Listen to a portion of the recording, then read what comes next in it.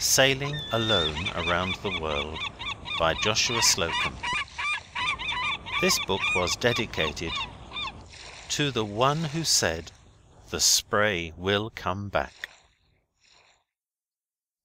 In the fair land of Nova Scotia, a maritime province, there is a ridge called North Mountain, overlooking the Bay of Fundy on one side and the fertile Annapolis Valley on the other.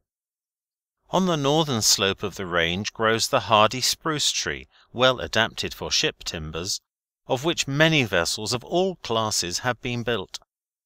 The people of this coast, hardy, robust, and strong, are disposed to compete in the world's commerce, and it is nothing against the master mariner if the birthplace mentioned on his certificate be Nova Scotia.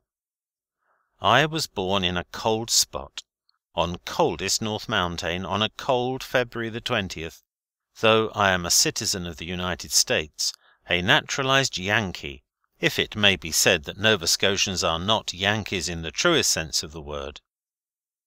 On both sides my family were sailors, and if any Slocum should be found not seafaring, he would show at least an inclination to whittle models of boat and contemplate voyages.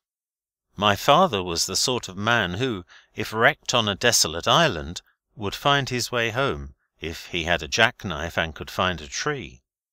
He was a good judge of a boat, but the old clay farm which some calamity made his was an anchor to him.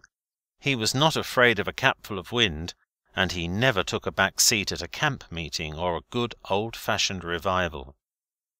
As for myself, the wonderful sea charmed me from the first.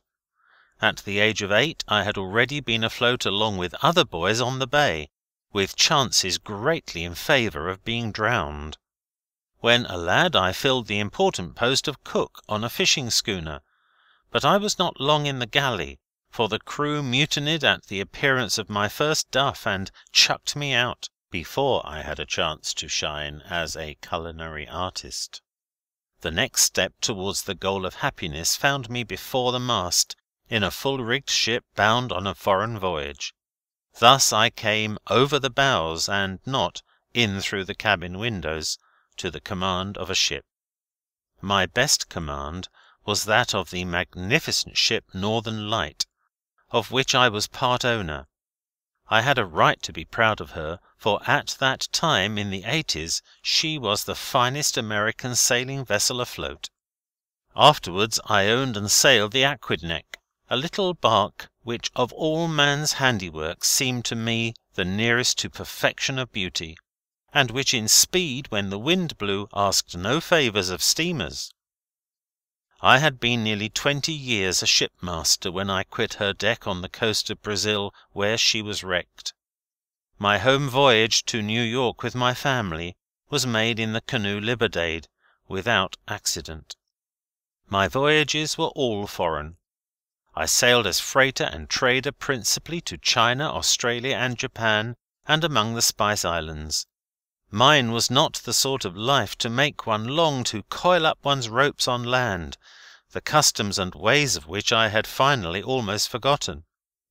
And so, when times for freighters got bad, as at last they did, and I tried to quit the sea, what was there for an old sailor to do?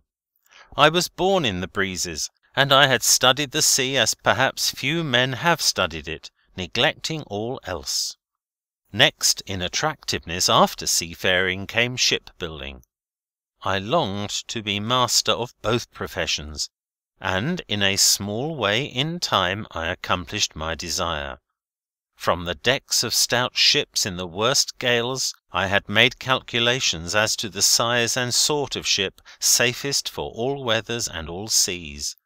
Thus the voyage which I am now to narrate was a natural outcome not only of my love of adventure, but of my lifelong experience. One midwinter day in 1892, in Boston, where I had been cast up from old ocean, so to speak, a year or two before, I was cogitating whether I should apply for a command, and again eat my bread and butter on the sea, or go to work at the shipyard, when I met an old acquaintance, a whaling captain, who said, Come to Fairhaven, and I'll give you a ship. But," he added, "she wants some repairs."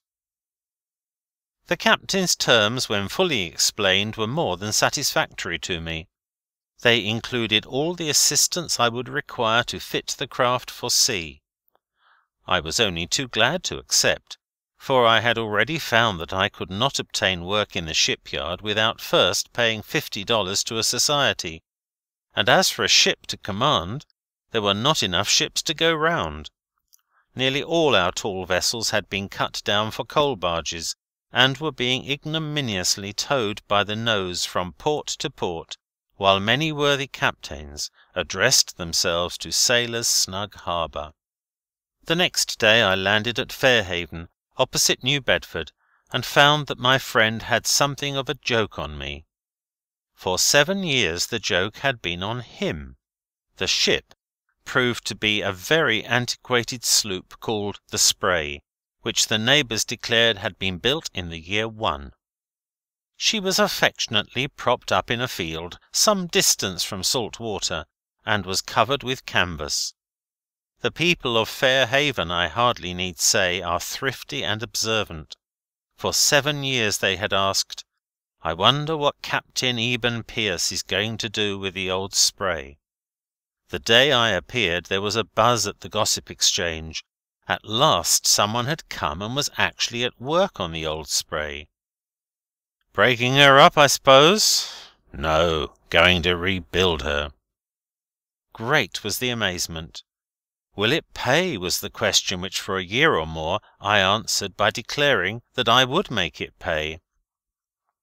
My axe felled a stout oak tree near by for a keel, and Farmer Howard, for a small sum of money, hauled in this and enough timbers for the frame of the new vessel. I rigged a steam box and a pot for a boiler. The timbers for ribs, being straight saplings, were dressed and steamed till supple, and then bent over a log where they were secured till set. Something tangible appeared every day to show for my labour, and the neighbours made the work sociable. It was a great day in the Spray shipyard when her new stern was set up and fastened to the new keel. Whaling captains came from far to survey it. With one voice they pronounced it A1, and in their opinion fit to smash ice. The oldest captain shook my hand warmly when the breast hooks were put in, declaring that he could see no reason why the Spray should not cut in bowhead yet off the coast of Greenland. The much esteemed stem piece was from the butt of the smartest kind of a pasture oak. It afterwards split a coral patch in two at the Keeling Islands, and did not receive a blemish. Better timber for a ship than pasture white oak never grew. The breast hooks, as well as all the ribs, were of this wood, and were steamed and bent into shape as required. It was hard upon March when I began work in earnest. The weather was cold, still there were plenty of inspectors to back me with advice. When a whaling captain hove in sight, I just rested on my adze a while, and gammed with him. New Bedford, the home of whaling captains, is connected with Fairhaven by a bridge, and the walking is good. They never worked along up to the shipyard too often for me.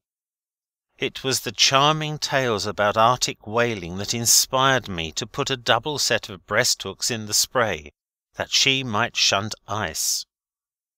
The seasons came quickly while I worked. Hardly were the ribs of the sloop up before apple trees were in bloom. Then the daisies and the cherries came soon after.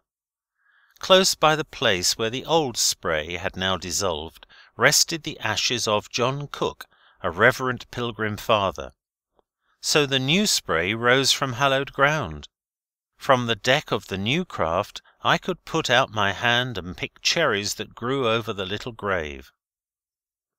The planks of the new vessel which I soon came to put on were of Georgia pine 1.5 inches thick. The operation of putting them on was tedious, but when on the caulking was easy. The outward edges stood slightly open to receive the caulking, but the inner edges were so close that I could not see daylight between them. All the butts were fastened by through bolts, with screw nuts tightening them to the timbers, so that there would be no complaint from them. Many bolts with screw nuts were used in other parts of the construction, in all about 1,000. It was my purpose to make my vessel stout and strong. Now, it is a law in Lloyd's that the Jane, repaired all out of the old, until she is entirely new, is still the Jane. The Spray changed her being so gradually that it is hard to say at what point the old died or the new took birth. And it was no matter. The bulwarks I built up of white oak stanchions 14 inches high, and covered with 7/8 inch white pine. These stanchions, mortised through a 2-inch covering board, I caulked with thin cedar wedges. They have remained perfectly tight ever since. The deck I made of 1½ inch by 3 inch white pine spiked to beams 6 by 6 inches of yellow or Georgia pine, placed 3 feet apart. The deck enclosures were one over the aperture of the main hatch, 6 feet by 6 feet, for a cooking galley, and a trunk further aft, about 10 feet by 12, for a cabin. Both of these rose about 3 feet above the deck, and were sunk sufficiently into the hold to afford headroom. In the spaces along the sides of the cabin, under the deck, I arranged a berth to sleep in, and shelves for small storage, not forgetting a place for the medicine chest. In the midship hold, that is, the space between cabin and galley, under the deck, was room for provision of water, salt beef, etc., ample for many months. The hull of my vessel now being put together as strongly as wood and iron could make her, and the various rooms partitioned off, I set about caulking ship. Grave fears were entertained by some that at this point I should fail. I myself gave some thought to the advisability of a professional caulker. The very first blow I struck on the cotton with the caulking iron, which I thought was right, many others thought wrong. "It'll crawl," cried a man from Marion, passing with a basket of clams on his back. "It'll crawl," cried another from West Island, when he saw me driving cotton into the seams. Bruno simply wagged his tail. Even Mr. Ben J., a noted authority on whaling ships, whose mind, however, was said to totter, asked rather confidently if I did not think it would crawl. "How fast will it crawl?" cried my old captain friend, who had been towed by many a lively sperm whale. "Tell us how fast," cried he, "that we may get into port in time." However, I drove a thread of oakum on top of the cotton, as from the first I had intended to do, and Bruno again wagged his tail. The cotton never crawled.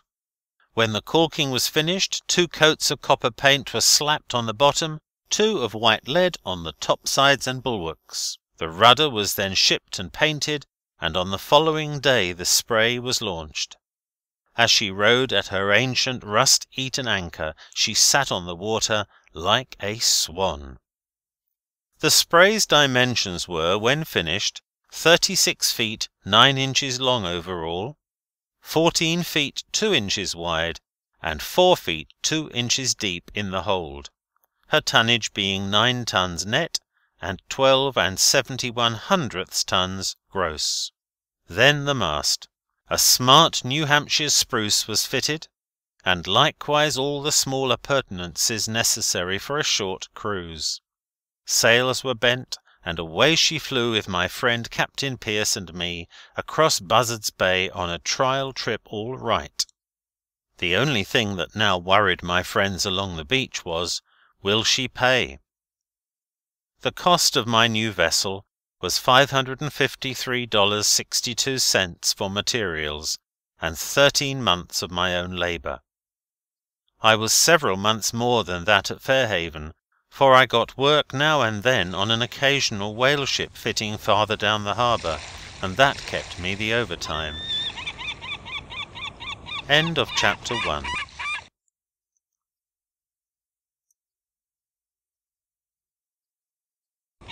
Chapter 2.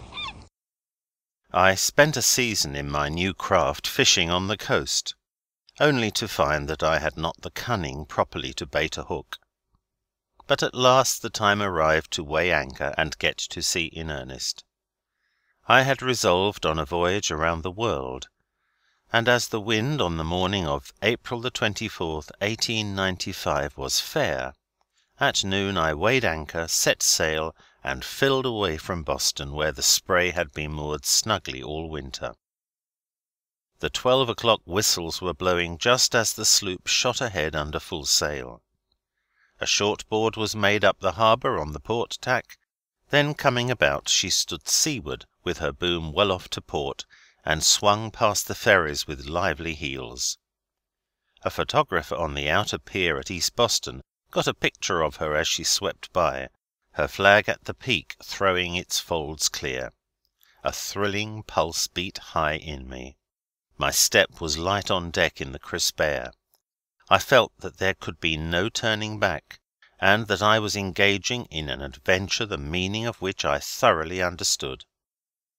I had taken little advice from anyone, for I had a right to my own opinion in matters pertaining to the sea. That the best of sailors might do worse than even I alone was borne in upon me not a league from Boston's docks, where a great steamship, fully manned, officered, and piloted, lay stranded and broken. This was the Venetian. She was broken completely in two over a ledge. So in the first hour of my lone voyage I had proof that the Spray could at least do better than this fully handed steamship, for I was already further on my voyage than she. "Take warning, Spray, and have a care," I uttered aloud to my barque, passing fairy-like silently down the bay. The wind freshened, and the Spray rounded Deer Island Light at the rate of 7 knots. Passing it, she squared away direct for Gloucester to procure there some fishermen's stores. Waves dancing joyously across Massachusetts Bay met her coming out of the harbour to dash them into myriads of sparkling gems that hung about her at every surge. The day was perfect, the sunlight clear and strong. Every particle of water thrown into the air became a gem, and the Spray, bounding ahead, snatched necklace after necklace from the sea, and as often threw them away. We have all seen miniature rainbows about a ship's prow, but the Spray flung out a bow of her own that day, such as I have never seen before. Her good angel had embarked on the voyage, so I read it in the sea. Bold Nahant was soon abeam, then Marblehead was put astern. Other vessels were outward bound, but none of them passed the Spray flying along on her course. I heard the clanking of the dismal bell on Norman's Woe as we went by, and the reef where the schooner Hesperus struck I passed close aboard. The bones of a wreck tossed up lay bleaching on the shore abreast. The wind still freshening, I settled the throat of the mainsail to ease the sloop's helm, for I could hardly hold her before it with the whole mainsail set. A schooner ahead of me lowered all sail and ran into port under bare poles, the wind being fair. As the Spray brushed by the stranger, I saw that some of his sails were gone, and much broken canvas hung in his rigging from the effects of a squall.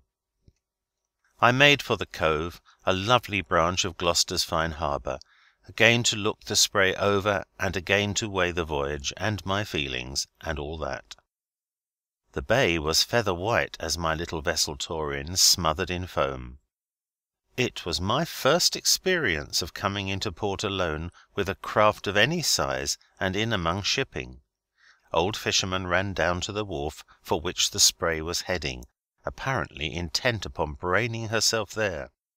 I hardly know how a calamity was averted, but with my heart in my mouth almost, I let go the wheel, stepped quickly forward, and downed the jib. The sloop naturally rounded in the wind, and just ranging ahead laid her cheek against a mooring pile at the windward corner of the wharf, so quietly after all that she would not have broken an egg. Very leisurely I passed a rope around the post, and she was moored. Then a cheer went up from the little crowd on the wharf. "You couldn't ha' done it better," cried an old skipper, "if you weighed a ton." Now my weight was rather less than the 15th part of a ton, but I said nothing, only putting on a look of careless indifference to say for me, "Oh, that's nothing." For some of the ablest sailors in the world were looking at me, and my wish was not to appear green, for I had a mind to stay in Gloucester several days. Had I uttered a word it surely would have betrayed me, for I was still quite nervous and short of breath. I remained in Gloucester about 2 weeks, fitting out with the various articles for the journey most readily obtained there.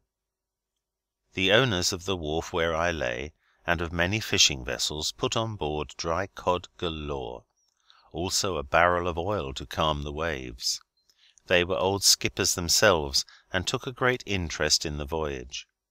They also made the Spray a present of a "Fisherman's Own" lantern, which I found would throw a light a great distance round. Indeed, a ship that would run another down, having such a good light aboard, would be capable of running into a light ship. A gaff, a pew, and a dip net, all of which an old fisherman declared I could not sail without, were also put aboard. Then, too, from across the cove came a case of copper paint, a famous anti-fouling article, which stood me in good stead long after. I slapped 2 coats of this paint on the bottom of the Spray while she lay a tide or so on the hard beach. For a boat to take along, I made shift to cut a castaway dory into 2 athwartships, boarding up the end where it was cut. This half dory I could hoist in and out by the nose easily enough, by hooking the throat halyards to a strop fitted for the purpose. A whole dory would be heavy and awkward to handle alone. Manifestly there was not room on deck for more than the half of a boat, which, after all, was better than no boat at all, and was large enough for 1 man. I perceived, moreover, that the newly arranged craft would answer for a washing machine when placed athwartships, and also for a bath-tub. Indeed, for the former office, my Resede dory gained such a reputation on the voyage that my washerwoman in Samoa would not take no for an answer. She could see with one eye that it was a new invention which beat any Yankee notion ever brought by missionaries to the island, and she had to have it. The want of a chronometer for the voyage was all that now worried me. In our new-fangled notions of navigation, it is supposed that a mariner cannot find his way without one, and I had myself drifted into this way of thinking. My old chronometer, a good one, had been long in disuse. It would cost $15 to clean and rate it. $15! For sufficient reasons I left that timepiece at home, where the Dutchman left his anchor. I had the great lantern, and a lady in Boston sent me the price of a large 2-burner cabin lamp, which lighted the cabin at night, and by some small contriving served for a stove through the day. Being thus refitted, I was once more ready for sea, and on May the 7th again made sail. With little room in which to turn, the Spray in gathering headway scratched the paint off an old fine-weather craft in the fairway, being putted and painted for a summer voyage. "Who'll pay for that?" growled the painters. "I will," said I. "With the mainsheet," echoed the captain of the Bluebird close by, which was his way of saying that I was off. There was nothing to pay for above 5 cents worth of paint, maybe, but such a din was raised between the old hooker and the Bluebird, which now took up my case, that the first cause of it was forgotten altogether. Anyhow, no bill was sent after me. The weather was mild on the day of my departure from Gloucester. On the point ahead, as the Spray stood out of the cove, was a lively picture, for the front of a tall factory was a flutter of handkerchiefs and caps. Pretty faces peered out of the windows from the top to the bottom of the building, all smiling bon voyage. Some hailed me to know where away and why alone. Why? When I made as if to stand in, 100 pairs of arms reached out and said, "Come." But the shore was dangerous. The sloop worked out of the bay against a light southwest wind, and about noon squared away off Eastern Point, receiving at the same time a hearty salute, the last of many kindnesses to her at Gloucester. The wind freshened off the point, and skipping along smoothly, the Spray was soon off Thatcher's Island lights. Thence, shaping her course east by compass to go north of Cash's Ledge and the Amen Rocks, I sat and considered the matter all over again, and asked myself once more whether it were best to sail beyond the ledge and rocks at all. I had only said that I would sail round the world in the Spray, dangers of the sea excepted, but I must have said it very much in earnest. The charter party with myself seemed to bind me, and so I sailed on. Towards night I hauled the sloop to the wind, and baiting a hook, sounded for bottom fish in 30 fathoms of water, on the edge of Cash's Ledge. With fair success I hauled till dark, landing on deck 3 cod and 2 haddocks, 1 hake, and, best of all, a small halibut, all plump and spry. This I thought would be the place to take in a good stock of provisions above what I already had, so I put out a sea anchor that would hold her head to windward. The current being southwest against the wind, I felt quite sure that I would find the Spray still on the bank or near it in the morning. Then, straddling the cable, and putting my great lantern in the rigging, I lay down for the first time at sea alone, not to sleep, but to doze and to dream. I had read somewhere of a fishing schooner hooking her anchor into a whale, and being towed a long way and at great speed. This is exactly what happened to the Spray, in my dream. I could not shake it off entirely when I awoke, and found that it was the wind blowing, and the heavy sea now running, that had disturbed my short rest. A scud was flying across the moon, a storm was brewing, indeed it was already stormy. I reefed the sails, then hauled in my sea anchor, and setting what canvas the sloop could carry, headed her away for Monhegan Light, which she made before daylight on the morning of the 8th. The wind being free, I ran on into Round Pond Harbour, which is a little port east from Purmaquid. Here I rested a day while the wind rattled among the pine trees on shore. But the following day was fine enough, and I put to sea, first writing to my log from Cape Ann, not omitting a full account of my adventure with the whale. The Spray, heading east, stretched along the coast among many islands and over a tranquil sea. At evening of this day, May the 10th, she came up with a considerable island, which I shall always think of as the Island of Frogs, for the Spray was charmed by a million voices. From the Island of Frogs we made for the Island of Birds, called Gannet Island, and sometimes Gannet Rock, whereon is a bright intermittent light, which flashed fitfully across the Spray's decks as she coasted along under its light and shade.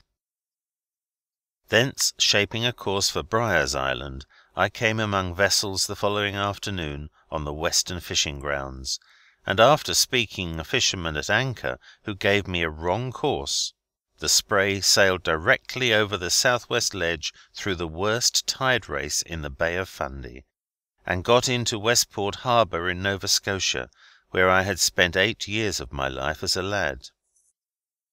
The fisherman may have said east-south-east, the course I was steering when I hailed him, but I thought he said east-north-east, and I accordingly changed it to that. Before he had made up his mind to answer me at all, he improved the occasion of his own curiosity to know where I was from, and if I was alone, and if I didn't have no dog or no cat. It was the first time in all my life at sea that I had heard a hail for information answered by a question. I think the chap belonged to the foreign islands. There was one thing I was sure of, and that was that he did not belong to Briar's Island, because he dodged a sea that slopped over the rail, and stopping to brush the water from his face, lost a fine cod which he was about to ship. My islander would not have done that. It is known that a Briar Islander, fish or no fish on his hook, never flinches from a sea. He just tends to his lines and hauls or saws. Nay, have I not seen my old friend Deacon W.D., a good man of the island, while listening to a sermon in the little church on the hill, reach out his hand over the door of his pew and jig imaginary squid in the aisle, to the intense delight of the young people, who did not realize that to catch good fish one must have good bait, the thing most on the deacon's mind. I was delighted to reach Westport. Any port at all would have been delightful after the terrible thrashing that I got in the fierce sou'west rip, and to find myself among old schoolmates now was charming. It was the 13th of the month, and 13 is my lucky number, a fact registered long before Dr. Nansen sailed in search of the North Pole with his crew of 13. Perhaps he had heard of my success in taking a most extraordinary ship successfully to Brazil with that number of crew.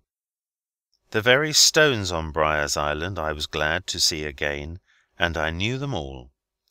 The little shop round the corner, which for 35 years I had not seen, was the same, except that it looked a deal smaller. It wore the same shingles, I was sure of it, for did not I know the roof where we boys, night after night, hunted for the skin of a black cat, to be taken on a dark night, to make a plaster for a poor lame man? Lowry the tailor lived there when boys were boys. In his day he was fond of the gun. He always carried his powder loose in the tail pocket of his coat. He usually had in his mouth a short dudeen, but in an evil moment he put the dudeen, lighted, in the pocket among the powder. Mr. Lowry was an eccentric man. At Briar's Island I overhauled the Spray once more and tried her seams, but found that even the test of the sou'west rip had started nothing. Bad weather and much head wind prevailing outside, I was in no hurry to round Cape Sable. I made a short excursion with some friends to St. Mary's Bay, an old cruising ground, and back to the island. Then I sailed, putting into Yarmouth the following day on account of fog and head wind. I spent some days pleasantly enough in Yarmouth, took in some butter for the voyage, also a barrel of potatoes, filled 6 barrels of water, and stowed all under deck. At Yarmouth, too, I got my famous tin clock, the only timepiece I carried on the whole voyage. The price of it was $1.50, but on account of the face being smashed, the merchant let me have it for $1. End of Chapter 2. Chapter 3. I now stowed all my goods securely, for the boisterous Atlantic was before me, and I sent the topmast down, knowing that the Spray would be the wholesomer with it on deck. Then I gave the lanyards a pull and hitched them afresh, and saw that the gammon was secure. Also that the boat was lashed, for even in summer one may meet with bad weather in the crossing. In fact, many weeks of bad weather had prevailed. On July the 1st, however, after a rude gale, the wind came out nor'west and clear, propitious for a good run. On the following day, the head sea having gone down, I sailed from Yarmouth and let go my last hold on America. The log of my first day on the Atlantic in the Spray reads briefly: 9:30 a.m. Sailed from Yarmouth. 4:30 p.m. Passed Cape Sable. Distance 3 cables from the land. The sloop making 8 knots. Fresh breeze northwest. Before the sun went down I was taking my supper of strawberries and tea in smooth water under the lee of the east coast land along which the Spray was now leisurely skirting. At noon on the 3rd of July, Iron-bound Island was abeam. The Spray was again at her best. A large schooner came out of Liverpool, Nova Scotia, this morning, steering eastwards.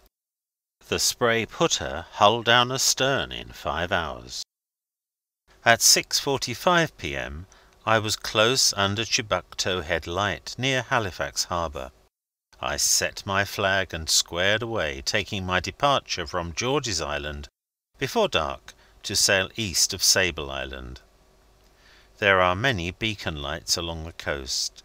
Sambro, the Rock of Lamentations, carries a noble light, which, however, the liner Atlantic, on the night of her terrible disaster, did not see. I watched light after light sink astern as I sailed into the unbounded sea, till Sambro, the last of them all, was below the horizon. The Spray was then alone, and sailing on she held her course. July 4, at 6 a.m. I put in double reefs, and at 8:30 a.m. turned out all reefs. At 9:40 p.m. I raised the sheen only of the light of the west end of Sable Island, which may also be called the Island of Tragedies. The fog, which till this moment had held off, now lowered over the sea like a pall. I was in a world of fog, shut off from the universe. I did not see any more of the light. By the lead, which I cast often, I found that a little after midnight I was passing the east point of the island, and should soon be clear of dangers of land and shoals. The wind was holding free, though it was from the foggy point south-southwest. It is said that within a few years Sable Island has been reduced from 40 miles in length to 20, and that of 3 lighthouses built on it since 1880, 2 have been washed away, and the 3rd will soon be engulfed. On the evening of July the 5th, the Spray, after having steered all day over a lumpy sea, took it into her head to go without the helmsman's aid. I had been steering south-east by south, but the wind hauling forward a bit, she dropped into a smooth lane heading south-east, and making about 8 knots her very best work. I crowded on sail to cross the track of the liners without loss of time, and to reach as soon as possible the friendly Gulf Stream. The fog lifting before night, I was afforded a look at the sun just as it was touching the sea. I watched it go down and out of sight. Then I turned my face eastward, and there, apparently at the very end of the bowsprit, was the smiling full moon rising out of the sea. Neptune himself coming over the bows could not have startled me more. "Good evening, sir," I cried. "I'm glad to see you." Many a long talk since then I have had with the man in the moon. He had my confidence on the voyage. About midnight the fog shut down again, denser than ever before. One could almost stand on it. It continued so for a number of days, the wind increasing to a gale.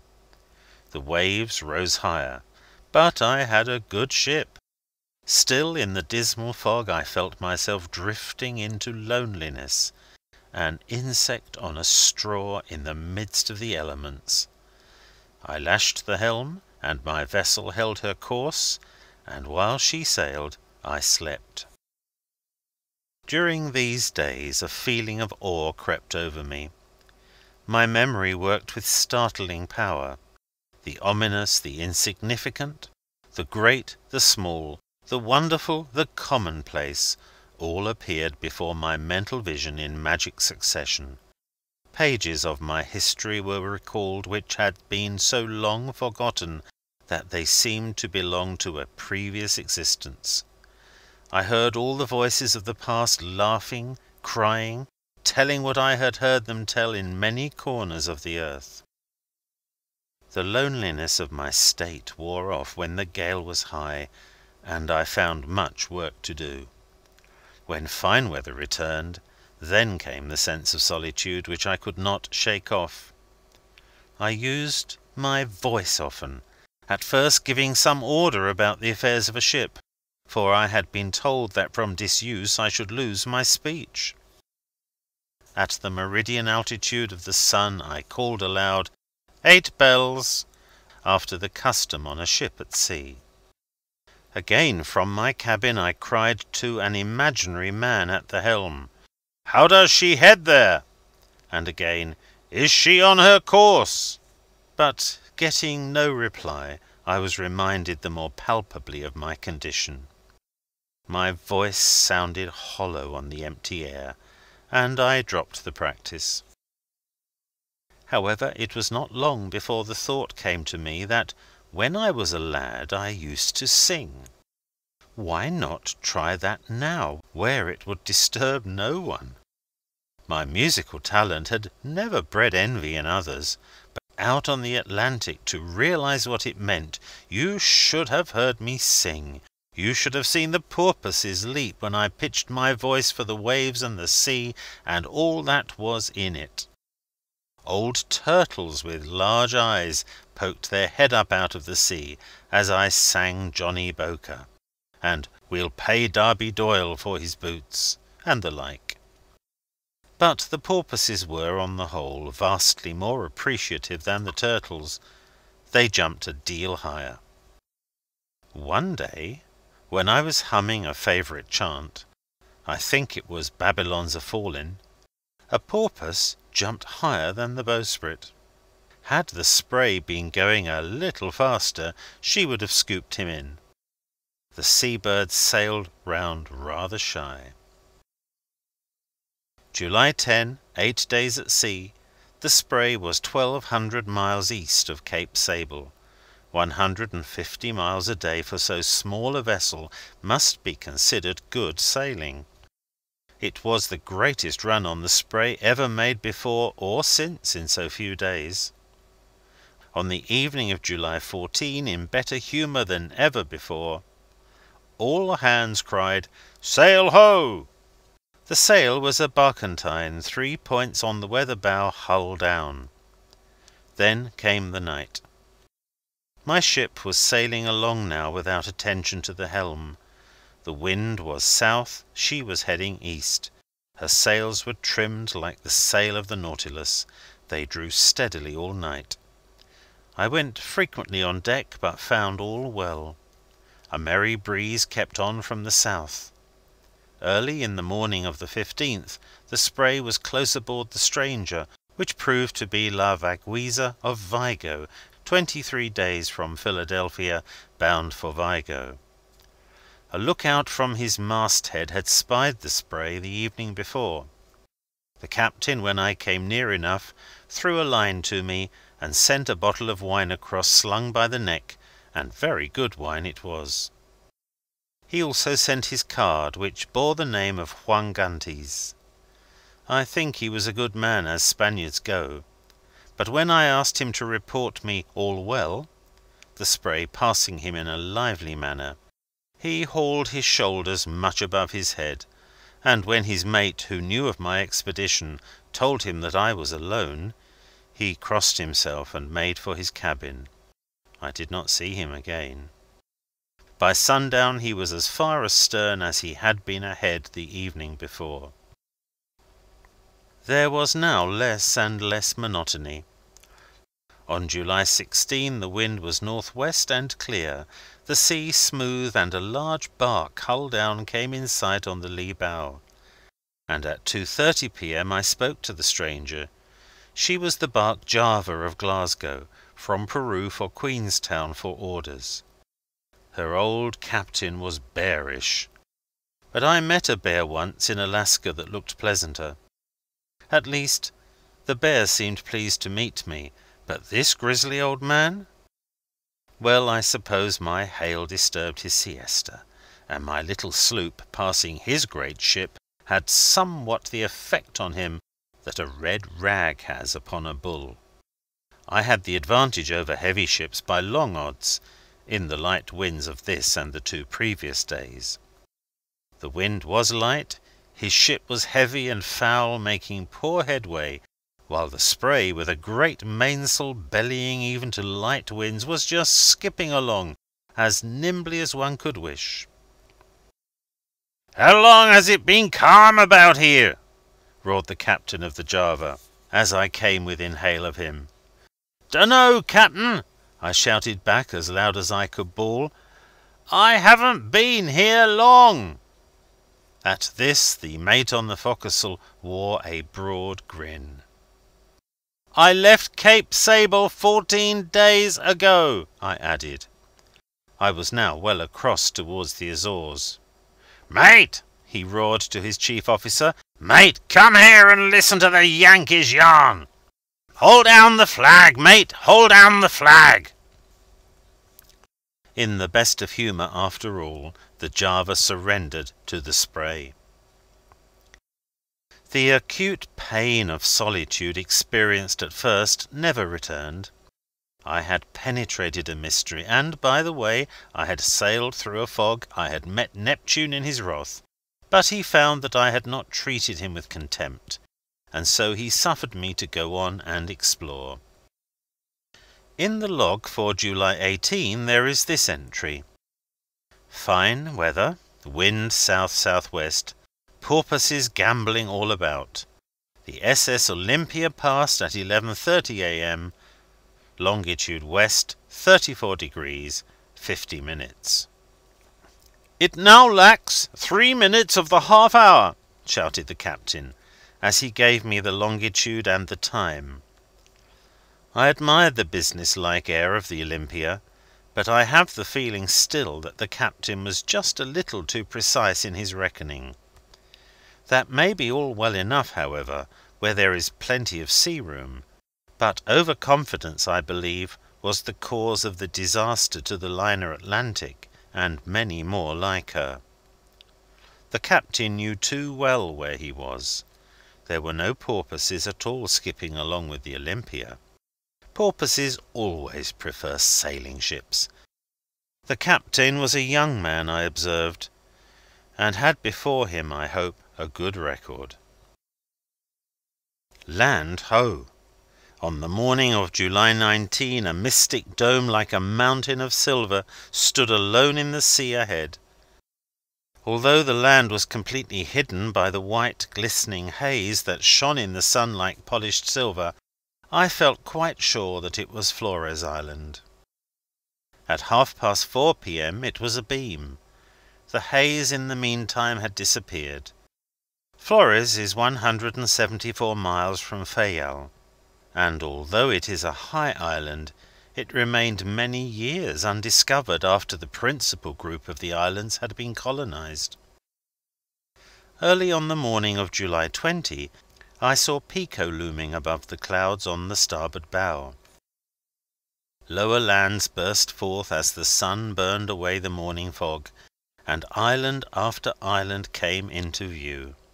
As I approached nearer, cultivated fields appeared, and oh, how green the corn! Only those who have seen the Azores from the deck of a vessel realize the beauty of the mid-ocean picture. At 4:30 p.m. I cast anchor at Fayal, exactly 18 days from Cape Sable. The American consul in a smart boat came alongside before the spray reached the breakwater, and a young naval officer, who feared for the safety of my vessel, boarded and offered his services as pilot. The youngster, I have no good reason to doubt, could have handled a man of war, but the Spray was too small for the amount of uniform he wore. However, after fouling all the craft in port and sinking a lighter, she was moored without much damage to herself. This wonderful pilot expected a gratification, I understand, but whether for the reason that his government and not I would have to pay the cost of raising the lighter, or because he did not sink the Spray, I never could make out, but I forgive him. It was the season for fruit when I arrived at the Azores, and there was soon more of all kinds of it put on board than I knew what to do with. Islanders are always the kindest people in the world, and I met none anywhere kinder than the good hearts of this place. The people of the Azores are not a very rich community. The burden of taxes is heavy, with scant privileges in return, the air they breathe being about the only thing that is not taxed. The mother country does not even allow them a port of entry for a foreign mail service.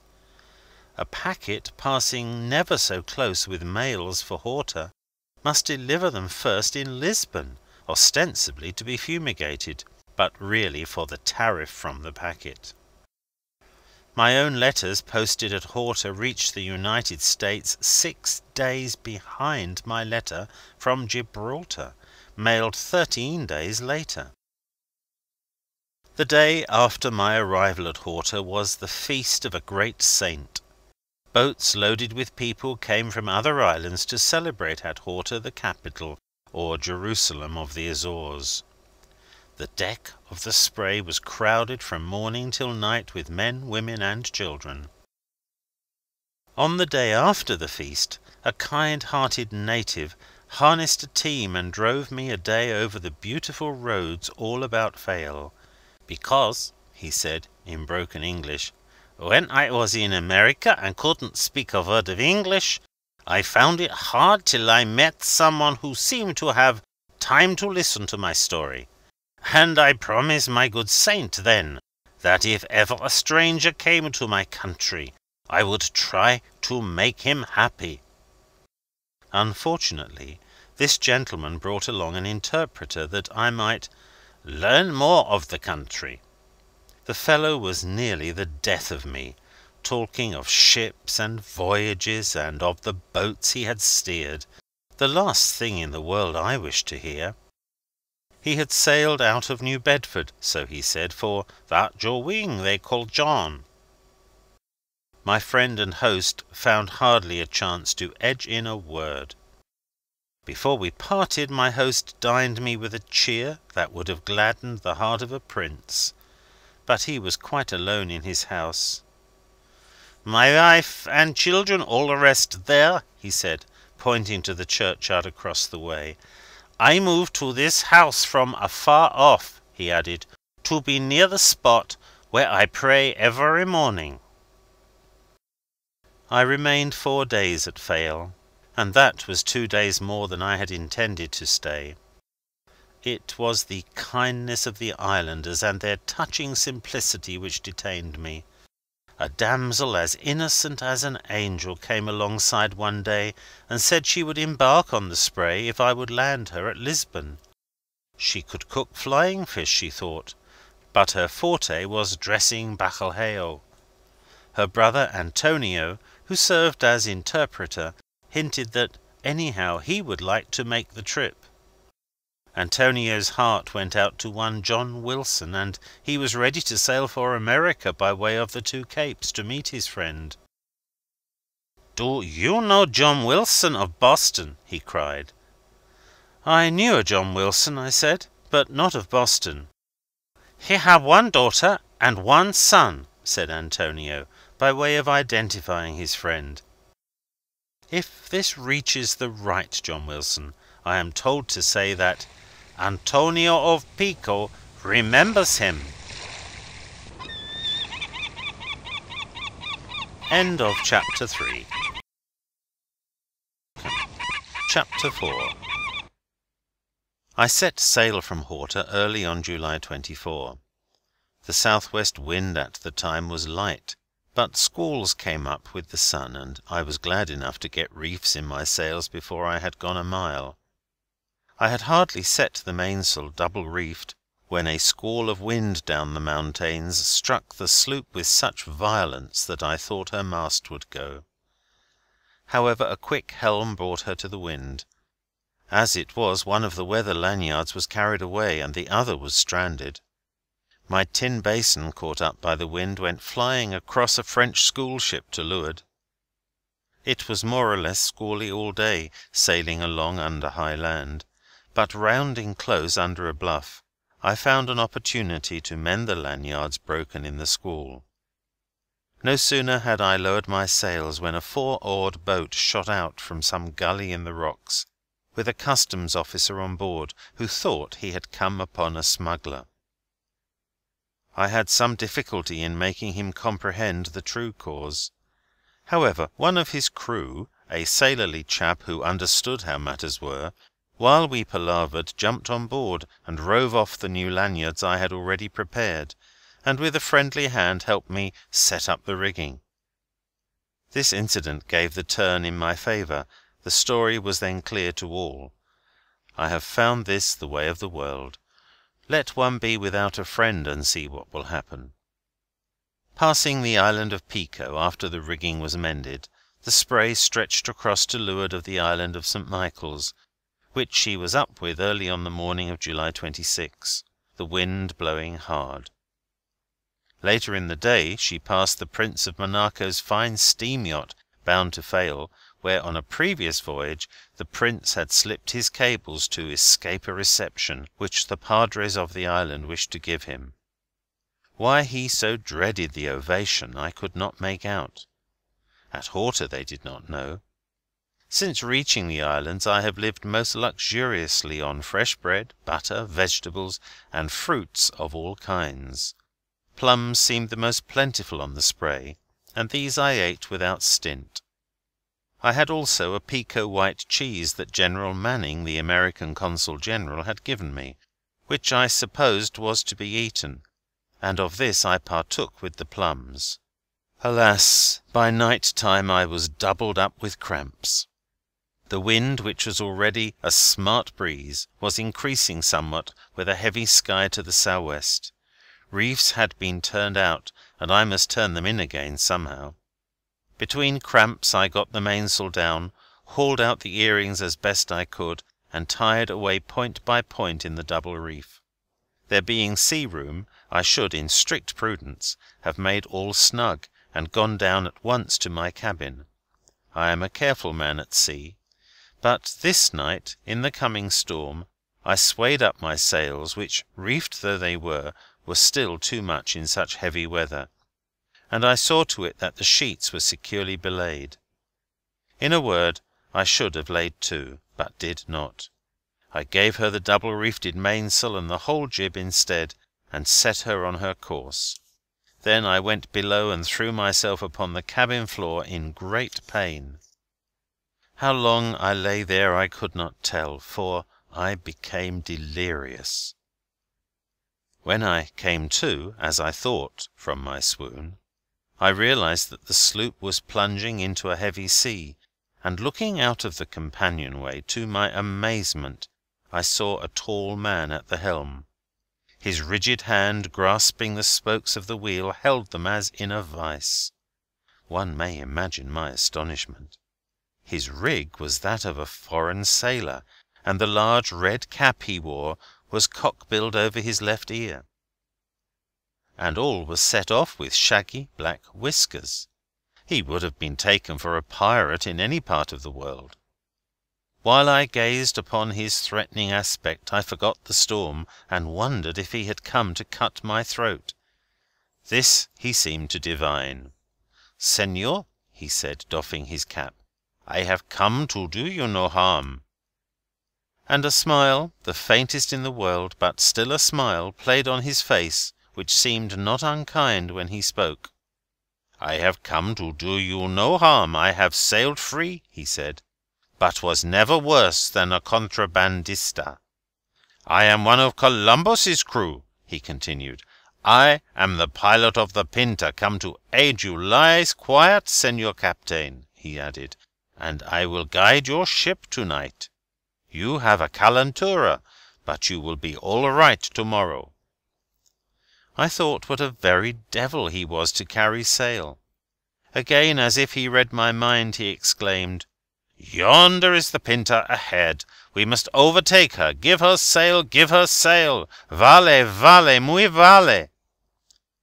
Biting off a large quid of black twist, he said, "You did wrong, Captain, to mix cheese with plums. White cheese is never safe unless you know whence it comes. Quien sabe, it may have been from leche de capra, and becoming capricious—" "Avast there!" I cried. "I have no mind for moralizing." I made shift to spread a mattress and lie on that instead of the hard floor. my eyes all the while fastened on my strange guest, who, remarking again that I would have "only pains and calentura," chuckled as he chanted a wild song. High are the waves fierce gleaming, high is the tempest roar, high the sea-bird screaming, high the Azore. I suppose I was now on the mend, for I was peevish, and complained, "I detest your jingle. Your Azore should be at roost, and would have been were it a respectable bird." I begged he would tie a rope yarn on the rest of the song, if there was any more of it. I was still in agony. Great seas were boarding the spray, but in my fevered brain I thought that they were boats falling on deck, that careless draymen were throwing from waggons on the pier, to which I imagined the spray was now moored, and without fenders to breast her off. "You'll smash your boats!" I cried out again and again, as the sea crashed on the cabin over my head. "You'll smash your boats, but you can't hurt the spray. She is strong!" I cried. I found, when my pains and calentura had gone, that the deck, now as white as a shark's tooth from seas washing over it, had been swept of everything movable. To my astonishment, I saw now at broad day that the spray was still heading as I had left her, and was going like a racehorse. Columbus himself could not have held her more exactly on her course. The sloop had made 90 miles in the night through a rough sea. I felt grateful to the old pilot, but I marvelled some that he had not taken in the jib. The gale was moderating, and by noon the sun was shining. A meridian altitude and the distance on the patent log which I always kept towing told me that she had made a true course through the 24 hours. I was getting much better now, but was very weak, and did not turn out reefs that day or the night following, although the wind fell light. But I just put my wet clothes out in the sun when it was shining, and lying down there myself, fell asleep. Then who should visit me again but my old friend of the night before, this time of course in a dream. "You did well last night to take my advice," said he, "and if you would, I should like to be with you often on the voyage, for the love of adventure alone." Finishing what he had to say, he again doffed his cap, and disappeared as mysteriously as he came, returning, I suppose, to the Phantom Pinter. I awoke much refreshed, and with the feeling that I had been in the presence of a friend and a seaman of vast experience. I gathered up my clothes, which by this time were dry. Then, by inspiration, I threw overboard all the plums in the vessel. July 28 was exceptionally fine. The wind from the nor'west was light and the air balmy. I overhauled my wardrobe, and bent on a white shirt against nearing some coasting packet with genteel folk on board. I also did some washing to get the salt out of my clothes. After it all I was hungry, so I made a fire and very cautiously stewed a dish of pears and set them carefully aside till I had made a pot of delicious coffee, for both of which I could afford sugar and cream. But the crowning dish of all was a fish hash, and there was enough of it for two. I was in good health again, and my appetite was simply ravenous. While I was dining I had a large onion over the double lamp stewing for a luncheon later in the day. High living to-day. In the afternoon the spray came upon a large turtle asleep on the sea. He awoke with my harpoon through his head, if he awoke at all. I had much difficulty in landing him on deck, which I finally accomplished by hooking the throat halyards to one of his flippers, for he was about as heavy as my boat. I saw more turtles, and I rigged a burton ready with which to hoist them in, for I was obliged to lower the mainsail whenever the halyards were used for such purpose, and it was no small matter to hoist the large sail again. But the turtle steak was good. I found no fault with the cook, and it was the rule of the voyage that the cook found no fault with me. There was never a ship's crew so well agreed. The bill of fare that evening was turtle steak, tea and toast, fried potatoes, stewed onions, with dessert of stewed pears and cream. Some time in the afternoon I passed a barrel buoy adrift, floating light on the water. It was painted red and rigged with a signal staff about 6 feet high. A sudden change in the weather coming on, I got no more turtle or fish of any sort before reaching port. July 31, a gale sprang up, suddenly, from the north, with heavy seas and eye-shortened sail. The Spray made only 51 miles on her course that day. August the 1st, the gale continued with heavy seas. Through the night the sloop was reaching under close-reefed mainsail and bobbed jib. At 3 p.m. the jib was washed off the bowsprit and blown to rags and ribbons. I bent the jumbo on a stay at the knightheads. As for the jib, let it go. I saved pieces of it, and, after all, I was in want of pot rags.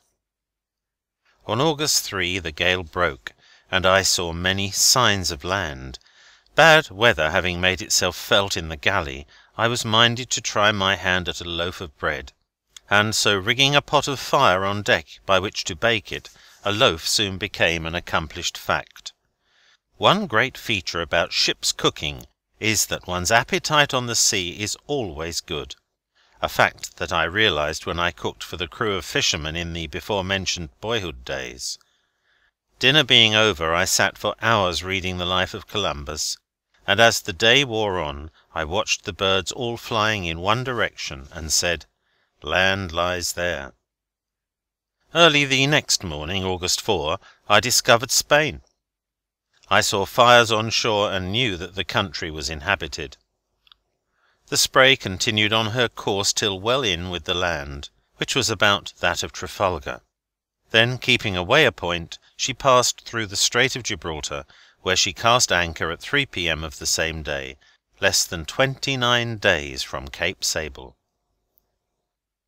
At the finish of this preliminary trip, I found myself in excellent health, not overworked or cramped, but as well as ever in my life, though I was as thin as a reef point. 2 Italian barks, which had been close alongside at daylight, I saw long after I had anchored, passing up the African side of the strait. The Spray had sailed them both hull down before she reached Tarifa. So far as I know, the Spray beat everything going across the Atlantic, except the steamers. All was well, but I had forgotten to bring a bill of health from Horta, and so when the fierce old port doctor came to inspect, there was a row. That, however, was the very thing needed. If you want to get on well with a true Britisher, you must first have a deuce of a row with him. I knew that well enough, and so I fired away shot for shot as best I could. "Well, yes," the doctor admitted at last. "Your crew are healthy enough, no doubt, but who knows the diseases of your last port?" A reasonable enough remark. "We ought to put you in the fort, sir," he blustered. "But never mind. Free pratique, sir. Shove off, coxswain." And that was the last I saw of the port doctor. But on the following morning a steam launch, much longer than the Spray, came alongside, or as much of her as could get alongside, with compliments from the senior naval officer, Admiral Bruce, saying there was a berth for the Spray at the Arsenal. This was around at the New Mole. I had anchored at the Old Mole, among the native craft, where it was rough and uncomfortable. Of course I was glad to shift, and did so as soon as possible, thinking of the great company the Spray would be in among battleships, such as the Collingwood, Barfleur, and Cormorant, which were at that time stationed there, and on board all of which I was entertained later most royally. "Put that there!" as the Americans say, was the salute I got from Admiral Bruce when I called at the Admiralty to thank him for the courtesy of the berth, and for the use of the steam launch which towed me into dock. "About the berth, it is all right if it suits, and we'll tow you out when you're ready to go. But say, what repairs do you want? Ahoy the Hebe! Can you spare your sailmaker? The Spray wants a new jib. Construction and repair there, Will you see to the Spray? Say, old man, you must have knocked the devil out of her coming over alone in 29 days. But we'll make it smooth for you here." Not even Her Majesty's ship the Collingwood was better looked after than the Spray at Gibraltar. Later in the day came the hail, "Spray ahoy! Mrs. Bruce would like to come on board and shake hands with the Spray. Will it be convenient today?" "Very!" I joyfully shouted. On the following day Sir F. Carrington, at the time Governor of Gibraltar, with other high officers of the garrison and all the commanders of the battleships, came on board and signed their names in the Spray's logbook. Again there was a hail, "Spray ahoy! Hallo! Commander Reynolds' compliments. You are invited on board HMS Collingwood, at home, at 4:30 p.m., not later than 5:30 p.m." I had already hinted at the limited amount of my wardrobe, and that I could never succeed as a dude. "You are expected, sir, in a stove-pipe hat and a claw-hammer coat." "Then I can't come." "Dash it, come in what you have on, that is what we mean." "Aye, aye, sir." The Collingwood's cheer was good, and had I worn a silk hat as high as the moon, I could not have had a better time or been made more at home. An Englishman, even on his great battleship, unbends when the stranger passes the gangway, and when he says "at home," he means it. That one should like Gibraltar would go without saying. How could one help loving so hospitable a place? Vegetables twice a week, and milk every morning came from the palatial grounds of the Admiralty. "Spray ahoy!" would hail the Admiral. "Spray ahoy! Hallo! Tomorrow is your vegetable day, sir." "Aye, aye, sir." I rambled much about the old city, and a gunner piloted me through the galleries of the rock as far as a stranger is permitted to go. There is no excavation in the world for military purposes at all approaching these of Gibraltar in conception or execution. Viewing the stupendous works, it became hard to realize that one was within the Gibraltar of his little old Morse geography.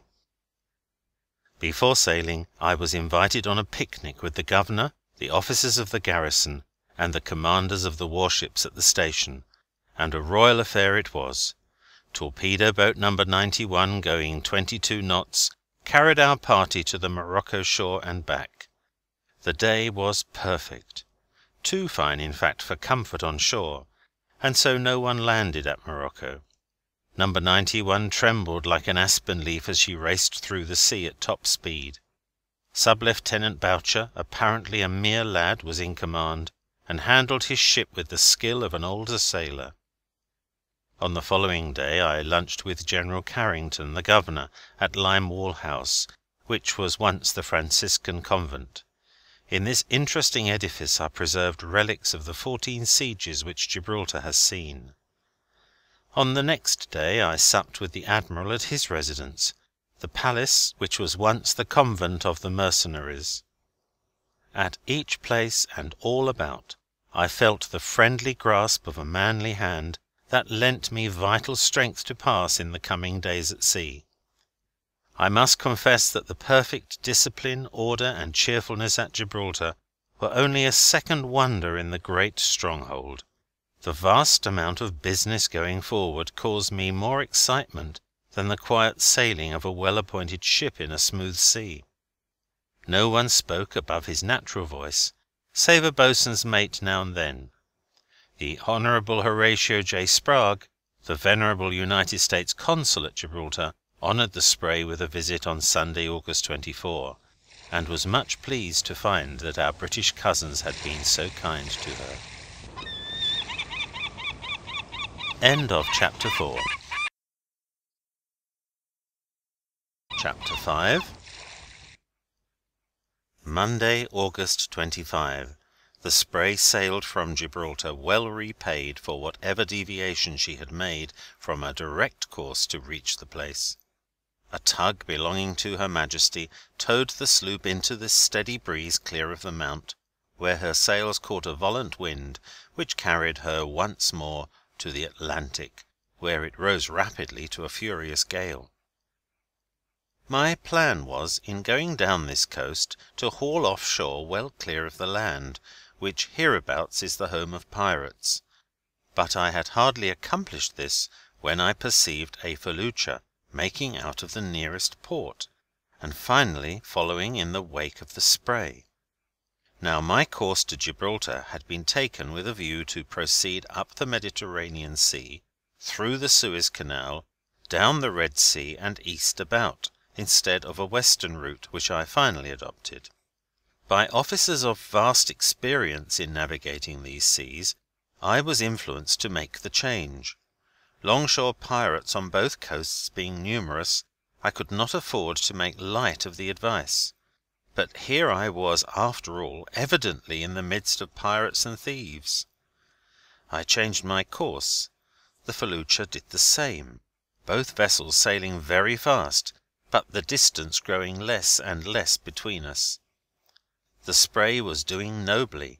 She was even more than at her best, but in spite of all I could do, she would broach now and then. She was carrying too much sail for safety. I must reef, or be dismasted and lose all, pirate or no pirate. I must reef, even if I had to grapple with him for my life. I was not long in reefing the mainsail, and sweating it up. Probably not more than 15 minutes. But the felucca had in the meantime so shortened the distance between us that I now saw the tuft of hair on the heads of the crew, by which, it is said, Mohammed will pull the villains up to heaven. And they were coming on like the wind. From what I could clearly make out now, I felt them to be the sons of generations of pirates, and I saw by their movements that they were now preparing to strike a blow. The exultation on their faces, however, was changed in an instant to a look of fear and rage. Their craft, with too much sail on, broached to, on the crest of a great wave. This one great sea changed the aspect of affairs suddenly as the flash of a gun. 3 minutes later the same wave overtook the Spray, and shook her in every timber. At the same moment the sheet strop parted, and away went the main boom, broken short at the rigging. Impulsively I sprang to the jib halyards and downhaul, and instantly downed the jib. The headsail being off, and the helm put hard down, the sloop came in the wind with a bound. While shivering there, but a moment though it was, I got the mainsail down and secured inboard, broken boom and all. How I got the boom in before the sail was torn I hardly know, but not a stitch of it was broken. The mainsail being secured, I hoisted away the jib, and without looking round stepped quickly to the cabin, and snatched down my loaded rifle and cartridges at hand. For I made mental calculations that the pirate would by this time have recovered his course and be close aboard, and that when I saw him it would be better for me to be looking at him along the barrel of a gun. The piece was at my shoulder when I peered into the mist, but there was no pirate within a mile. The wave and squall that carried away my boom dismasted the felucca outright. I perceived his thieving crew, some dozen or more of them, struggling to recover their rigging from the sea. Allah blacken their faces. I sailed comfortably on under the jib and forestaysail, which I now set. I fished the boom and furled the sail snug for the night, then hauled the sloop's head 2 points offshore to allow for the set of current and heavy rollers towards the land. This gave me the wind 3 points on the starboard quarter, and a steady pull in the headsails. By the time I had things in this order it was dark, and a flying fish had already fallen on deck. I took him below for my supper, and found myself too tired to cook or even to eat a thing already prepared. I do not remember to have been more tired before or since in all my life than I was at the finish of that day. Too fatigued to sleep, I rolled about with the motion of the vessel until near midnight, when I made shift to dress my fish and prepare a dish of tea. I fully realized now, if I had not before, that the voyage ahead would call for exertions ardent and lasting. On August 27 nothing could be seen of the Moor, or his country either, except two peaks, away in the east through the clear atmosphere of morning. Soon after the sun rose even these were obscured by haze, much to my satisfaction. The wind, for a few days following my escape from the pirates, blew a steady but moderate gale, and the sea, though agitated into long rollers, was not uncomfortably rough or dangerous, and while sitting in my cabin I could hardly realize that any sea was running at all, so easy was the long swinging motion of the sloop over the waves. All distracting uneasiness and excitement being now over, I was once more alone with myself, in the realization that I was on the mighty sea and in the hands of the elements. But I was happy, and was becoming more and more interested in the voyage. Columbus, in the Santa Maria, sailing these seas more than 400 years before, was not so happy as I, nor so sure of success in what he had undertaken. His first troubles at sea had already begun.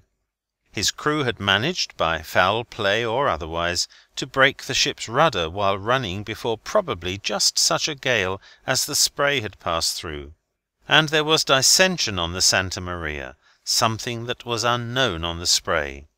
After 3 days of squalls and shifting winds, I threw myself down to rest and sleep, while, with helm lashed, the sloop sailed steadily on her course. September 1, in the early morning, land clouds rising ahead told of the Canary Islands not far away. A change in the weather came next day. Storm clouds stretched their arms across the sky. From the east, to all appearances, might come a fierce harmattan, or from the south might come the fierce hurricane. Every point of the compass threatened a wild storm. My attention was turned to reefing sails, and no time was to be lost over it either, for the sea in a moment was confusion itself, and I was glad to head the sloop 3 points or more away from her true course, that she might ride safely over the waves. I was now scudding her for the channel between Africa and the island of Fuerteventura, the easternmost of the Canary Islands, for which I was on the look-out. At 2 p.m., the weather becoming suddenly fine, the island stood in view, already abeam to starboard, and not more than 7 miles off. Fuerteventura is 2,700 feet high, and in fine weather is visible many leagues away. The wind freshened in the night, and the Spray had a fine run through the channel. By daylight, September 3, she was 25 miles clear of all the islands, when a calm ensued, which was the precursor of another gale of wind that soon came on, bringing with it dust from the African shore. It howled dismally while it lasted, and though it was not the season of the harmattan, the sea in the course of an hour was discoloured with a reddish-brown dust. The air remained thick with flying dust all the afternoon, but the wind, veering north-west at night, swept it back to land and afforded the Spray once more a clear sky. Her mast now bent under a strong, steady pressure, and her bellying sail swept the sea as she rolled scuppers under, curtsying to the waves. These rolling waves thrilled me, as they tossed my ship, passing quickly under her keel. This was grand sailing. September 4, the wind still blew, fresh from the north-northeast, and the sea surged along with the sloop. About noon a steamship, a bullock droger, from the River Plate hove in sight, steering northeast and making bad weather of it. I signalled her, but got no answer.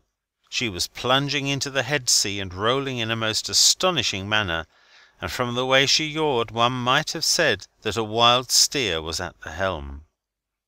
On the morning of September 6 I found 3 flying fish on deck, and a 4th one down the fore-scuttle as close as possible to the frying-pan. It was the best haul yet, and afforded me a sumptuous breakfast and dinner. The Spray had now settled down to the trade winds and to the business of her voyage.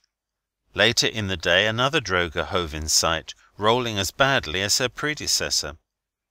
I threw out no flag to this one, but got the worst of it for passing under her lee. She was indeed a stale one, and the poor cattle, how they bellowed! The time was when ships passing one another at sea backed their topsails and had a "gam," and on parting fired guns. But those good old days have gone. People have hardly time nowadays to speak even on the broad ocean, where news is news, and as for a salute of guns, they cannot afford the powder. There are no poetry-enshrined freighters on the sea now. It is a prosy life where we have no time to bid one another good morning. My ship, running now in the full swing of the trades, left me days to myself for rest and recuperation. I employed the time in reading and writing, or in whatever I found to do among the rigging and the sails to keep them all in order. The cooking was always done quickly, and was a small matter, as the bill of fare consisted mostly of flying fish, hot biscuits and butter, potatoes, coffee and cream, dishes readily prepared.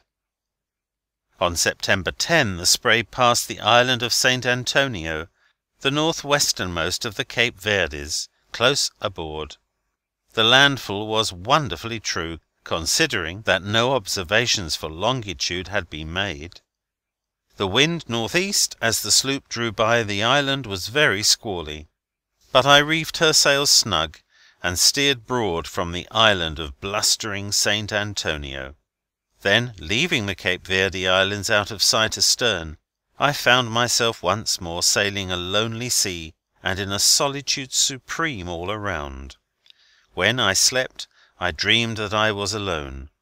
This feeling never left me, but sleeping or waking, I seemed always to know the position of the sloop, and I saw my vessel moving across the chart, which became a picture before me. One night, while I sat in the cabin under this spell, the profound stillness all about was broken by human voices alongside. I sprang instantly to the deck, startled beyond my power to tell. Passing close under lee, like an apparition, was a white bark under full sail. The sailors on board of her were hauling on ropes to brace the yards, which just cleared the sloop's mast as she swept by. No one hailed from the white-winged flyer, but I saw someone on board say that he saw lights on the sloop, and that he made her out to be a fisherman. I sat long on the starlit deck that night, thinking of ships, and watching the constellations on their voyage. On the following day, September 13, a large four-masted ship passed some distance to windward, heading north. The sloop was now rapidly drawing towards the region of doldrums, and the force of the trade winds was lessening. I could see by the ripples that a counter-current had set in.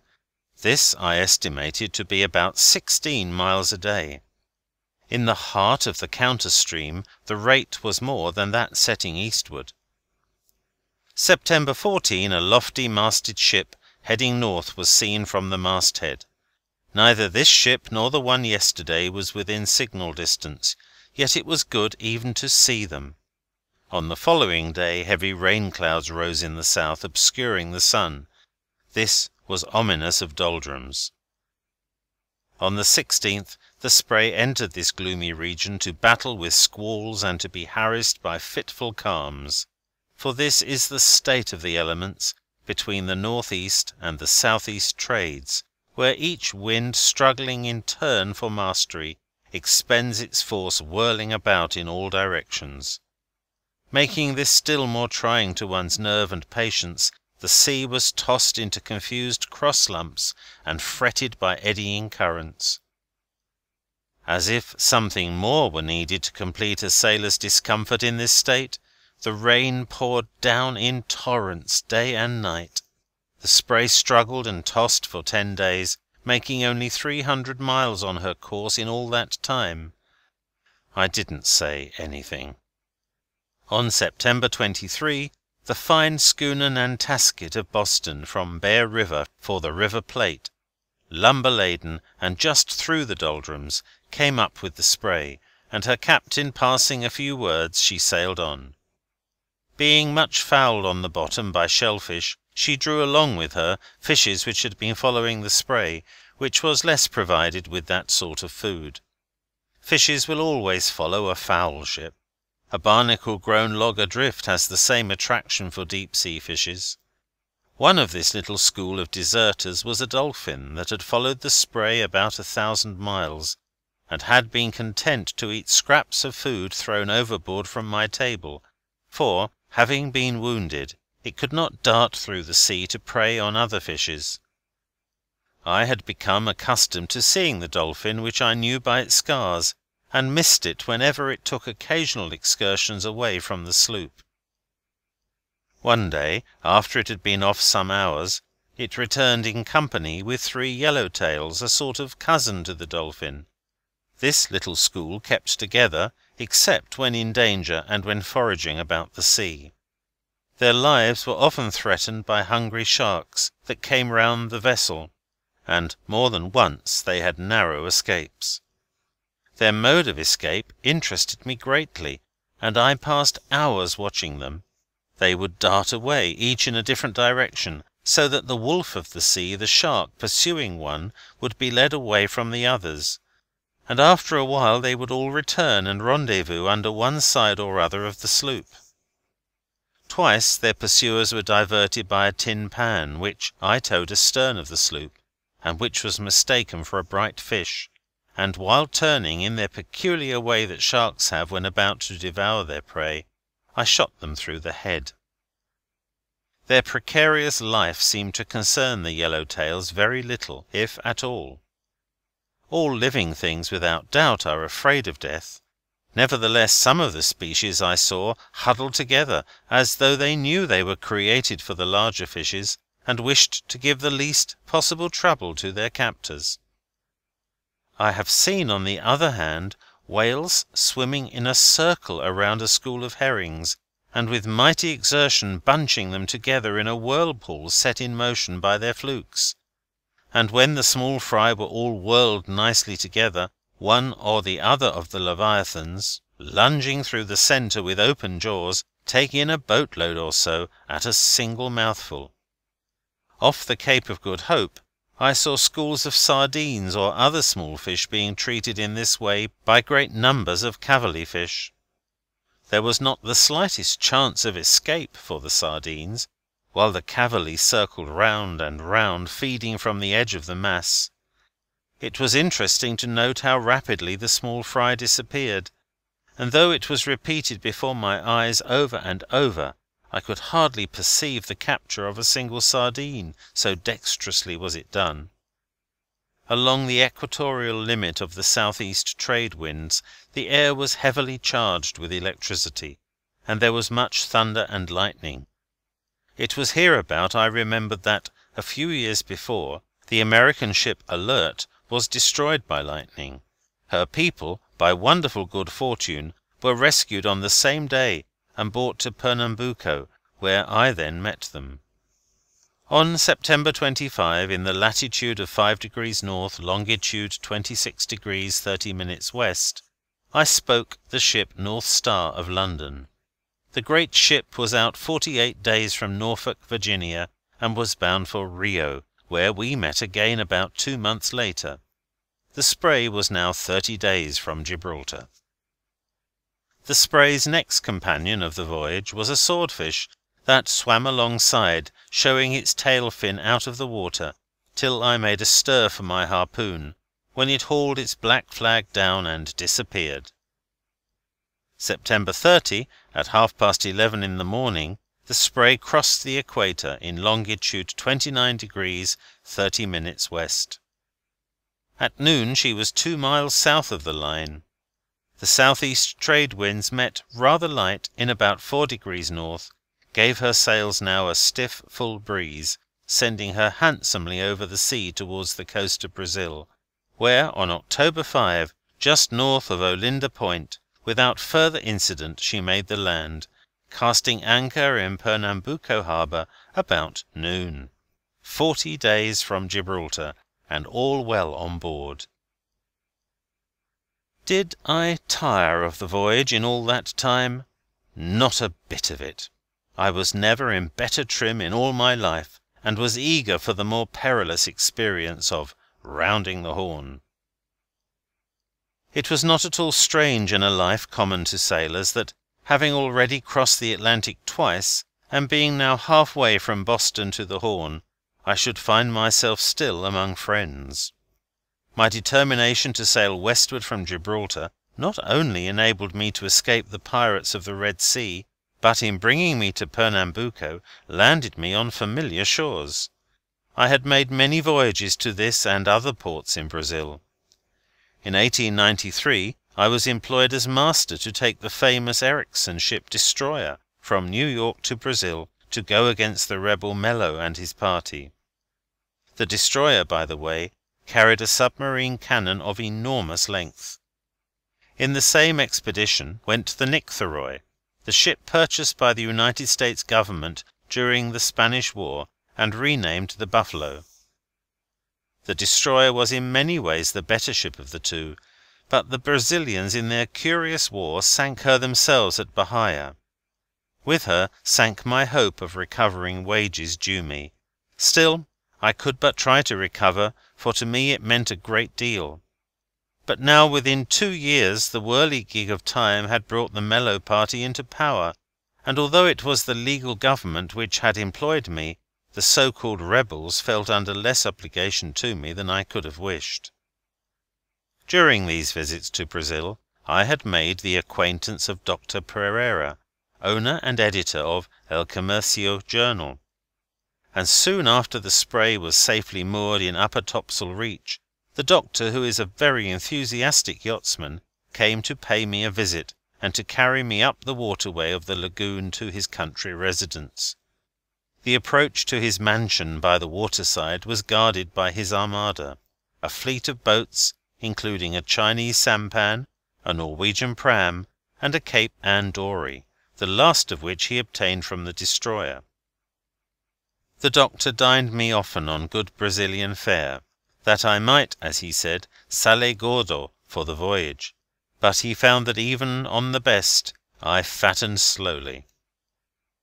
Fruits and vegetables and all other provisions necessary for the voyage having been taken in, on the 23rd of October I unmoored and made ready for sea. Here I encountered one of the unforgiving Mello faction in the person of the Collector of Customs, who charged the Spray tonnage dues when she cleared, notwithstanding that she sailed with a yacht licence and should have been exempt from port charges. Our consul reminded the Collector of this, and of the fact, without much diplomacy I thought, that it was I who brought the Destroyer to Brazil. "Oh yes," said the bland Collector, "we remember it very well," for it was now, in a small way, his turn. Mr. Lundgren, a merchant, to help me out of the trifling difficulty, offered to freight the Spray with a cargo of gunpowder for Bahia, which would have put me in funds, and when the insurance companies refused to take the risk on cargo shipped on a vessel manned by a crew of only one, he offered to ship it without insurance, taking all the risk himself. This was perhaps paying me a greater compliment than I deserved. The reason why I did not accept the business was that in so doing I found that I should vitiate my yacht licence and run into more expense for harbour dues around the world than the freight would amount to. Instead of all this, another old merchant friend came to my assistance, advancing the cash direct.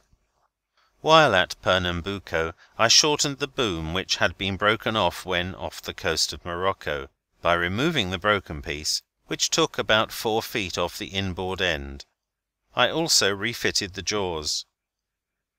On October 24, 1895, a fine day even as days go in Brazil, the Spray sailed, having had abundant good cheer. Making about 100 miles a day along the coast, I arrived at Rio de Janeiro November 5th, without any event worth mentioning, and about noon cast anchor near Villa Gannon to await the official port visit. On the following day I bestirred myself to meet the highest Lord of the Admiralty and the Ministers, to inquire concerning the matter of wages due me from the beloved Destroyer. The high official I met said, "Captain, so far as we are concerned, you may have the ship, and if you are to accept her, we will send an officer to show you where she is." I knew well enough where she was at that moment. The top of her smokestack being awash in Bahia, it was more than likely that she rested on the bottom there. I thanked the kind officer, but declined his offer. The Spray, with a number of old shipmasters on board, sailed about the harbour of Rio the day before she put to sea. As I had decided to give the Spray a yawl rig for the tempestuous waters of Patagonia, I here placed on the stern a semicircular brace to support a jiggermast. These old captains inspected the Spray's rigging, and each one contributed something to her outfit. Captain Jones, who had acted as my interpreter at Rio, gave her an anchor, and one of the steamers gave her a cable to match it. She never dragged Jones's anchor once on the voyage, and the cable not only took the strain on a lee shore, but when towed off Cape Horn, helped break combing seas astern that threatened to board her. End of Chapter 5. Chapter 6. On November the 28th, the Spray sailed from Rio de Janeiro, and first of all ran into a gale of wind, which tore up things generally along the coast, doing considerable damage to shipping. It was well for her, perhaps, that she was clear of the land. Coasting along on this part of the voyage, I observed that while some of the small vessels I fell in with were able to outsail the Spray by day, they fell astern of her by night. To the Spray, day and night were the same. To the others, clearly, there was a difference. On one of the very fine days experienced after leaving Rio, the steamship South Wales spoke the Spray, and unsolicited gave the longitude by chronometer as 48° west, "as near as I can make it," the captain said. The Spray, with her tin clock, had exactly the same reckoning. I was feeling at ease in my primitive method of navigation, but it startled me not a little to find my position by account verified by the ship's chronometer. On December 5 a barkentine hove in sight, and for several days the two vessels sailed along the coast together. Right here a current was experienced, setting north, making it necessary to hug the shore, which with the Spray became rather familiar. Here I confess a weakness. I hugged the shore too close. In a word, at daybreak on the morning of December 11 the Spray ran hard and fast on the beach. This was annoying, but I soon found that the sloop was in no great danger. The false appearance of the sand hills under a bright moon had deceived me, and I lamented now that I had trusted to appearances at all. The sea, though moderately smooth, still carried a swell which broke with some force on the shore. I managed to launch my small dory from the deck, and ran out a kedge anchor and warp. But it was too late to kedge the sloop off, for the tide was falling, and she had already slewed a foot. Then I went about laying out the larger anchor, which was no easy matter, for my only lifeboat, the frail dory, when the anchor and cable were in it, was swamped at once in the surf, the load being too great for her. Then I cut the cable and made 2 loads of it instead of 1. The anchor, with 40 fathoms bent and already buoyed, I now took and succeeded in getting through the surf, but my dory was leaking fast, and by the time I had rowed far enough to drop the anchor she was full to the gunwale and sinking. There was not a moment to spare, and I saw clearly that if I failed now all might be lost. I sprang from the oars to my feet, and lifting the anchor above my head, threw it clear just as she was turning over. I grasped her gunwale and held on as she turned bottom up, for I suddenly remembered that I could not swim. Then I tried to right her, but with too much eagerness, for she rolled clean over and left me as before clinging to her gunwale, while my body was still in the water. Giving a moment to cool reflection, I found that although the wind was blowing moderately towards the land, the current was carrying me to sea, and that something would have to be done. 3 times I had been under water in trying to right the dory, and I was just saying, "Now I lay me," when I was seized by a determination to try yet once more, so that none of the prophets of evil I had left behind me could say, "I told you so." Whatever the danger may have been, much or little, I can truly say that the moment was the most serene in my life.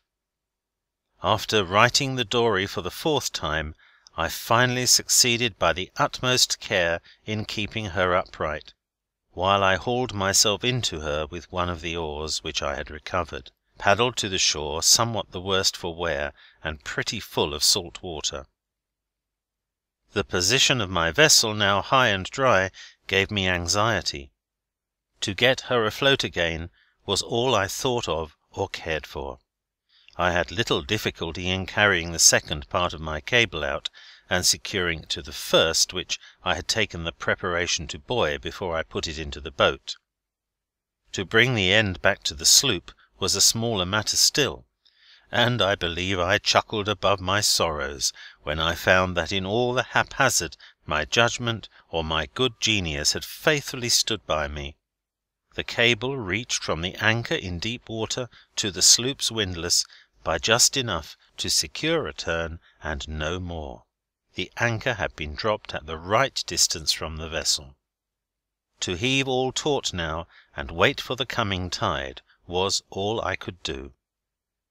I had already done enough work to tire a stouter man, and was only too glad to throw myself on the sand above the tide and rest, for the sun was already up and pouring a generous warmth over the land. While my state could have been worse, I was on the wild coast of a foreign country, and not entirely secure in my property, as I soon found out. I had not been long on the shore when I heard the patter-patter of a horse's feet approaching along the hard beach, which ceased as it came abreast of the sand ridge where I lay sheltered from the wind. Looking up cautiously, I saw mounted on a nag probably the most astonished boy on the whole coast. He had found a sloop. "It must be mine," he thought, "for am I not the first to see it on the beach?" Sure enough, there it was, all high and dry and painted white. He trotted his horse around it, and finding no owner, hitched the nag to the sloop's bobstay, and hauled as though he would take her home, but of course she was too heavy for one horse to move. With my skiff, however, it was different, and this he hauled some distance, and concealed behind a dune in a bunch of tall grass. He had made up his mind, I dare say, to bring more horses and drag his bigger prize away anyhow, and was starting off for the settlement a mile or so away for the reinforcement when I discovered myself to him, at which he seemed displeased and disappointed. "Buenos dias, muchacho," I said. He grunted a reply, and eyed me keenly from head to foot. Then, bursting into a volley of questions, more than 6 Yankees could ask, he wanted to know first where my ship was from, and how many days she had been coming. Then he asked what I was doing here ashore so early in the morning. "Your questions are easily answered," I replied. "My ship is from the moon. It has taken her a month to come, and she is here for a cargo of boys." But the intimation of this enterprise, had I not been on the alert, might have cost me dearly, for while I spoke, this child of the Campo coiled his lariat ready to throw, and instead of being himself carried to the moon, he was apparently thinking of towing me home by the neck, astern of his wild cayuse, over the fields of Uruguay. The exact spot where I was stranded was at the Castillo Chicos, about 7 miles south of the dividing line of Uruguay and Brazil, and of course the natives there speak Spanish. To reconcile my earlier visitor, I told him that I had on my ship biscuits, and that I wished to trade them for butter and milk. On hearing this, a broad grin lighted up his face, and showed that he was greatly interested, and that even in Uruguay a ship's biscuit will cheer the heart of a boy and make him your bosom friend. The lad almost flew home, and returned quickly with butter, milk, and eggs. I was, after all, in a land of plenty. With the boy came others, old and young, from neighbouring ranches, among them a German settler, who was of great assistance to me in many ways.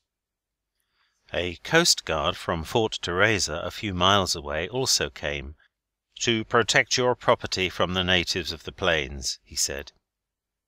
I took occasion to tell him, however, that if he would look after the people of his own village, I would take care of those from the plains, pointing as I spoke to the nondescript merchant who had already stolen my revolver and several small articles from my cabin, which by a bold front I had recovered. The chap was not a native Uruguayan. Here, as in many other places that I visited, the natives themselves were not the ones discreditable to the country. Early in the day a dispatch came from the port captain of Montevideo, commanding the coastguards to render the Spray every assistance.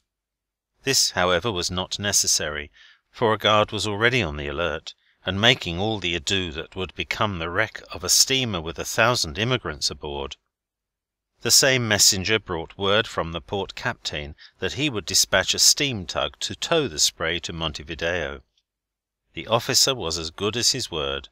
A powerful tug arrived on the following day, but, to make a long story short, with the help of the German and one soldier and one Italian called Angel of Milan, I had already floated the sloop and was sailing for port with the boom off before a fair wind. The adventure cost the Spray no small amount of pounding on the hard sand. She lost her shoe and part of her false keel, and received other damage, which, however, was readily mended afterward in dock. On the following day I anchored at Maldonado. The British consul, his daughter, and another young lady came on board, bringing with them a basket of fresh eggs, strawberries, bottles of milk, and a great loaf of sweet bread. This was a good landfall, and better cheer than I had found at Maldonado once upon a time, when I entered the port with a stricken crew in my barque, the Aquidneck. In the waters of Maldonado Bay a variety of fishes abound, and fur seals in their season haul out on the island abreast the bay to breed. Currents on this coast are greatly affected by the prevailing winds, and a tidal wave, higher than that ordinarily produced by the moon, is sent up the whole shore of Uruguay before a southwest gale, or lowered by a northeaster, as may happen. One of these waves having just receded before the northeast wind which brought the Spray in, left the tide now at low ebb, with oyster rocks laid bare for some distance along the shore. Other shellfish of good flavour were also plentiful, though small in size. I gathered a mess of oysters and mussels here, while a native with hook and line and with mussels for bait fished from a point of detached rock for bream, landing several good-sized ones. The fisherman's nephew, a lad about 7 years old, deserves mention as the tallest blasphemer for a short boy that I met on the voyage. He called his old uncle all the vile names under the sun for not helping him across the gully, while he swore roundly in all the moods and tenses of the Spanish language. His uncle fished on, now and then congratulating his hopeful nephew on his accomplishment. At the end of his rich vocabulary, the urchin sauntered off into the fields, and shortly returned with a bunch of flowers, and with all smiles handed them to me with the innocence of an angel. I remembered having seen the same flower on the banks of the river further up, some years before. I asked the young pirate why he had brought them to me. Said he, "I don't know, I only wished to do so." Whatever the influence was that put so amiable a wish in this wild pampa boy, it must be far-reaching, thought I, and potent seas over. Shortly after, the Spray sailed for Montevideo, where she arrived on the following day, and was greeted by steam whistles till I felt embarrassed and wished that I had arrived unobserved. The voyage so far alone may have seemed to the Uruguayans a feat worthy of some recognition, but there was so much of it yet ahead, and of such an arduous nature, that any demonstration at this point seemed, somehow, like boasting prematurely. The Spray had hardly come to anchor at Montevideo when the agents of the Royal Mail Steamship Company, Messrs. Humphrey and Co., sent word that they would dock and repair her free of expense, and give me £20 sterling, which they did to the letter, and more besides. The caulkers of Montevideo paid very careful attention to the work of making the sloop tight. Carpenters mended the keel and also the lifeboat, the dory, painting it till I hardly knew it from a butterfly. Christmas of 1895 found the Spray refitted even to a wonderful makeshift stove, which was contrived from a large oil drum of some sort, punched full of holes to give it a draught. The pipe reached straight up through the top of the forecastle, even for greenwood, and in cold wet days off the coast of Tierra del Fuego it stood me in good stead. Its one door swung on copper hinges, which one of the yard apprentices with laudable pride polished till the whole thing blushed like the brass binnacle of a P&O steamer. The Spray was now ready for sea. Instead of proceeding at once on her voyage, however, she made an excursion up the river, sailing December 29. An old friend of mine, Captain Howard of Cape Cod and of River Plate fame, took the trip in her to Buenos Aires, where she arrived early on the following day, with a gale of wind and a current so much in her favour that she outdid herself. I was glad to have a sailor of Howard's experience on board to witness her performance of sailing with no living being at the helm. Howard sat near the binnacle and watched the compass, while the sloop held her course so steadily that one would have declared that the card was nailed fast. Not a quarter of a point did she deviate from her course. My old friend had owned and sailed a pilot sloop on the river for many years, but this feat took the wind out of his sails at last, and he cried, "I'll be stranded on Chico Bank if ever I saw the like of it." Perhaps he had never given his sloop a chance to show what she could do. The point I make for the Spray here, above all other points, is that she sailed in shoal waters and in a strong current, with other difficult and unusual conditions. Captain Howard took all this into account. In all the years away from his native home, Howard had not forgotten the art of making fish chowders, and to prove this he brought along some fine rockfish and prepared a mess fit for kings. When the savoury chowder was done, chocking the pot securely between two boxes on the cabin floor so that it could not roll over, we helped ourselves and swapped yarns over it while the Spray made her own way through the darkness on the river. Howard told me stories about the Fuegian cannibals as she reeled along, and I told him about the pilot of the Pinta steering my vessel through the storm off the coast of the Azores, and that I looked for him at the helm in a gale such as this. I do not charge Howard with superstition. We are none of us superstitious. But when I spoke about his returning to Montevideo on the Spray, he shook his head, and took a steam packet instead. I had not been to Buenos Aires for a number of years. The place where I had once landed from packets, in a cart, was now built up with magnificent docks. Vast fortunes had been spent in remodelling the harbour. London bankers could tell you that. The port captain, after assigning the Spray a safe berth, with his compliments, sent me word to call on him for anything I might want while in port, and I felt quite sure that his friendship was sincere.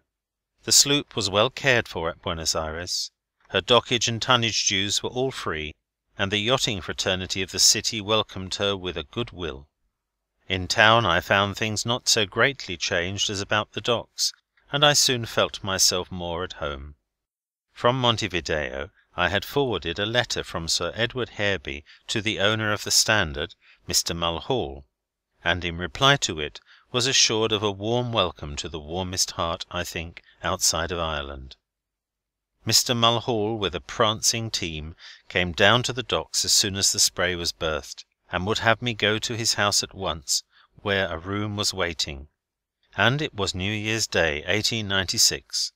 The course of the Spray had been followed in the columns of the Standard. Mr. Mulhall kindly drove me to see many improvements about the city, and we went in search of some of the old landmarks. The man who sold lemonade on the Plaza when I first visited this wonderful city, I found selling lemonade still at 2 cents a glass. He had made a fortune by it. His stock in trade was a wash-tub and a neighbouring hydrant, a moderate supply of brown sugar, and about 6 lemons that floated on the sweetened water. The water from time to time was renewed from a friendly pump, but the lemon went on for ever, and all at 2 cents a glass. But we looked in vain for the man who once sold whisky and coffins in Buenos Aires. The march of civilization had crushed him, memory only clung to his name. Enterprising man that he was, I fain would have looked him up. I remember the tiers of whisky barrels ranged on end on one side of the store, while on the other side, and divided by a thin partition, were the coffins in the same order, of all sizes and in great numbers. The unique arrangement seemed in order, for as a cask was emptied, a coffin might be filled. Besides cheap whisky and many other liquors, he sold cider, which he manufactured from damaged Malaga raisins. Within the scope of his enterprise was also the sale of mineral waters, not entirely blameless of the germs of disease. This man surely catered to all the tastes, wants, and conditions of his customers.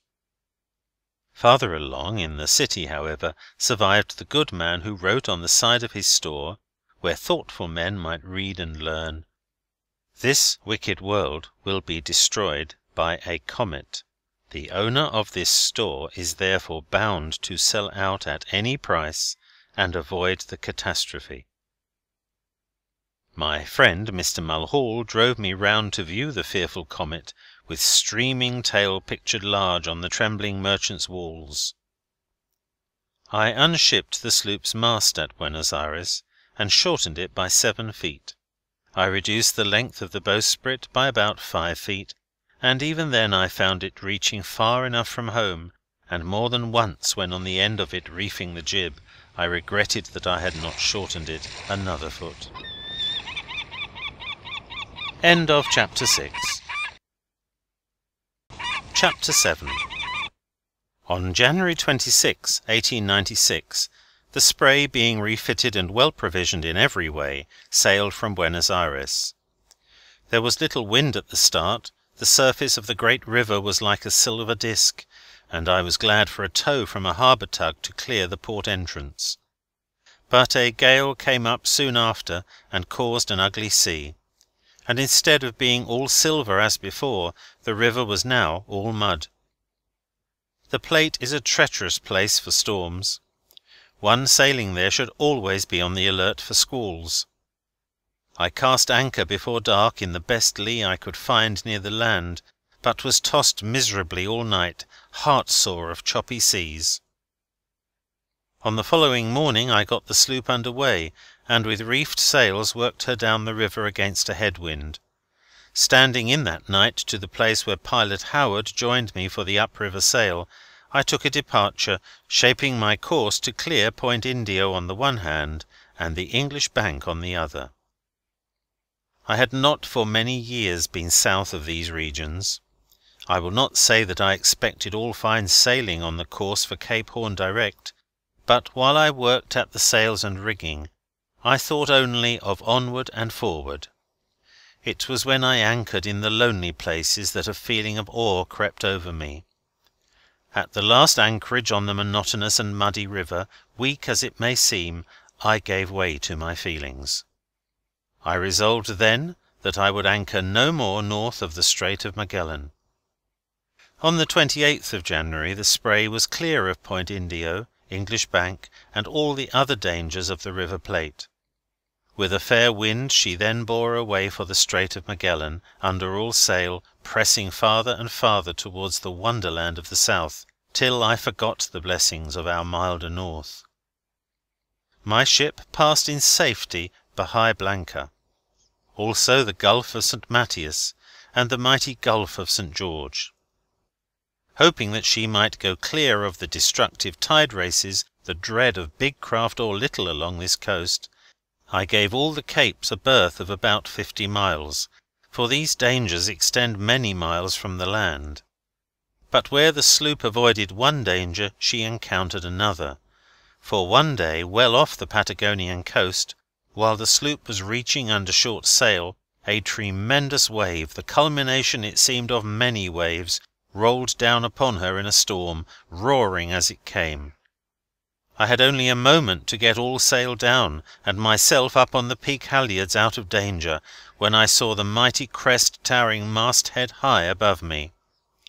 The mountain of water submerged my vessel. She shook in every timber and reeled under the weight of the sea, but rose quickly out of it, and rode grandly over the rollers that followed. It may have been a minute that from my hold in the rigging I could see no part of the Spray's hull. Perhaps it was even less time than that, but it seemed a long while, for under great excitement one lives fast, and in a few seconds one may think a great deal of one's past life.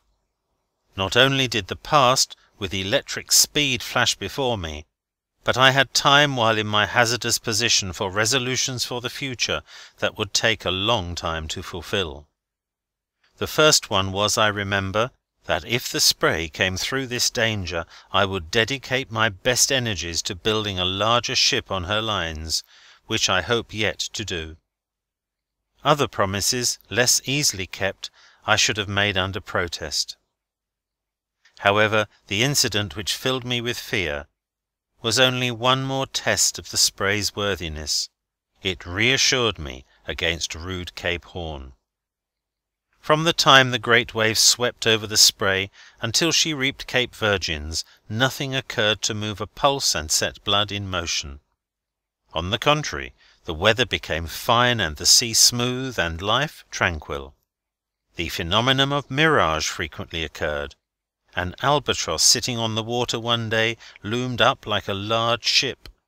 2 fur seals asleep on the surface of the sea appeared like great whales, and a bank of haze I could have sworn was high land. The kaleidoscope then changed, and on the following day I sailed in a world peopled by dwarfs. On February 11 the Spray rounded Cape Virgins and entered the Strait of Magellan. The scene was again real and gloomy. The wind, northeast, and blowing a gale, sent feather-white spume along the coast. Such a sea ran as would swamp an ill-appointed ship. As the sloop neared the entrance to the strait, I observed that 2 great tide races made ahead, one very close to the point of the land, and one further offshore. Between the 2, in a sort of channel, through combers, went the Spray with close-reefed sails. But a rolling sea followed her a long way in, and a fierce current swept around the cape against her. But this she stemmed, and was soon chirruping under the lee of Cape Virgins, and running every minute into smoother water. However, long trailing kelp from sunken rocks waved forebodingly under her keel, and the wreck of a great steamship smashed on the beach abreast gave a gloomy aspect to the scene. I was not to be let off easy. The Virgins would collect tribute even from the Spray passing their promontory. Fitful rain squalls from the northwest followed the northeast gale. I reefed the sloop's sails, and sitting in the cabin to rest my eyes, I was so strongly impressed with what in all nature I might expect, that as I dozed the very air I breathed seemed to warn me of danger. My senses heard "Spray ahoy!" shouted in warning. I sprang to the deck, wondering who could be there that knew the Spray so well as to call out her name passing in the dark, for it was now the blackest of nights all around, except away in the southwest where rose the old familiar white arch, the terror of Cape Horn, rapidly pushed up by a southwest gale. I had only a moment to douse sail and lash all solid when it struck like a shot from a cannon, and for the first half-hour it was something to be remembered by way of a gale. For 30 hours it kept on blowing hard. The sloop could carry no more than a 3-reefed mainsail and foresail, and with these she held on stoutly and was not blown out of the strait. In the height of the squalls in this gale she doused all sail, and this occurred often enough. After this gale followed only a smart breeze, and the Spray, passing through the Narrows without mishap, cast anchor at Sandy Point on February 14, 1896. Sandy Point, Punta Arenas, is a Chilean coaling station, and boasts about 2,000 inhabitants, of mixed nationality, but mostly Chileans. What with sheep farming, gold mining, and hunting, the settlers in this dreary land seem not the worst off in the world. But the natives, Patagonian and Fuegian, on the other hand, were as squalid as contact with unscrupulous traders could make them. A large percentage of the business there was traffic in firewater. If there was a law against selling the poisonous stuff to the natives, it was not enforced. Fine specimens of the Patagonian race, looking smart in the morning when they came into town, had repented before night of ever having seen a white man, so beastly drunk were they, to say nothing about the peltry of which they had been robbed. The port at that time was free, but a custom house was in course of construction, and when it is finished port and tariff dues are to be collected. A soldier police guarded the place, and a sort of vigilante force besides took down its guns now and then. But as a general thing, to my mind, whenever an execution was made they killed the wrong man. Just previous to my arrival, the governor, himself of a jovial turn of mind, had sent a party of young bloods to foray a Fuegian settlement, and wipe out what they could of it, on account of the recent massacre of a schooner's crew somewhere else. Although the place was quite newsy, and supported 2 papers, dailies I think, the port captain, a Chilean naval officer, advised me to ship hands to fight Indians in the strait further west, and spoke of my stopping until a gunboat should be going through, which would give me a tow. After canvassing the place, however, I found only one man willing to embark, and he on condition that I should ship another "mun and a dog." But as no one else was willing to come along, and as I drew the line at dogs, I said no more about the matter, but simply loaded my guns. At this point in my dilemma, Captain Pedro Samblic, a good Austrian of large experience, coming along, gave me a bag of carpet tacks, worth more than all the fighting men and dogs of Tierra del Fuego. I protested that I had no use for carpet tacks on board. Samblic smiled at my want of experience, and maintained stoutly that I would have use for them. "You must use them with discretion," he said. "That is to say, don't step on them yourself." With this remote hint about the use of the tacks, I got on all right, and saw the way to maintaining clear decks at night, without the care of watching.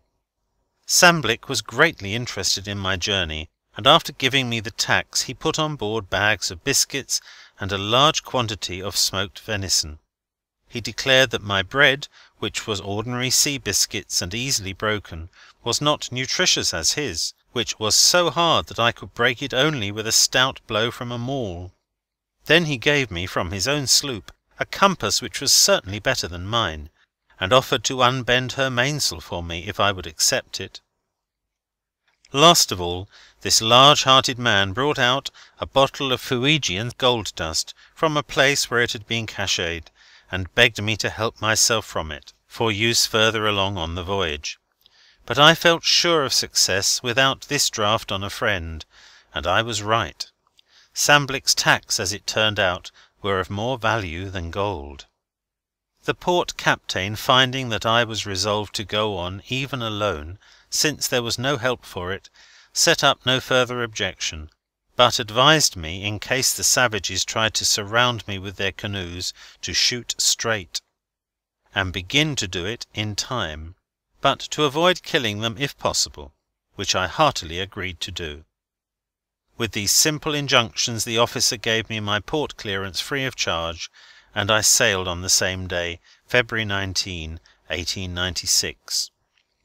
It was not without thoughts of strange and stirring adventure beyond all I had yet encountered, that I now sailed into the country and very core of the savage Fuegians. A fair wind from Sandy Point brought me on the first day to St. Nicholas Bay, where, so I was told, I might expect to meet savages. But seeing no signs of life, I came to anchor in 8 fathoms of water, where I lay all night under a high mountain. Here I had my first experience with the terrific squalls called williwaws, which extended from this point on through the Strait to the Pacific. They were compressed gales of wind that Boreas handed down over the hills in chunks. A full-blown williwaw will throw a ship, even without sail on, over on her beam ends, but, like other gales, they cease now and then, if only for a short time. February 20 was my birthday, and I found myself alone, with hardly so much as a bird in sight, off Cape Freward, the southernmost point of the continent of America. By daylight in the morning I was getting my ship under way for the bout ahead. The sloop held the wind fair while she ran 30 miles further on her course, which brought her to Fortescue Bay, and at once among the native signal fires, which blazed up now on all sides. Clouds flew over the mountain from the west all day. At night my good east wind failed, and in its stead a gale from the west soon came on. I gained anchorage at 12 o'clock that night, under the lee of a little island, and then prepared myself a cup of coffee, of which I was sorely in need, for, to tell the truth, hard beating in the heavy squalls and against the current had told on my strength. Finding that the anchor held, I drank my beverage, and named the place Coffee Island. It lies to the south of Charles Island, with only a narrow channel between. By daylight the next morning the Spray was again under way, beating hard, but she came into a cove in Charles Island, 2½ miles along on her course. Here she remained undisturbed 2 days, with both anchors down in a bed of kelp. Indeed, she might have remained undisturbed indefinitely had not the wind moderated, for during these 2 days it blew so hard that no boat could venture out on the Strait, and the natives being away to other hunting grounds, the island anchorage was safe. But at the end of the fierce windstorm fair weather came. Then I got my anchors, and again sailed out upon the Strait. Canoes, manned by savages from Fortescue, now came in pursuit. The wind falling light, they gained on me rapidly, till coming within hail, when they ceased paddling, and a bow-legged savage stood up and called to me, "Yamaschooner! Yamaschooner!" which is their begging term. I said, "No!" Now I was not for letting on that I was alone, and so I stepped into the cabin, and passing through the hold came out at the forescuttle, changing my clothes as I went along. That made 2 men. Then the piece of bowsprit which I had sawed off at Buenos Aires, and which I had still on board, I arranged forward on the lookout, dressed as a seaman, attaching a line by which I could pull it into motion. That made 3 of us, and we didn't want a Yamaschooner. But for all that the savages came on faster than before. I saw that besides 4 at the paddles in the canoe nearest to me, there were others in the bottom, and that they were shifting hands often. At 80 yards I fired a shot across the bows of the nearest canoe, at which they all stopped, but only for a moment. Seeing that they persisted in coming nearer, I fired the second shot so close to the chap who wanted to Yamaschooner that he changed his mind quickly enough, and bellowed with fear, "Bueno ho, via isla!" and sitting down in his canoe he rubbed his starboard cathead for some time. I was thinking of the good port captain's advice when I pulled the trigger, and must have aimed pretty straight. However, a miss was as good as a mile for Mr. Black Pedro, as he it was, and no other, a leader in several bloody massacres.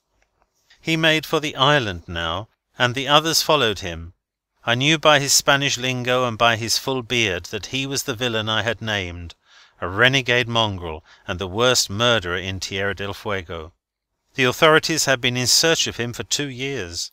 The Fuegians are not bearded. So much for the first day among the savages. I came to anchor at midnight in 3 Island Cove, about 20 miles along from Fortescue Bay. I saw on the opposite side of the Strait signal fires, and heard the barking of dogs, but where I lay it was quite deserted by natives. I have always taken it as a sign that where I found birds sitting about, or seals on the rocks, I should not find savage Indians. Seals are never plentiful in these waters, but in Three Island Cove I saw one on the rocks, and other signs of the absence of savage men. On the next day the wind was again blowing a gale, and although she was in the lee of the land, the sloop dragged her anchors, so that I had to get her under way and beat further into the cove, where I came to in a landlocked pool. At another time or place this would have been a rash thing to do, and it was safe now only from the fact that the gale which drove me to shelter would keep the Indians from crossing the strait. Seeing that this was the case, I went ashore with gun and axe on an island, where I could not in any event be surprised, and there felled trees and split about a cord of firewood, which loaded my boat several times. While I carried the wood, though I was morally sure there were no savages near, I never once went to or from the skiff without my gun. While I had that and a clear field of over 80 yards about me, I felt safe. The trees on the island, very scattering, were a sort of beech and a stunted cedar, both of which made good fuel. Even the green limbs of the beech, which seemed to possess a resinous quality, burned readily in my great drum stove. I have described my method of wooding up in detail, that the reader who has kindly borne with me so far may see that in this, as in all other particulars of my voyage, I took great care against all kinds of surprises, whether by animals or by the elements. In the Strait of Magellan the greatest vigilance was necessary. In this instance I reasoned that I had all about me the greatest danger of the whole voyage, the treachery of cunning savages, for which I must be particularly on the alert. The Spray sailed from Three Island Cove in the morning after the gale went down, but was glad to return for shelter from another sudden gale. Sailing again on the following day, she fetched Bourges Bay, a few miles on her course, where vessels had anchored from time to time, and had nailed boards on the trees ashore, with name and date of harbouring carved or painted. Nothing else could I see to indicate the civilized man had ever been before. I had taken a survey of the gloomy place with my spyglass, and was getting my boat out to land and take notes, when the Chilean gunboat Hummel came in, and officers, coming on board, advised me to leave the place at once, a thing that required little eloquence to persuade me to do. I accepted the captain's kind offer of a tow to the next anchorage, at the place called Notch Cove, 8 miles further along, where I should be clear of the worst of the Fuegians. We made anchorage at the cove about dark that night, while the wind came down in fierce williwaws from the mountains. An instance of Magellan weather was afforded when the Hummel, a well-appointed gunboat of great power, after attempting on the following day to proceed on her voyage, was obliged by sheer force of the wind to return and take up anchorage again, and remain till the gale abated, and lucky she was to get back. Meeting this vessel was a little godsend. She was commanded and officered by high-class sailors and educated gentlemen. An entertainment that was gotten up on her, impromptu, at the Notch, would be hard to beat anywhere.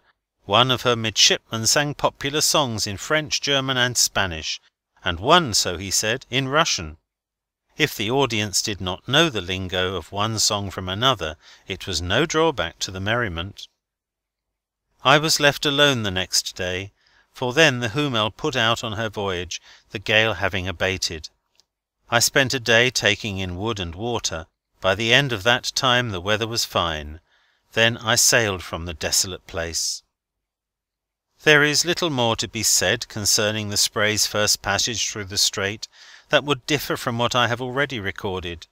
She anchored and weighed many times, and beat many days against the current, with now and then a slant for a few miles, till finally she gained anchorage and shelter for the night at Port Tamar, with Cape Pillar in sight to the west.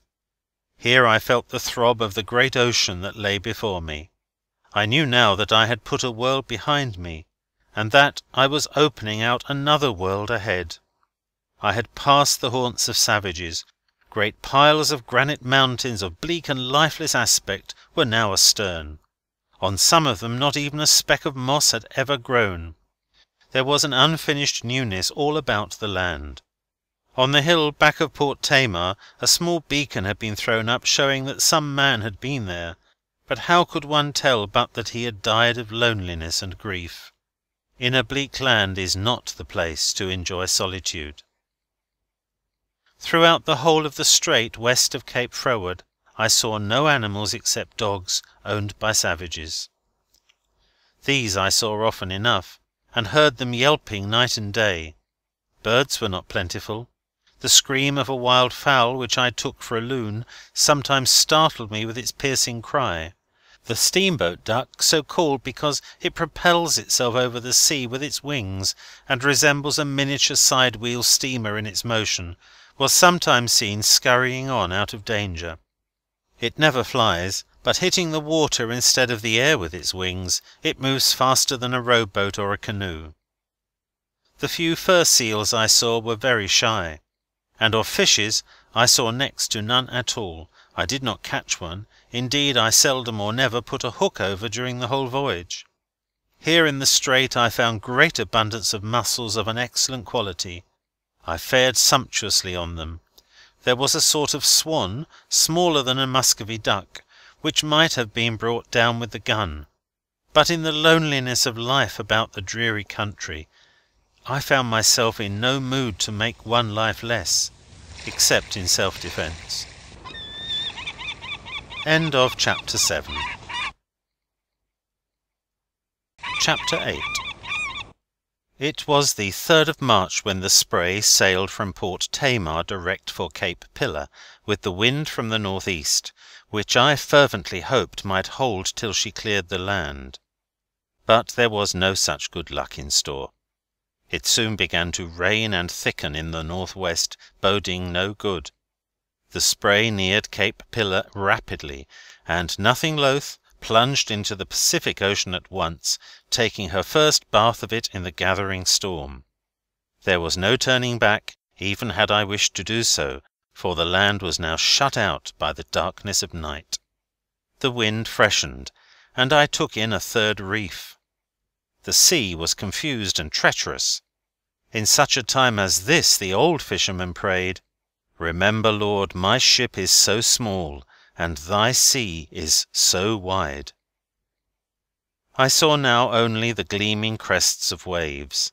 They showed white teeth while the sloop balanced over them. "Everything for an offing!" I cried, and to this end I carried on all the sail she would bear.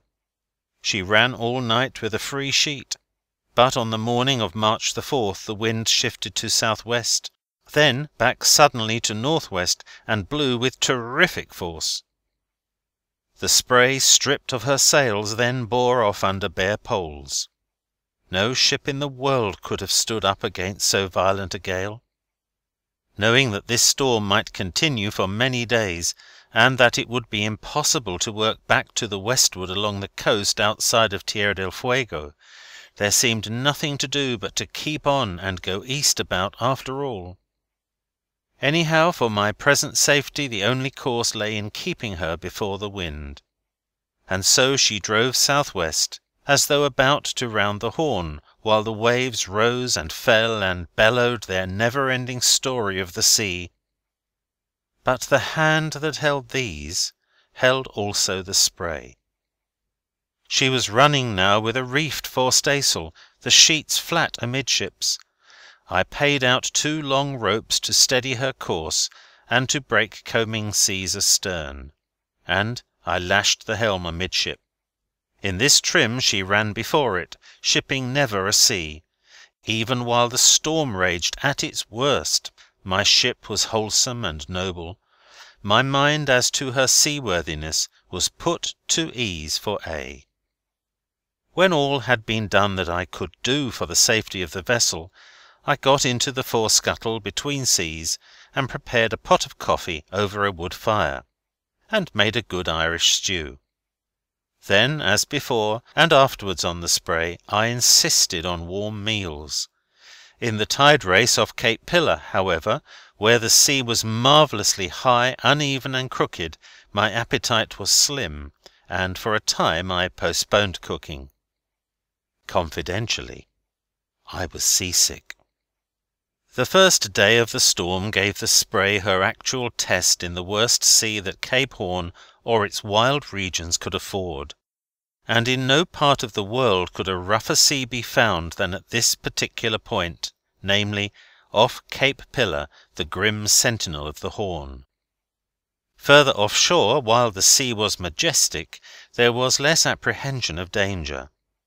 There the Spray rode, now like a bird on the crest of a wave, and now like a waif deep down in the hollow between seas, and so she drove on. Whole days passed, counted as other days, but with always a thrill, yes, of delight. On the fourth day of the gale, rapidly nearing the pitch of Cape Horn, I inspected my chart and pricked off the course and distance to Port Stanley, in the Falkland Islands, where I might find my way and refit, when I saw, through a rift in the clouds, a high mountain about 7 leagues away on the port beam. The fierce edge of the gale by this time had blown off, and I had already bent a squaresail on the boom in place of the mainsail, which was torn to rags. I hauled in the trailing ropes, hoisted this awkward sail reefed, the forestaysail being already set, and under this sail brought her at once on the wind, heading for the land, which appeared as an island in the sea. So it turned out to be, though not the one I had supposed. I was exultant over the prospect of once more entering the Strait of Magellan and beating through again into the Pacific, for it was more than rough on the outside coast of Tierra del Fuego. It was indeed a mountainous sea. When the sloop was in the fiercest squalls, with only the reefed forestaysail set, even that small sail shook her from keelson to truck when it shivered by the leech. Had I harboured the shadow of a doubt for her safety, it would have been that she might spring a leak in the garboard at the heel of the mast, but she never called me once to the pump. Under pressure of the smallest sail I could set, she made for the land like a racehorse, and steering her over the crests of the waves so that she might not trip was nice work. I stood at the helm now, and made the most of it. Night closed in before the sloop reached the land, leaving her feeling the way in pitchy darkness. I saw breakers ahead before long. At this I wore ship and stood offshore, but was immediately startled by the tremendous roaring of breakers again ahead and on the lee bow. This puzzled me, for there should have been no broken water where I supposed myself to be. I kept off a good bit, then wore round, but finding broken water there also, threw her head again offshore. In this way among dangers I spent the rest of the night. Hail and sleet in the fierce squalls cut my flesh till the blood trickled over my face. But what of that? It was daylight, and the sloop was in the midst of the Milky Way of the sea, which is northwest of Cape Horn, and it was the white breakers of a huge sea over sunken rocks which had threatened to engulf her through the night. It was Fury Island I had sighted and steered for, and what a panorama was before me now, and all around! It was not the time to complain of a broken skin. What could I do but fill away among the breakers, and find a channel between them, now that it was day? Since she had escaped the rocks through the night, surely she would find her way by daylight. This was the greatest sea adventure of my life. God knows how my vessel escaped. The sloop at last reached inside of small islands that sheltered her in smooth water. Then I climbed the mast to survey the wild scene astern. The great naturalist Darwin looked over this seascape from the deck of the Beagle, and wrote in his journal, "Any landsman seeing the Milky Way would have nightmare for a week." He might have added, "or seaman," as well. The Spray's good luck followed fast. I discovered, as she sailed among a labyrinth of islands, that she was in the Cavern Channel, which leads into the Strait of Magellan at a point opposite Cape Froward. and that she was already passing Thieves' Bay, suggestively named. And at night, March 8, behold, she was at anchor in a snug cove at the turn. Every heart-beat on the Spray now counted thanks. Here I pondered on the events of the last few days, and, strangely enough, instead of feeling rested from sitting or lying down, I now began to feel jaded and worn. But a hot meal of venison stew soon put me right so that I could sleep. As drowsiness came on, I sprinkled the deck with tacks, and then I turned in, bearing in mind the advice of my old friend Samblick, that I was not to step on them myself. I saw to it that not a few of them stood business end up. For when the Spray passed Thieves' Bay, 2 canoes had put out and followed in her wake, and there was no disguising the fact any longer, that I was alone. Now, it is well known that one cannot step on a tack without saying something about it. A pretty good Christian can whistle when he steps on the commercial end of a carpet tack. A savage will howl and claw the air. And that was just what happened that night about 12 o'clock, while I was asleep in the cabin, where the savages thought they had me, sloop and all, but changed their minds when they stepped on deck, for then they thought that I or somebody else had them. I had no need of a dog. They howled like a pack of hounds. I had hardly use for a gun. They jumped pell-mell, some into their canoes and some into the sea, to cool off, I suppose, and there was a deal of free language over it as they went. I fired several guns when I came on deck, to let the rascals know that I was at home, and then I turned in again, feeling sure I should not be disturbed any more by people who left in so great a hurry. The Fuegians, being cruel, are naturally cowards. They regard a rifle with superstitious fear. The only real danger one could see that might come from their quarter would be from allowing them to surround one within bowshot, or to anchor within range where they might lie in ambush. As for their coming on deck at night, even if I had not put tacks about, I could have cleared them off by shots from the cabin and hold. I always keep a quantity of ammunition within reach in the hold, and in the cabin, and in the forepeak, so that retreating to any of these places I could hold the fort simply by shooting up through the deck. Perhaps the greatest danger to be apprehended was from the use of fire. Every canoe carries fire. Nothing is thought of that, for it is their custom to communicate by smoke signals. The harmless brand that lies smouldering in the bottom of one of their canoes might be ablaze in one's cabin if he were not on the alert. The port captain of Sandy Point warned me particularly of this danger. Only a short time before they had fired a Chilean gunboat by throwing brands in through the stern windows of the cabin. The Spray had no openings in the cabin or deck, except 2 scuttles, and these were guarded by fastenings which could not be undone without waking me if I were asleep. On the morning of the 9th, after a refreshing rest and a warm breakfast, and after I had swept the deck of tacks, I got out what spare canvas there was on board, and began to sew the pieces together in the shape of a peak for my square mainsail, the tarpaulin. The day to all appearances promised fine weather and light winds, but appearances in Tierra del Fuego do not always count. While I was wondering why no trees grew on the slope abreast of the anchorage, half-minded to lay by the sail-making and land with my gun for some game, and to inspect a white boulder on the beach near the brook, a williwaw came down with such terrific force as to carry the Spray, with 2 anchors down, like a feather out of the cove and away into deep water. No wonder trees did not grow on the side of that hill. Great Boreas! A tree would need all its roots to hold on against such a furious wind.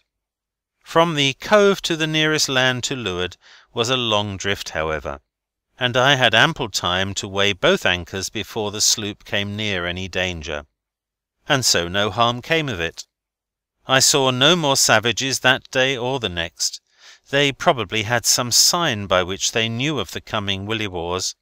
At least, they were wise in not being afloat even on the second day, for I had no sooner gotten to work at sail-making again, after the anchor was down, than the wind, as on the day before, picked the sloop up and flung her seaward with a vengeance, anchor and all, as before.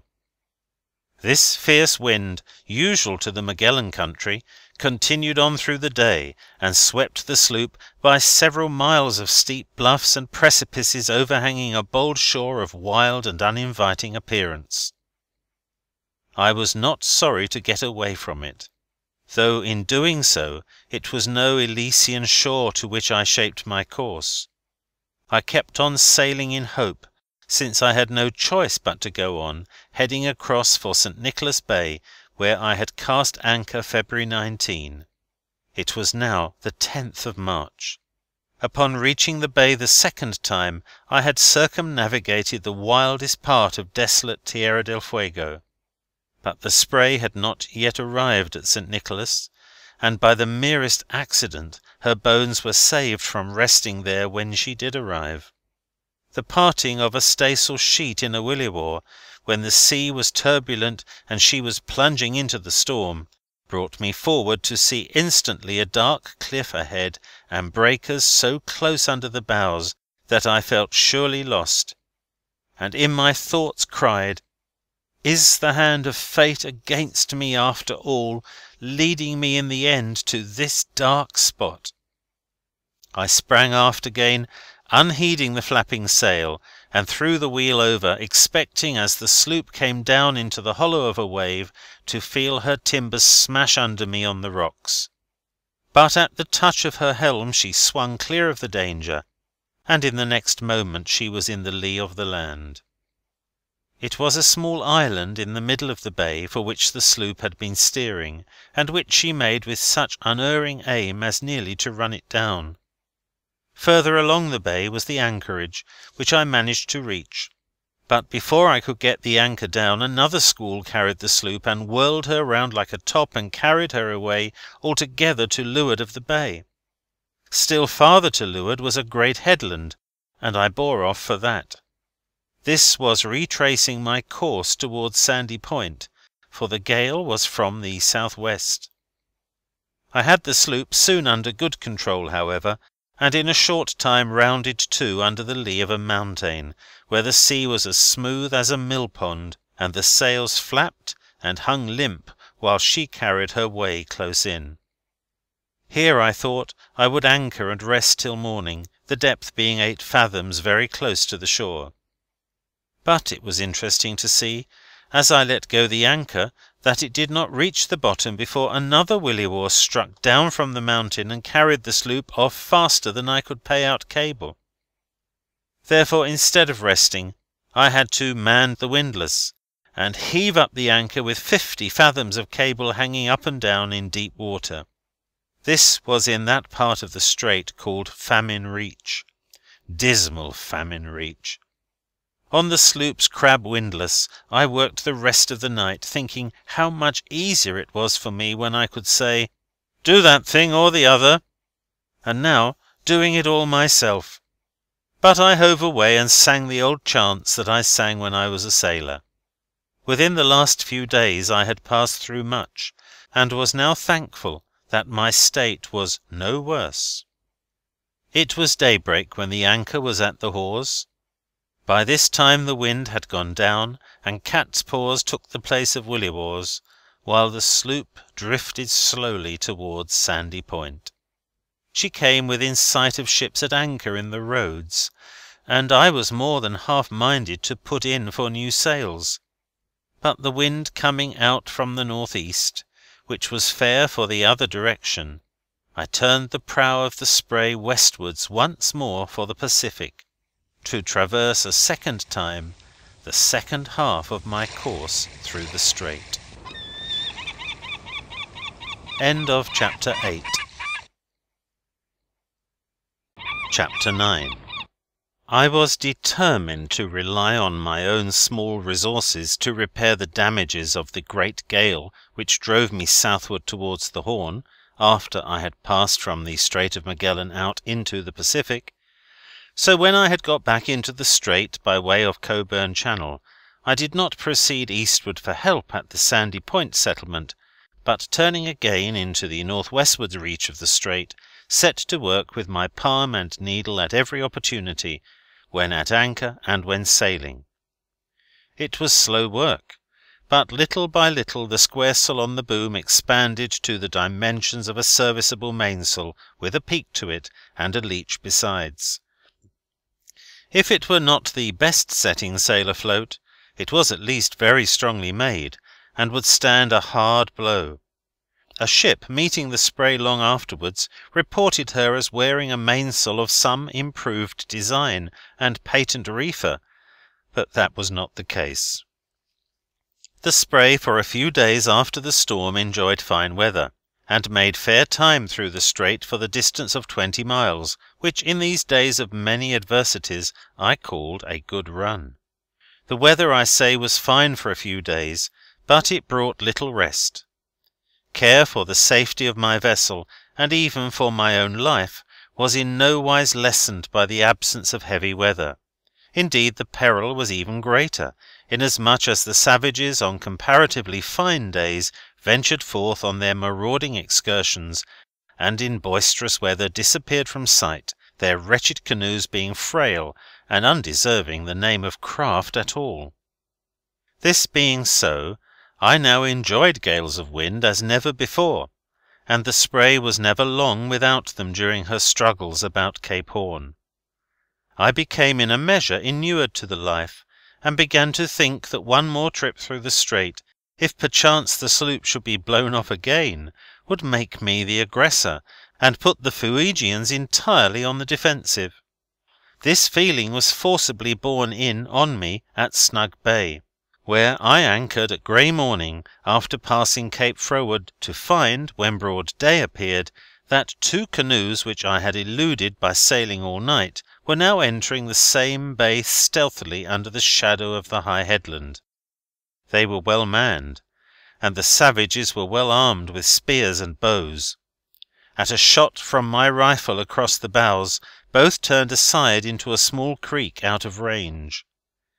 In danger now of being flanked by the savages in the bush close aboard, I was obliged to hoist the sails, which I had barely lowered, and make across to the opposite side of the strait, a distance of 6 miles. But now I was put to my wits' end as to how I should weigh anchor, for through an accident to the windlass right here I could not budge it. However, I had set all sail and filled away, first hauling short by hand. The sloop carried her anchor away as though it was meant to be always towed in this way underfoot, and with it she towed a ton or more of kelp from a reef in the bay, the wind blowing a wholesome breeze. Meanwhile I worked till blood started from my fingers, and with one eye over my shoulder for savages, I watched at the same time, and sent a bullet whistling whenever I saw a limb or a twig move, for I kept a gun always at hand, and an Indian appearing then within range would have been taken as a declaration of war. As it was, however, my own blood was all that was spilt, and from the trifling accident of sometimes breaking the flesh against a cleat or a pin which came in the way when I was in haste. Sea cuts in my hands, from pulling on hard wet ropes, were sometimes painful and often bled freely, but these healed when I finally got away from the strait into fine weather. After clearing Snug Bay, I hauled the sloop to the wind, repaired the windlass, and hove the anchor to the hawse, catted it, and then stretched across to a port of refuge under a high mountain about 6 miles away, and came to in 9 fathoms close under the face of a perpendicular cliff. Here my own voice answered back, and I named the place Echo Mountain. Seeing dead trees further along where the shore was broken, I made a landing for fuel, taking besides my axe a rifle which on these days I never left far from hand. but I saw no living thing here, except a small spider which had nested in a dry log that I boated to the sloop. The conduct of this insect interested me now more than anything else around the wild place. In my cabin it met, oddly enough, a spider of its own size and species that had come all the way from Boston. A very civil little chap too, but mighty spry. Well, the Fuegian threw up its antennae for a fight, but my little Bostonian downed it at once, then broke its legs, and pulled them off one by one so dexterously that in less than 3 minutes from the time the battle began, the Fuegian spider didn't know itself from a fly. I made haste the following morning to be under way after a night of wakefulness on the weird shore. Before weighing anchor, however, I prepared a cup of warm coffee over a smart wood fire in my great Montevideo stove. In the same fire was cremated the Fuegian spider, slain the day before by the little warrior from Boston, which a Scots lady at Cape Town long after named Bruce, upon hearing of its prowess at Echo Mountain. The spray now reached away for Coffee Island, which I sighted on my birthday, February 20, 1896. There she encountered another gale that brought her in the lee of Great Charles Island for shelter. On a bluff point on Charles were signal fires, and a tribe of savages mustered here since my first trip through the strait manned their canoes to put off for the sloop. It was not prudent to come to, the anchorage being within bowshot of the shore, which was thickly wooded, but I made signs that one canoe might come alongside, while the sloop ranged about under sail in the lee of the land. The others I motioned to keep off, and, incidentally, laid a smart Martini Henry rifle in sight, close at hand on the top of the cabin. In the canoe that came alongside, crying their never-ending begging word, "Yamaschooner," were 2 squaws and 1 Indian, the hardest specimens of humanity I have ever seen in any of my travels. "Yamaschooner" was their plaint when they pushed off from the shore, and "Yamaschooner" it was when they got alongside. The squaws beckoned for food, while the Indian, a black-visaged savage, stood sulkily as if he took no interest at all in the matter. But on my turning my back for some biscuits and jerked beef for the squaws, the buck sprang on deck and confronted me, saying in Spanish jargon that we had met before. I thought I recognized the tone of his Yamaschooner, and his full beard identified him as the Black Pedro whom it was true I had met before. "Where are the rest of the crew?" he asked, as he looked uneasily around, expecting hands, maybe, to come out of the forescuttle and deal him his just deserts for many murders. "About 3 weeks ago," he said, "when you passed up here, I saw 3 men on board. Where are the other 2? I answered him briefly that the same crew were still on board. "But," said he, "I see you are doing all the work." And with a leer he added, as he glanced at the mainsail, "Hombre valiente." I explained that I did all the work in the day, while the rest of the crew slept, so that they would be fresh to watch for Indians at night.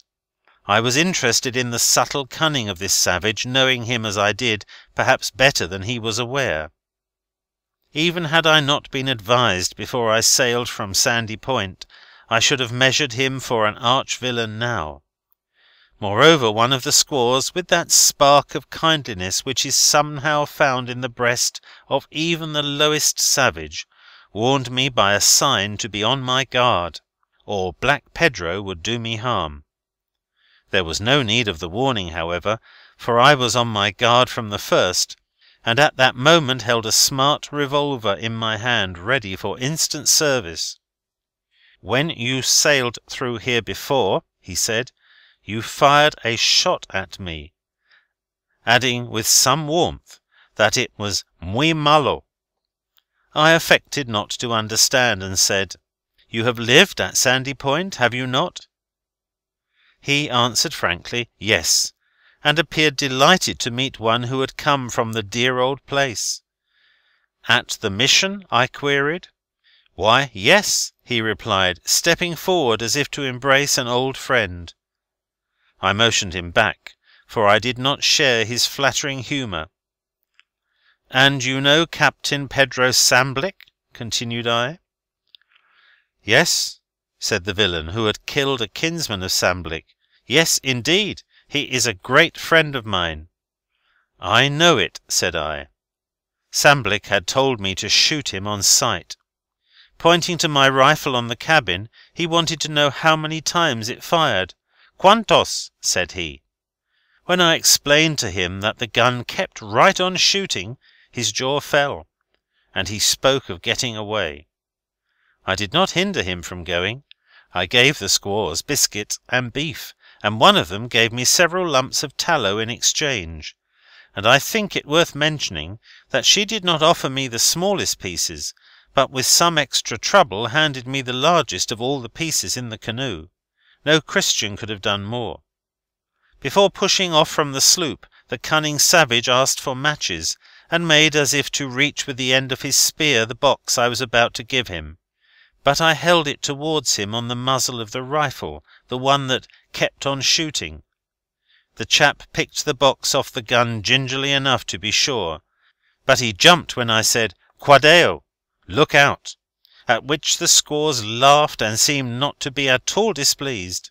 Perhaps the wretch had clubbed them that morning for not gathering mussels enough for his breakfast. There was a good understanding among us all. From Charles Island the Spray crossed over to Fortescue Bay, where she anchored and spent a comfortable night under the lee of high land, while the wind howled outside. The bay was deserted now. They were Fortescue Indians whom I had seen at the island, and I felt quite sure they could not follow the Spray in the present hard blow. Not to neglect a precaution, however, I sprinkled tacks on deck before I turned in. On the following day the loneliness of the place was broken by the appearance of a great steamship making for the anchorage with a lofty bearing. She was no Diego craft. I knew the sheer, the model, and the poise. I threw out my flag, and directly saw the stars and stripes flung to the breeze from the great ship. The wind had then abated, and towards night the savages made their appearance from the island, going direct to the steamer to Yamaschooner. Then they came to the Spray to beg more, or to steal all, declaring that they had got nothing from the steamer. Black Pedro had come alongside again.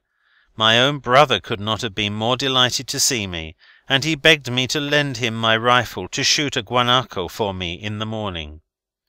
I assured the fellow that if I remained there another day I would lend him the gun, but I had no mind to remain.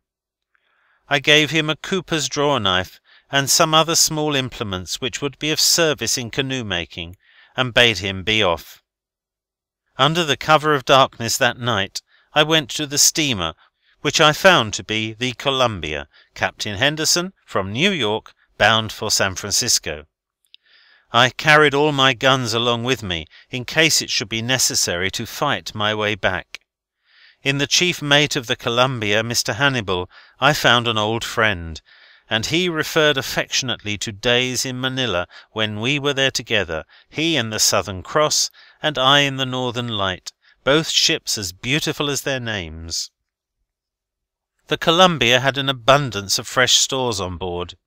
The captain gave his steward some orders, and I remember that the guileless young man asked me if I could manage, besides other things, a few cans of milk and a cheese. When I offered my Montevideo gold for the supplies, the captain roared like a lion and told me to put my money up. It was a glorious outfit of provisions of all kinds that I got. Returning to the Spray, where I found all secure, I prepared for an early start in the morning. It was agreed that the steamer should blow her whistle for me if first on the move. I watched the steamer off and on through the night for the pleasure alone of seeing her electric lights, a pleasing sight in contrast to the ordinary Fuegian canoe with a brand of fire in it. The sloop was the first under way, but the Columbia, soon following, passed and saluted as she went by. Had the captain given me his steamer, his company would have been no worse off than they were 2 or 3 months later. I read afterwards in a late California paper, "The Columbia will be a total loss." On her second trip to Panama she was wrecked on the rocks off the California coast. The Spray was then beating against wind and current as usual in the strait. At this point the tides from the Atlantic and the Pacific meet, and in the strait, as on the outside coast, their meeting makes a commotion of whirlpools and combers that in a gale of wind is dangerous to canoes and other frail craft. A few miles further along was a large steamer ashore, bottom up. Passing this place, the sloop ran into a streak of light wind, and then, a most remarkable condition for strait weather, it fell entirely calm. Signal fires sprang up at once on all sides, and then more than 20 canoes hove in sight, all heading for the Spray. As they came within hail, their savage crews cried, "Amigo, llama schooner! Anclas, aquí! Bueno puerto, aquí!" and like scraps of Spanish mixed with their own jargon. I had no thought of anchoring in their good port. I hoisted the sloop's flag and fired a gun, all of which they might construe as a friendly salute or an invitation to come on. They drew up in a semicircle, but kept outside of 80 yards, which in self-defence would have been the death line. In their mosquito fleet was a ship's boat, stolen probably from a murdered crew. 6 savages paddled this rather awkwardly with the blades of oars which had been broken off. 2 of the savages, standing erect, wore sea boots, and this sustained the suspicion that they had fallen upon some luckless ship's crew, and also added a hint that they had already visited the Spray's deck, and would now, if they could, try her again. Their sea boots, I have no doubt, would have protected their feet and rendered carpet tacks harmless. Paddling clumsily, they passed down the strait at a distance of 100 yards from the sloop, in an off-hand manner, as if bound to Fortescue Bay. This I judged to be a piece of strategy, and so kept a sharp look-out over a small island which soon came in range between them and the sloop, completely hiding them from view, and towards which the Spray was now drifting helplessly with the tide, and with every prospect of going on the rocks, for there was no anchorage, at least none that my cables would reach. And sure enough, I soon saw a movement in the grass just on top of the island, which is called Bonnet Island, and is 136 feet high. I fired several shots over the place, but saw no other sign of the savages. It was they that had moved the grass, for as the sloop swept past the island, the rebound of the tide carrying her clear, there on the other side was the boat, surely enough exposing their cunning and treachery. A stiff breeze coming up suddenly now scattered the canoes, while it extricated the sloop from a dangerous position, albeit the wind, though friendly, was still ahead. The Spray, flogging against current and wind, made Borja Bay on the following morning, and cast anchor there for the second time. I would now, if I could, describe the moonlit scene on the strait at midnight, after I had cleared the savages and Bonnet Island. A heavy cloud bank that had swept across the sky then cleared away, and the night became suddenly as light as day, or nearly so. A high mountain was mirrored in the channel ahead, and the Spray, sailing along with her shadow, was as 2 sloops on the sea. The sloop being moored, I threw out my skiff, and with axe and gun landed at the head of the cove, and filled a barrel of water from a stream. Then, as before, there was no sign of Indians at the place. Finding it quite deserted, I rambled about near the beach for an hour or more. The fine weather seemed somehow to add loneliness to the place, and when I came upon a spot where a grave was marked, I went no further. Returning to the head of the cove, I came to a sort of Calvary, it appeared to me, where navigators carrying their cross had each set one up as a beacon to others coming after. They had anchored here and gone on, all except the one under the little mound.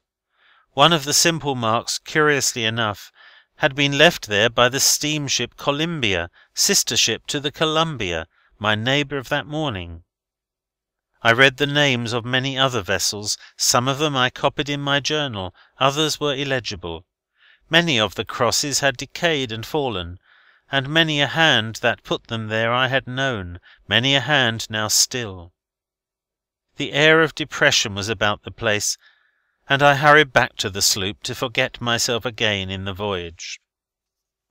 Early the next morning I stood out from Borja Bay, and off Cape Quod, where the wind fell light, I moored the sloop by kelp in 20 fathoms of water, and held her there a few hours against a 3-knot current.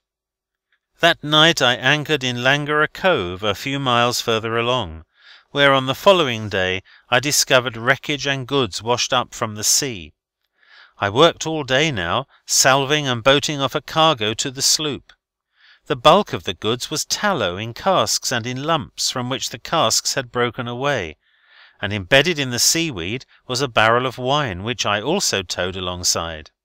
I hoisted them all in with the throat halyards, which I took to the windlass. The weight of some of the casks was a little over 800 pounds. There were no Indians about Langara. Evidently there had not been any since the great gale which had washed the wreckage on shore. Probably it was the same gale that drove the Spray off Cape Horn from March 3 to 8. Hundreds of tons of kelp had been torn from beds in deep water, and rolled up into ridges on the beach. A specimen stalk which I found entire, roots, leaves, and all, measured 131 feet in length. At this place I filled a barrel of water at night, and on the following day sailed with a fair wind at last. I had not sailed far, however, when I came abreast of more tallow in a small cove, where I anchored and boated off as before. It rained and snowed hard all that day, and it was no light work carrying tallow in my arms over the boulders on the beach. But I worked on till the Spray was loaded with a full cargo. I was happy then in the prospect of doing a good business farther along the coast, for the habits of an old trader would come to the surface. I sailed from the cove about noon, greased from top to toe, while my vessel was tallowed from keelson to truck. My cabin, as well as the hold and deck, was stowed full of tallow, and all were thoroughly smeared. End of Chapter 9. Chapter 10. Another gale had then sprang up, but the wind was still fair, and I had only 26 miles to run for Port Angosto, a dreary enough place, where, however, I would find a safe harbour in which to refit and stow cargo. I carried on sail to make the harbour before dark, and she fairly flew along, all covered with snow, which fell thick and fast, till she looked like a white winter bird. Between the storm bursts I saw the headland of my port, and was steering for it when a flaw of wind caught the mainsail by the lee, jibbed it over, and dear, dear, how nearly was this the cause of disaster, for the sheet parted and the boom unshipped, and it was then close upon night. I worked till the perspiration poured from my body to get things adjusted and in working order before dark, and above all to get it done before the sloop drove to leeward of the port of refuge. Even then I did not get the boom shipped in its saddle. I was at the entrance of the harbour before I could get this done, and it was time to haul her to or lose the port. Like a bird with a broken wing, she made the haven. The accident which so jeopardized my vessel and cargo came from a defective sheet rope, one made from sisal, a treacherous fibre, which has caused a deal of strong language among sailors. I did not run the Spray into the inner harbour of Port Angosto, but came to inside a bed of kelp under a steep bluff on the port hand going in. It was an exceedingly snug nook, and to make doubly sure of holding on here against all williwaws, I moored her with 2 anchors, and secured her besides by cables to trees. However, no wind ever reached there except back flaws from the mountains on the opposite side of the harbour. There, as elsewhere in that region, the country was made up of mountains. This was the place where I was to refit, and whence I was to sail direct, once more, for Cape Pillar and the Pacific. I remained at Port Angosto some days, busily employed about the sloop. I stowed the tallow from the deck to the hold, arranged my cabin in better order, and took in a good supply of wood and water. I also mended the sloop's sails and rigging, and fitted a jigger which changed the rig to a yawl, though I called the boat a sloop just the same, the jigger being merely a temporary affair. I never forgot, even at the busiest time of my work there, to have my rifle by me ready for instant use. For I was of necessity within range of savages, and I had seen Fuegian canoes at this place when I anchored in the port further down the reach on the first trip through the strait. I think it was on the second day, while I was busily employed about decks, that I heard the swish of something through the air close by my ear, and heard a zip-like sound in the water, but saw nothing. Presently, however, I suspected that it was an arrow of some sort, for just then one passing not far from me struck the mainmast, where it struck fast, vibrating from the shock, a Fuegian autograph. A savage was somewhere near. There could be no doubt about that. I did not know but he might be shooting at me with a view to getting my sloop and her cargo. And so I threw up my old Martini Henry, the rifle that kept on shooting, and the first shot uncovered 3 Fuegians who scampered from a clump of bushes where they had been concealed, and made over the hills. I fired away a good many cartridges, aiming under their feet to encourage their climbing. My dear old gun woke up the hills, and at every report all 3 of the savages jumped as if shot. But they kept on, and put Fuego real estate between themselves and the spray as fast as their legs could carry them. I took care then, more than ever, that all my firearms should be in order, and that a supply of ammunition should always be at hand. But these savages did not return, and although I put tacks on deck every night, I never discovered that any more visitors came, and I had only to sweep the deck of tacks carefully every morning after. As the days went by, the season became more favourable for a chance to clear the strait with a fair wind, and so I made up my mind after 6 attempts, being driven back each time, to be in no further haste to sail. The bad weather on my last return to Port Angosto for shelter brought the Chilean gunboat Condor and the Argentine cruiser Azorpado into port.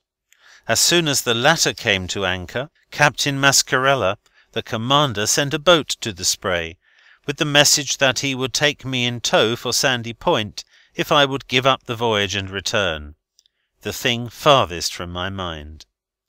The officers of the Azorpado told me that coming up the strait after the Spray on her first passage through, they saw Black Pedro, and learned that he had visited me.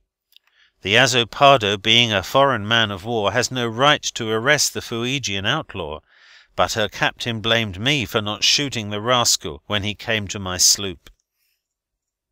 I procured some cordage and other small supplies from these vessels, and the officers of each of them mustered a supply of warm flannels, of which I was most in need. With these additions to my outfit, and with the vessel in good trim though somewhat deeply laden, I was well prepared for another bout with the southern, misnamed Pacific, Ocean. In the first week of April, south-east winds, such as appear about Cape Horn in the fall and winter seasons, bringing better weather than that experienced in the summer, began to disturb the upper clouds. A little more patience, and the time would come for sailing with a fair wind. At Port Angosto I met Professor Dusson of the Swedish Scientific Expedition to South America and the Pacific Islands. The Professor was camped by the side of a brook at the head of the harbour, where there were many varieties of moss, in which he was interested, and where the water was, as his Argentine cook said, muy rico. The Professor had 3 well-armed Argentines along in his camp to fight savages. They seemed disgusted when I filled water at a small stream near the vessel, slighting their advice to go further up into the greater brook, where it was muy rico. But they were all fine fellows, though it was a wonder that they did not all die of rheumatic pains from living on wet ground. Of all the little haps and mishaps to the Spray at Port Angosto, of the many attempts to put to sea and of each return for shelter, it is not my purpose to speak. Of hindrances there were many to keep her back, but on the 13th day of April, and for the 7th and last time, she weighed anchor from that port. Difficulties, however, multiplied all about in so strange a manner that, had I been given to superstitious fears, I should not have persisted in sailing on a 13th day, notwithstanding that a fair wind blew in the offing. Many of the incidents were ludicrous. When I found myself, for instance, disentangling the sloop's mast from the branches of a tree after she had drifted 3 times round a small island against my will, it seemed more than one's nerves could bear, and I had to speak about it, so I thought, or die of lockjaw, and I apostrophised the Spray as an impatient farmer might his horse or his ox. "Didn't you know," cried I, "didn't you know that you couldn't climb a tree?" But the poor old Spray had essayed, and successfully too, nearly everything else in the Strait of Magellan, and my heart softened towards her when I thought of what she had gone through. Moreover, she had discovered an island. On the charts, this one that she had sailed around was traced as a point of land. I named it Allan Eric Island, after a worthy literary friend whom I had met in strange by-places, and put up a sign, "Keep off the grass," which, as discoverer, was within my rights. Now, at last, the Spray carried me free of Tierra del Fuego. If by a close shave only, still she carried me clear. Though her boom actually hit the beacon rocks to leeward as she lugged on sail to clear the point. The thing was done on the 13th of April, 1896. But a close shave and a narrow escape were nothing new to the Spray. The waves doffed their white caps beautifully to her in the strait that day before the south-east wind, the first true winter breeze of the season from that quarter, and here she was out on the first of it, with every prospect of clearing Cape Pillar before it should shift. So it turned out. The wind blew hard, as it always blows about Cape Horn, but she had cleared the great tide race off Cape Pillar and the Evangelistas, the outermost rocks of all, before the change came. I remained at the helm humouring my vessel in the cross seas, for it was rough, and I did not care to let her take a straight course. It was necessary to change her course in the combing seas, to meet them with what skill I could when they rolled up ahead, and to keep off when they came up abeam. On the following morning, April 14, only the tops of the highest mountains were in sight, and the Spray, making good headway on a north-west course, soon sank these out of sight. "Hooray for the Spray!" I shouted to seals, seagulls, and penguins, for there were no other living creatures about, and she had weathered all the dangers of Cape Horn. Moreover, she had on her voyage around the Horn salved a cargo of which she had not jettisoned a pound, and why should not one rejoice also in the main chance coming so of itself? I shook out a reef, and set the whole jib for having sea room I could square away 2 points. This brought the sea more on her quarter, and she was the wholesomer under a press of sail. Occasionally an old south-west sea rolling up combed athwart of her, but did no harm. The wind freshened as the sun rose half-mast or more, and the air, a bit chilly in the morning, softened later in the day, but I gave little thought to such things as these. One wave in the evening, larger than others that had threatened all day, one such as sailors call fine weather seas, broke over the sloop fore and aft. It washed over me at the helm, the last that swept over the spray off Cape Horn. It seemed to wash away old regrets. All my troubles were now astern. Summer was ahead, all the world was again before me. My wind was even literally fair. My trick at the wheel was now up, and it was 5 p.m. I had stood at the helm since 11 o'clock the morning before, or 30 hours. Then was the time to uncover my head, for I sailed alone with God. The vast ocean was again around me, and the horizon was unbroken by land. A few days later the Spray was under sail, and I saw her for the first time with a jigger spread. This was indeed a small incident, but it was the incident following a triumph. The wind was still southwest, but it had moderated, and roaring seas had turned to gossiping waves that rippled and pattered against her sides as she rolled among them, delighted with their story.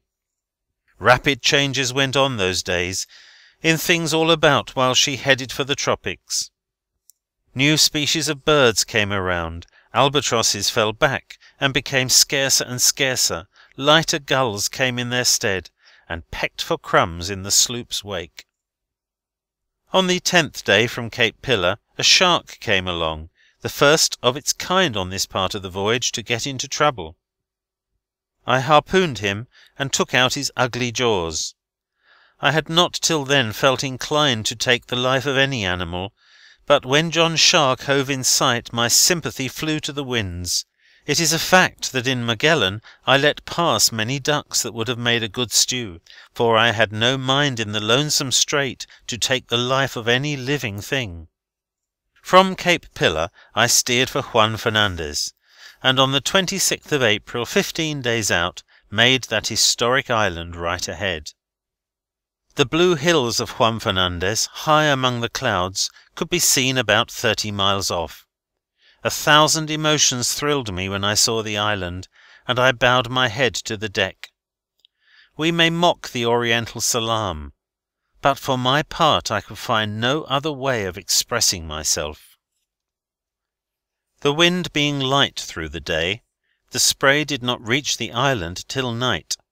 With what wind there was to fill her sails, she stood close in to shore on the north-east side, where it fell calm and remained so all night. I saw the twinkling of a small light farther along in a cove, and fired a gun, but got no answer, and soon the light disappeared altogether. I heard the sea booming against the cliffs all night, and realized that the ocean swell was still great, although from the deck of my little ship it was apparently small. From the cry of animals in the hills, which sounded fainter and fainter through the night, I judged that a light current was drifting the sloop from the land, though she seemed all night dangerously near the shore, for the land being very high, appearances were deceptive. Soon after daylight I saw a boat putting out towards me. As it pulled near, it so happened that I picked up my gun, which was on the deck, meaning only to put it below.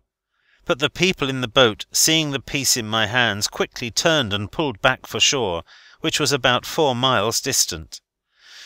There were 6 rowers in her, and I observed that they pulled with oars in oarlocks, after the manner of trained seamen, and so I knew they belonged to a civilized race.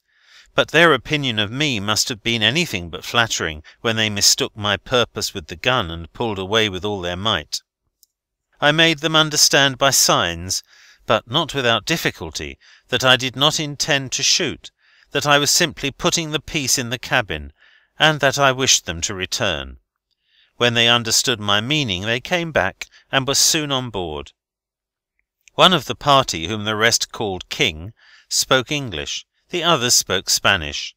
They had all heard of the voyage of the Spray through the papers of Valparaiso, and were hungry for news concerning it. They told me of a war between Chile and the Argentine, which I had not heard of when I was there. I had just visited both countries, and I told them that, according to the latest reports, while I was in Chile, their own island was sunk. This same report that Juan Fernandez had sunk was current in Australia when I arrived there 3 months later. I had already prepared a pot of coffee and a plate of doughnuts, which, after some words of civility, the islanders stood up to and discussed with a will. After which they took the Spray in tow of their boat, and made towards the island with her, at the rate of a good 3 knots. The man they called King took the helm, and with whirling it up and down he so rattled the Spray that I thought she would never carry herself straight again. The others pulled away lustily with their oars. The King, I soon learned, was king only by courtesy. Having lived longer on the island than any other man in the world, 30 years, he was so dubbed. Juan Fernandez was then under the administration of a governor of Swedish nobility, so I was told. I was also told that his daughter could ride the wildest goat on the island. The governor, at the time of my visit, was away at Valparaiso with his family, to place his children at school. The King had been away once for a year or 2, and in Rio de Janeiro had married a Brazilian woman, who followed his fortunes to the far-off island. He was himself a Portuguese and a native of the Azores. He had sailed in New Bedford whale ships, and had steered a boat. All this I learnt, and more too, before we reached the anchorage. The sea breeze, coming in before long, filled the Spray's sails, and the experienced Portuguese mariner piloted her to a safe berth in the bay, where she was moored to a buoy abreast the settlement. End of Chapter 10. Chapter 11. The Spray being secured, the islanders returned to the coffee and doughnuts, and I was more than flattered when they did not slight my buns, as the Professor had done in the Strait of Magellan. Between buns and doughnuts there was little difference except in name. Both had been fried in tallow, which was the strong point in both, for there was nothing on the island fatter than a goat, and a goat is but a lean beast, to make the best of it. So, with a view to business, I hooked my steelyards to the boom at once, ready to weigh out tallow, there being no customs officer to say, "Why do you do so?" And before the sun went down the islanders had learned the art of making buns and doughnuts. I did not charge a high price for what I sold, but the ancient and curious coins I got in payment, some of them from the wreck of a galleon sunk in the bay no one knows when, I sold afterwards to antiquarians for more than face value. In this way I made a reasonable profit. I brought away money of all denominations from the island, and nearly all there was, so far as I could find out. Juan Fernandez, as a place to call, is a lovely spot. The hills are well wooded, the valleys fertile, and pouring down through many ravines are streams of pure water. There are no serpents on the island, and no wild beasts other than pigs and goats, of which I saw a number, with possibly a dog or 2. The people lived without the use of rum or beer of any sort. There was not a police officer or a lawyer among them. The domestic economy of the island was simplicity itself. The fashions of Paris did not affect the inhabitants, each dressed according to his taste. Although there was no doctor, the people were all healthy, and the children were all beautiful. There were about 45 souls on the island, all told. The adults were mostly from the mainland of South America. One lady there, from Chile, who made a flying jib for the Spray, taking her pay in tallow, would be called a belle at Newport. Blessed island of Juan Fernandez! Why Alexander Selkirk ever left you was more than I could make out. A large ship, which had arrived some time before, on fire, had been stranded at the head of the bay, and as the sea smashed her to pieces on the rocks, after the fire was drowned, the islanders picked up the timbers and utilized them in the construction of houses, which naturally presented a ship-like appearance. The house of the king of Juan Fernandez, Manuel Carroza by name, besides resembling the Ark, wore a polished brass knocker on its only door, which was painted green. In front of this gorgeous entrance was a flag-mast, all at Owento, and near it a smart whale-boat painted red and blue, the delight of the King's old age. I, of course, made a pilgrimage to the old look-out place at the top of the mountain, where Selkirk spent many days peering into the distance for the ship which came at last. From a tablet fixed into the face of the rock I copied these words, inscribed in Arabic capitals: "In memory of Alexander Selkirk, mariner, a native of Largo in the county of Fife, Scotland, who lived on this island in complete solitude for 4 years and 4 months. He was landed from the Cinque Ports galley, 96 tons 18 guns, A.D. 1704, and was taken off in the Duke, privateer, 12th February 1709. He died lieutenant of HMS Weymouth, A.D. 1723, aged 47.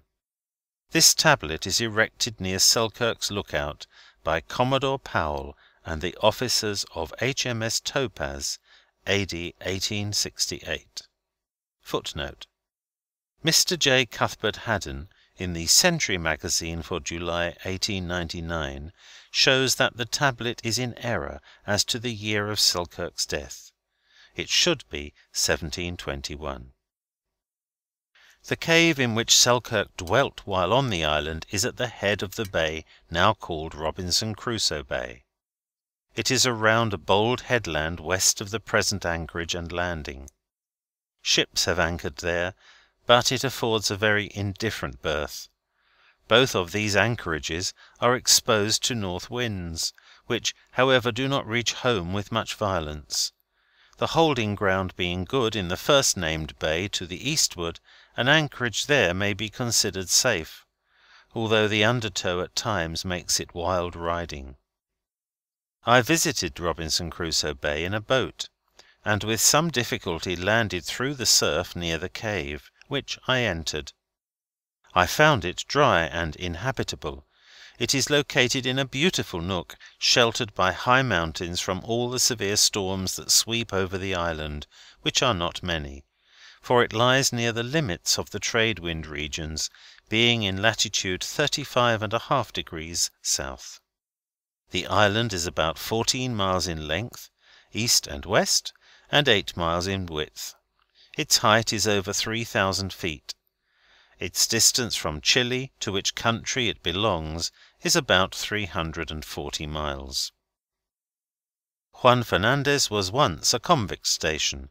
A number of caves in which the prisoners were kept, damp, unwholesome dens, are no longer in use, and no more prisoners are sent to the island. The pleasantest day I spent on the island, if not the pleasantest on my whole voyage, was my last day on shore, but by no means because it was the last, when the children of the little community, one and all, went out with me to gather wild fruits for the voyage. We found quinces, peaches, and figs, and the children gathered a basket of each. It takes very little to please children, and these little ones, never hearing a word in their lives except Spanish, made the hills ring with mirth at the sounds of words in English. They asked me the names of all manner of things on the island. We came to a wild fig-tree loaded with fruit, of which I gave them the English name. "Figgies, figgies!" they cried, while they picked till their baskets were full. But when I told them that the cabra they pointed out was only a goat, they screamed with laughter, and rolled on the grass in wild delight to think that a man had come to their island who would call a cabra a goat. The first child born on Juan Fernandez, I was told, had become a beautiful woman and was now a mother. Manuel Carosa and the good soul who followed him here from Brazil had laid away their only child, a girl, at the age of 7, in the little churchyard on the point. In the same half-acre were other mounds among the rough lava rocks, some marking the burial-place of native-born children, some the resting-place of seamen from passing ships, landed here to end days of sickness and get into a sailor's heaven. The greatest drawback I saw in the island was the want of a school. A class there would necessarily be small, but to some kind soul who loved teaching and quietude, life on Juan Fernandez would, for a limited time, be one of delight. On the morning of May 5, 1896, I sailed from Juan Fernandez, having feasted on many things, but on nothing sweeter than the adventure itself of a visit to the home and to the very cave of Robinson Crusoe. From the island the Spray bore away to the north, passing the island of St. Felix before she gained the trade winds, which seemed slow in reaching their limits. If the trades were tardy, however, when they did come they came with a bang, and made up for lost time, and the Spray, under reefs, sometimes one, sometimes two, flew before a gale for a great many days with a bone in her mouth towards the Marquesas in the west, which she made on the 43rd day out, and still kept on sailing. My time was all taken up those days, not by standing at the helm.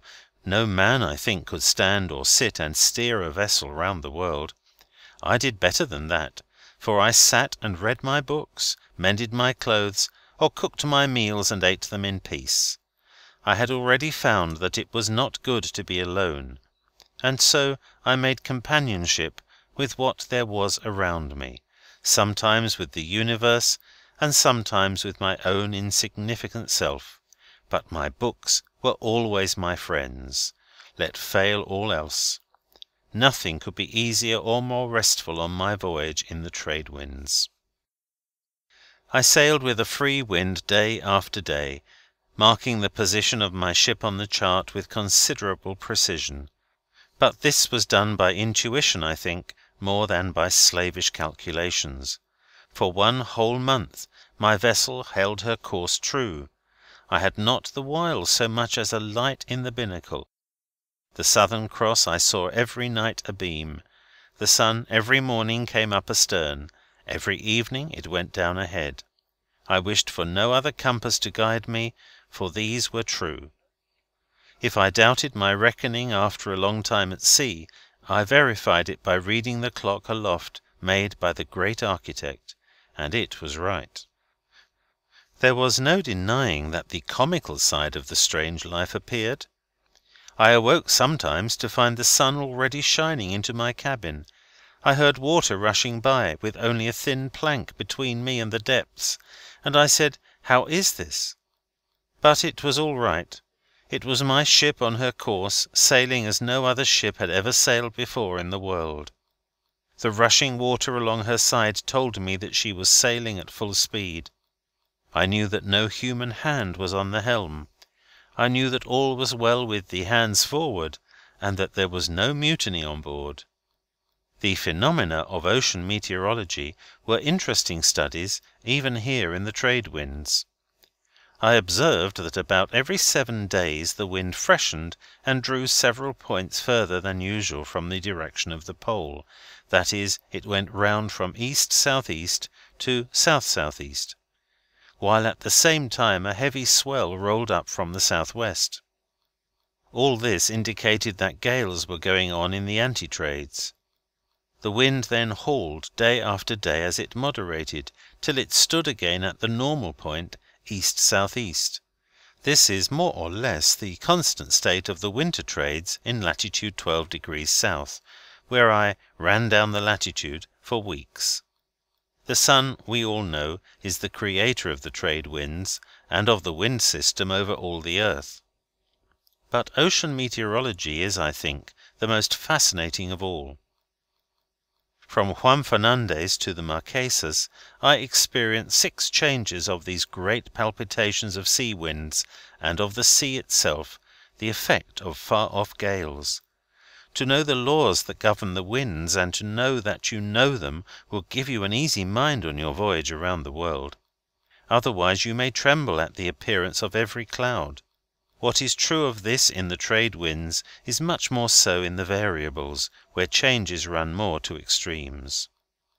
To cross the Pacific Ocean, even under the most favourable circumstances, brings you for many days close to nature, and you realise the vastness of the sea.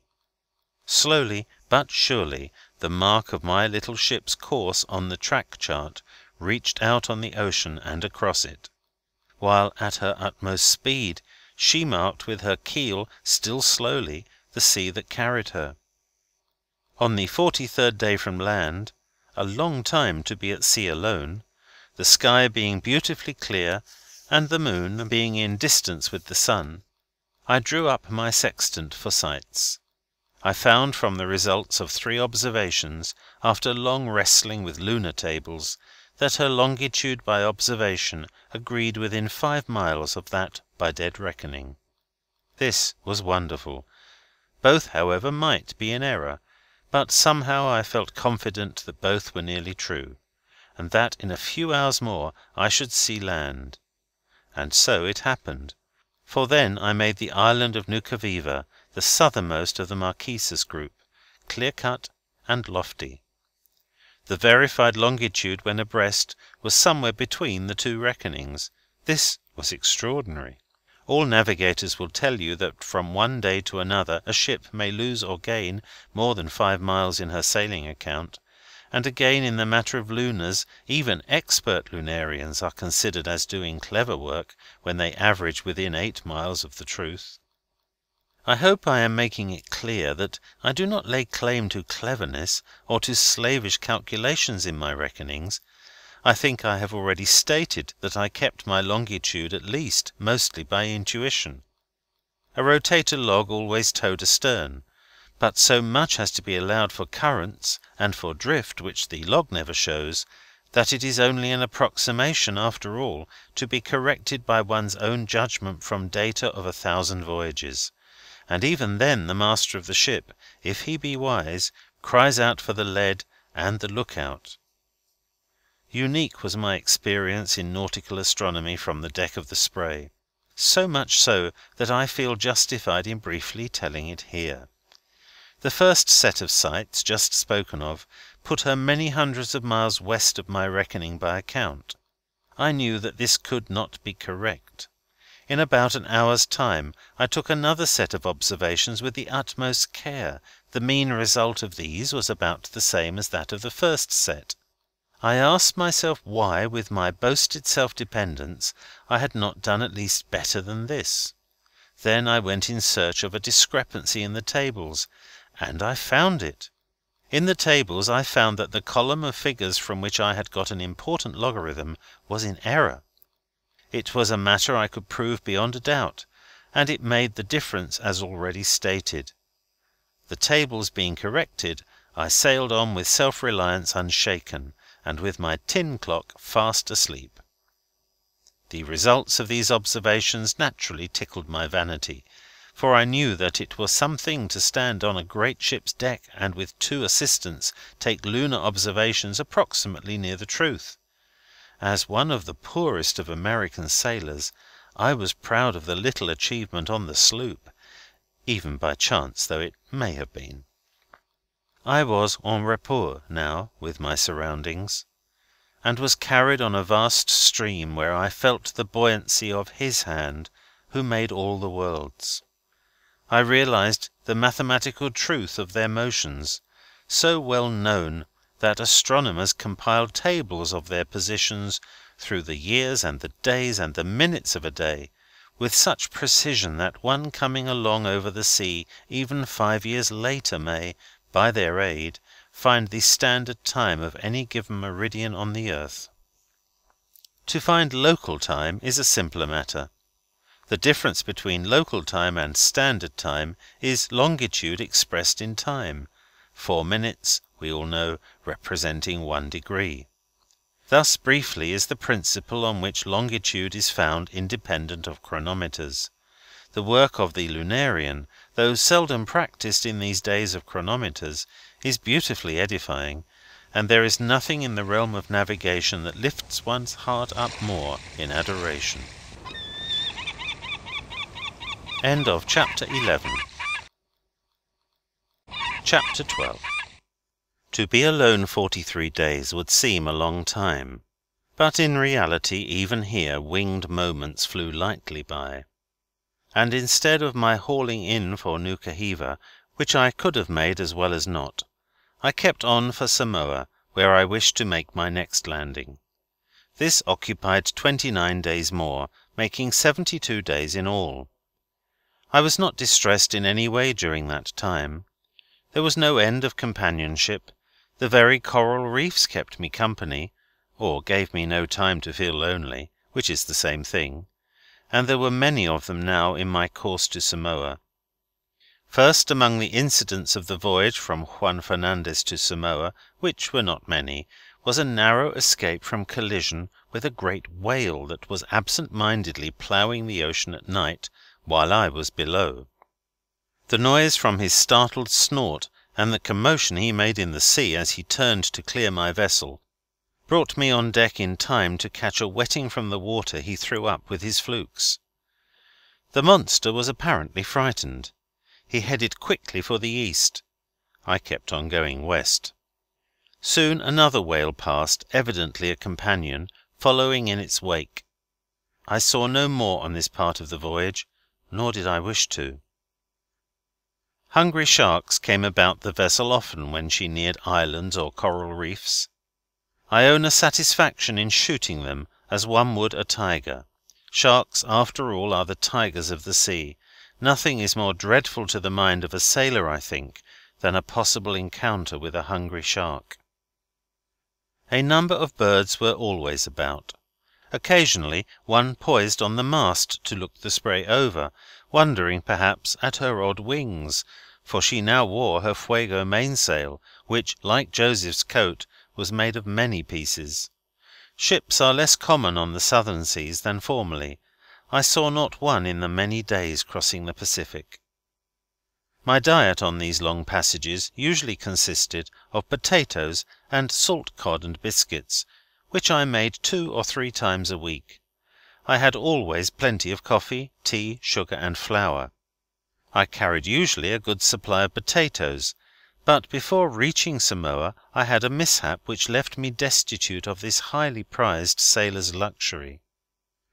Through meeting at Juan Fernandez the Yankee Portuguese named Manuel Carosa, who nearly traded me out of my boots, I ran out of potatoes in mid-ocean, and was wretched thereafter.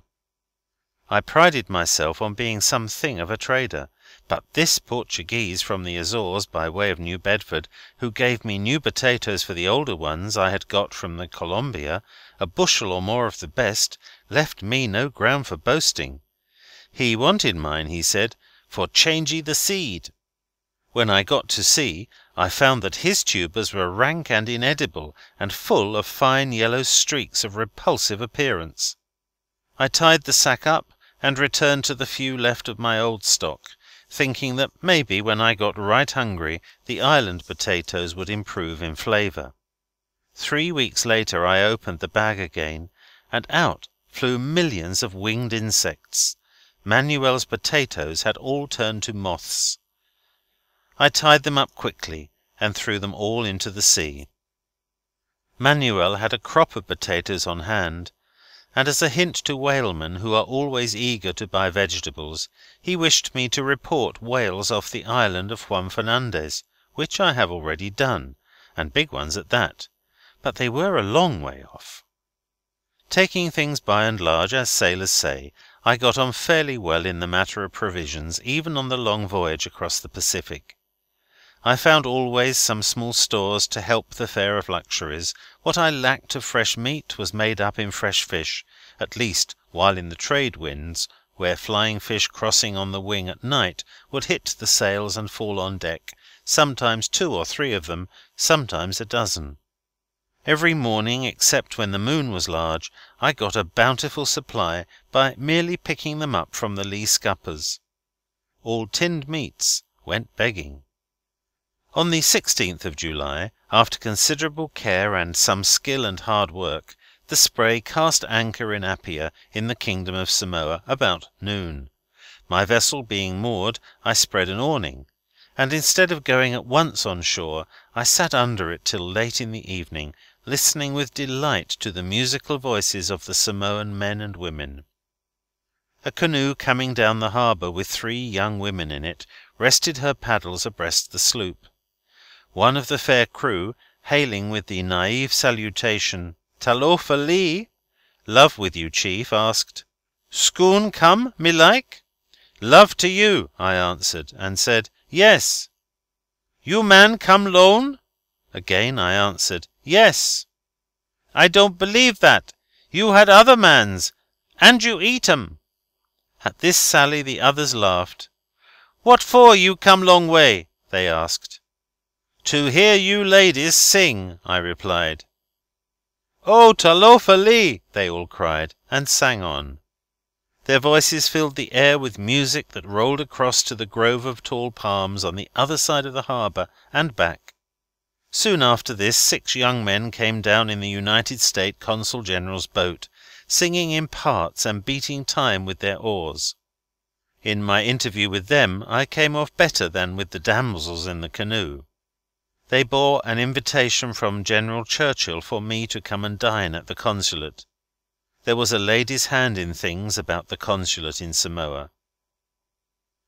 Mrs. Churchill picked the crew for the General's boat, and saw to it that they wore a smart uniform, and that they could sing the Samoan boat song, which in the first week Mrs. Churchill herself could sing like a native girl.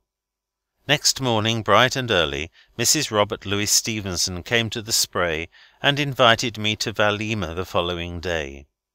I was, of course, thrilled when I found myself, after so many days of adventure, face to face with this bright woman, so lately the companion of the author who had delighted me on the voyage. The kindly eyes that looked me through and through sparkled when we compared notes of adventure. I marvelled at some of her experiences and escapes. She told me that, along with her husband, she had voyaged in all manner of rickety craft among the islands of the Pacific, reflectively adding, "Our tastes were similar." Following the subject of voyages, she gave me the 4 beautiful volumes of Sailing Directories for the Mediterranean, writing on the fly-leaf of the first, "To Captain Slocum. These volumes have been read and re-read many times by my husband, and I am very sure that he would be pleased that they should be passed on to the sort of seafaring man that he liked above all others. Fanny V. de G. Stevenson." Mrs. Stevenson also gave me a great directory of the Indian Ocean. It was not without a feeling of reverential awe that I received the books so nearly direct from the hand of Tusitala, who sleeps in the forest. Eolili, the Spray will cherish your gift. The novelist's stepson, Mr. Lloyd Osborne, walked through the Vailima mansion with me, and bade me write my letters at the old desk. I thought it would be presumptuous to do that. It was sufficient for me to enter the hall of the floor on which the writer of tales, according to the Samoan custom, was wont to sit. Coming through the main street of Apia one day with my hosts, all bound for the Spray, Mrs. Stevenson on horseback, I walking by her side, and Mr. and Mrs. Osborne close in our wake on bicycles, at a sudden turn in the road we found ourselves mixed with a remarkable native procession, with a somewhat primitive band of music in front of us, while behind was a festival or a funeral, we could not tell which. Several of the stoutest men carried bales and bundles on poles. Some were evidently bales of tapa cloth. The burden of one set of poles, heavier than the rest, however, was not so easily made out. My curiosity was whetted to know whether it was a roast pig, or something of a gruesome nature, and I inquired about it. "I don't know," said Mrs. Stevenson, "whether this is a wedding or a funeral. Whatever it is, though, Captain, our place seems to be at the head of it."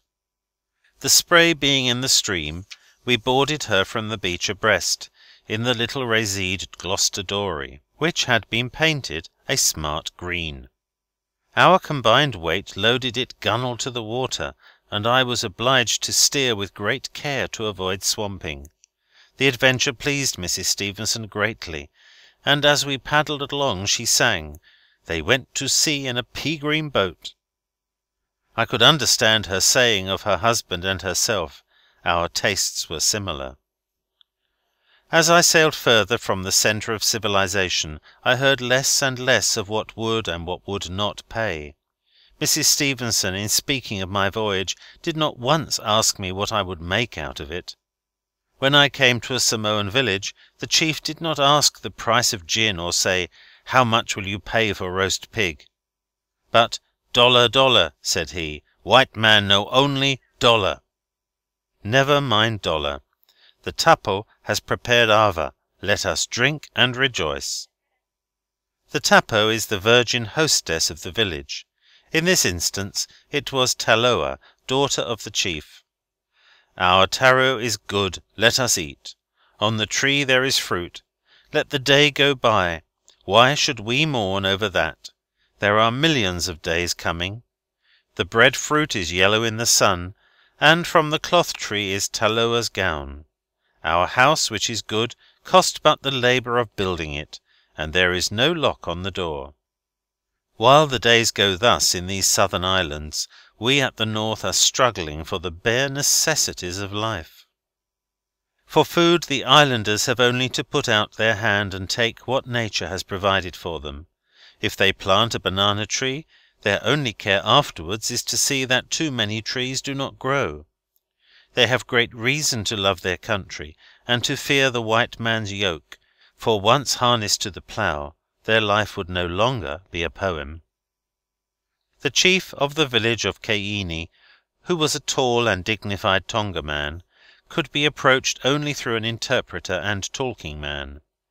It was perfectly natural for him to inquire the object of my visit, and I was sincere when I told him that my reason for casting anchor in Samoa was to see their fine men and fine women too.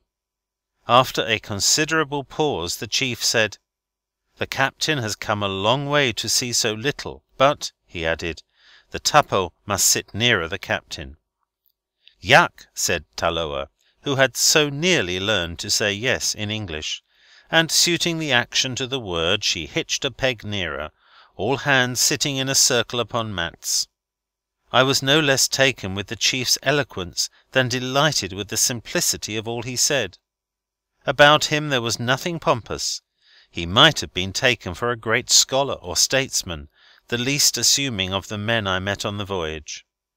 As for Taloa, a sort of Queen of the May, and the other tapo girls, well, it is wise to learn as soon as possible the manners and customs of these hospitable people, and meanwhile not to mistake for over-familiarity that which is intended as honour to a guest. I was fortunate in my travels in the islands, and saw nothing to shake one's faith in native virtue. To the unconventional mind, the punctilious etiquette of Samoa is perhaps a little painful. For instance, I found that in partaking of ava, the social bowl, I was supposed to toss a little of the beverage over my shoulder, or pretend to do so, and say, "Let the gods drink," and then drink it all myself, and the dish invariably a coconut shell being empty, I might not pass it politely as we would do, but politely throw it twirling across the mats at the tapo. My most grievous mistake while at the islands was made on a nag, which, inspired by a bit of good road, must needs break into a smart trot through a village. I was instantly hailed by the chief's deputy, who in an angry voice brought me to a halt. Perceiving that I was in trouble, I made signs for pardon, the safest thing to do, though I did not know what offence I had committed. My interpreter coming along, however, put me right, but not until a long palaver had ensued. The deputy's hail, liberally translated, was, "Ahoy there on the frantic speed! Know you not that it is against the law to ride thus through the village of our fathers?" I made what apologies I could, and offered to dismount and, like my servant, lead my nag by the bridle. This, the interpreter told me, would also be a grievous wrong, and so I again begged for pardon. I was summoned to appear before a chief, but my interpreter, being a wit as well as a bit of a rogue, explained that I was myself something of a chief, and should not be detained, being on a most important mission. In my own behalf I could only say that I was a stranger, but pleading all this, I knew I still deserved to be roasted, at which the chief showed a fine row of teeth and seemed pleased, but allowed me to pass on. The chief of the Tongas and his family at Kanini, returning my visit, brought presents of tapa cloth and fruits. Taloa, the princess, brought a bottle of cocoa nut oil for my hair, which another man might have regarded as coming late. It was impossible to entertain on the Spray after the royal manner in which I had been received by the chief. His fare had included all that the land could afford: fruits, fowl, fishes, and flesh, a hog having been roasted whole. I set before them boiled salt pork and salt beef, with which I was well supplied, and in the evening took them all to a new amusement in the town, a rocking horse merry-go-round, which they called a kiki, meaning theatre, and in a spirit of justice they pulled off the horses' tails, for the proprietors of the show, two hard-fisted countrymen of mine, I grieve to say, unceremoniously hustled them off for a new set, almost at the first spin. I was not a little proud of my Tonga friends. The chief, finest of them all, carried a portentous club. As for the theatre, through the greed of the proprietors it was becoming unpopular, and the representatives of the three great powers, in want of laws which they could enforce, adopted a vigorous foreign policy, taxing it 25% on the gate money. This was considered a great stroke of legislative reform. It was the fashion of the native visitors to the Spray to come over the bows, where they could reach the headgear and climb aboard with ease, and on going ashore to jump off the stern and swim away. Nothing could have been more delightfully simple. The modest natives wore lava-lava bathing dresses, a native cloth from the bark of the mulberry trees, and they did no harm to the Spray. In Summerland Samoa their coming and going was only a merry everyday scene. One day the head teachers of Papatua College, Miss Schultz and Miss Moore, came on board with their 97 young women students. They were all dressed in white, and each wore a red rose, and of course came in boats or canoes in the cold climate style. A merrier bevy of girls it would be difficult to find. As soon as they got on deck, by request of one of the teachers they sang "The Watch on the Rhine," which I had never heard before. "And now," said they all, "let's up anchor and away." But I had no inclination to sail from Samoa so soon. On leaving the Spray, these accomplished young women each seized a palm branch or paddle, or whatever else would serve the purpose, and literally paddled her own canoe. Each could have swum as readily, and would have done, I dare say, had it not been for the holiday muslin. It was not uncommon in Apia to see a young woman swimming alongside a small canoe with a passenger for the Spray. Mr. Trude, an old Eton boy, came in this manner to see me, and he exclaimed, "Was ever king ferried in such state?" Then, suiting his action to the sentiment, he gave the damsel pieces of silver till the natives watching on shore yelled with envy. My own canoe, a small dug-out, one day when it had rolled over with me, was seized by a party of fair bathers, and before I could get my breath almost, was towed around and around the Spray, while I sat in the bottom of it, wondering what they would do next. But in this case there were 6 of them, 3 on a side, and I could not help myself. One of the sprites, I remember, was a young English lady, who made more sport of it than any of the others. End of Chapter 12. Chapter 13. At Apia I had the pleasure of meeting Mr. A. Young, the father of the late Queen Margaret, who was Queen of Manua from 1891 to 1895. Her grandfather was an English sailor who married a princess. Mr. Young is now the only survivor of the family, 2 of his children, the last of them all, having been lost in an island trader which a few months before had sailed, never to return. Mr. Young was a Christian gentleman, and his daughter Margaret was accomplished in graces that would become any lady. It was with pain that I saw in the newspapers a sensational account of her life and death, evidently taken from a paper in the supposed interest of a benevolent society, but without foundation in fact; and the startling headlines saying, "Queen Margaret of Mantua is dead," could hardly be called news in 1898, the Queen having then been dead 3 years.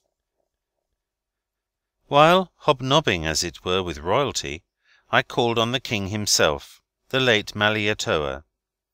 King Malietoa was a great ruler. He never got less than $45 a month for the job, as he told me himself, and this amount had lately been raised, so that he could live on the fat of the land, and not any longer be called Tin of Salmon Malietoa by graceless beachcombers. As my interpreter and I entered the front door of the palace, the King's brother, who was Viceroy, sneaked in through a tarroa patch by the back way, and sat cowering by the door while I told my story to the King. Mr. W. of New York, a gentleman interested in missionary work, had charged me when I sailed to give his remembrance to the King of the Cannibal Islands. Other islands, of course, being meant, but the good King Malietoa, notwithstanding that his people had not eaten a missionary in 100 years, received the message himself, and seemed greatly pleased to hear so directly from the publishers of the Missionary Review, and wished me to make his compliments in return. His Majesty then excused himself while I talked with his daughter, the beautiful Phaemu Sami, a name signifying to make the sea burn, and soon reappeared in the full dress uniform of the German Commander-in-Chief, Emperor William himself, for stupidly enough I had not sent my credentials ahead that the King might be in full regalia to receive me.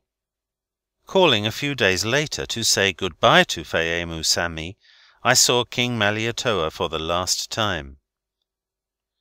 Of the landmarks in the pleasant town of Apia, my memory rests first on the little school just back of the London Missionary Society coffee house and reading rooms, where Mrs. Bell taught English to about 100 native children, boys and girls. Brighter children you will not find anywhere. "Now, children," said Mrs. Bell, when I called one day, "let us show the Captain that we know something about the Cape Horn he passed in the Spray." At which a lad of 9 or 10 years stepped nimbly forward and read Basil Hall's fine description of the Great Cape, and read it well. He afterwards copied the essay for me in a clear hand. Calling to say good-bye to my friends at Vailima, I met Mrs. Stevenson in her Panama hat, and went over the estate with her. Men were at work clearing the land, and to one of them she gave an order to cut a couple of bamboo trees for the Spray from a clump she had planted 4 years before, and which had grown to the height of 60 feet. I used them for spare spars, and the butt of one made a serviceable jibboom on the homeward journey. I had then only to take Ava with the family and be ready for sea. This ceremony, important among Samoans, was conducted after the native fashion. A Triton horn was sounded to let us know when the beverage was ready, and in response we all clapped hands. The bout being in honour of the Spray, it was my turn first, after the custom of the country, to spill a little over my shoulder, but having forgotten the Samoan for "let the gods drink," I repeated the equivalent in Russian and Chinook, as I remembered a word in each. Whereupon Mr. Osborne pronounced me a confirmed Samoan. Then I said "Tofar" to my good friends of Samoa, and all wishing the Spray bon voyage, she stood out of the harbour August 20, 1896, and continued on her course. A sense of loneliness seized upon me as the islands faded astern, and as a remedy for it I crowded on sail for lovely Australia, which was not a strange land to me, but for long days in my dreams Vailima stood before the prow. The Spray had barely cleared the islands when a sudden burst of the Trades brought her down to close reefs, and she reeled off 184 miles the first day, of which I counted 40 miles of current in her favour. Finding a rough sea, I swung her off free and sailed north of the Horn Islands, also north of Fiji instead of south as I had intended, and coasted down the west side of the archipelago. Thence I sailed direct for New South Wales, passing south of New Caledonia, and arrived at Newcastle after a passage of 42 days, mostly of storms and gales. One particular severe gale, encountered near New Caledonia, foundered the American clipper ship Patrician further south. Again, nearer the coast of Australia, when, however, I was not aware that the gale was extraordinary, a French mail steamer from New Caledonia for Sydney, blown considerably out of her course, on her arrival reported it an awful storm, and to inquiring friends said, "Oh my! We don't know what has become of the little sloop Spray. We saw her in the thick of the storm." The Spray was all right, lying to like a duck. She was under a goose's wing mainsail, and she had a dry deck, while her passengers on the steamer, I heard later, were up to their knees in water in the saloon. When their ship arrived at Sydney, they gave the captain a purse of gold for his skill and seamanship in bringing them safe to port. The captain of the Spray got nothing of this sort. In this gale I made the land about Seal Rocks, where the steamship Catherton, with many lives, was lost a short time before. I was many hours off the rocks, beating back and forth, but weathered them at last. I arrived at Newcastle in the teeth of a gale of wind. It was a stormy season. The Government pilot, Captain Cumming, met me at the harbour bar, and with the assistance of a steamer carried my vessel to a safe berth. Many visitors came on board, the first being the United States Consul, Mr. Brown. Nothing was too good for the Spray here. All Government dues were remitted, and after I had rested a few days, a port pilot with a tug carried her to sea again, and she made along the coast towards the harbour of Sydney, where she arrived on the following day, October 10, 1896. I came to in a snug cove near Manderley for the night, the Sydney Harbour police boat giving me a pluck into anchorage, while they gathered data from an old scrapbook of mine, which seemed to interest them. Nothing escapes the vigilance of the New South Wales police. Their reputation is known the world over. They made a shrewd guess that I could give them some useful information, and they were the first to meet me. Someone said they came to arrest me and... well, let it go at that. Summer was approaching, and the harbour of Sydney was blooming with yachts. Some of them came down to the weather-beaten Spray and sailed round her at Shalcott, where she took a berth for a few days. At Sydney I was at once among friends. The Spray remained at the various watering places in the great port for several weeks, and was visited by many agreeable people, frequently by officers of HMS Orlando and their friends. Captain Fisher, the commander, with a party of young ladies from the city and gentlemen belonging to his ship, came one day to pay me a visit in the midst of a deluge of rain. I never saw it rain harder, even in Australia. But they were out for fun, and rain could not dampen their feelings, however hard it poured.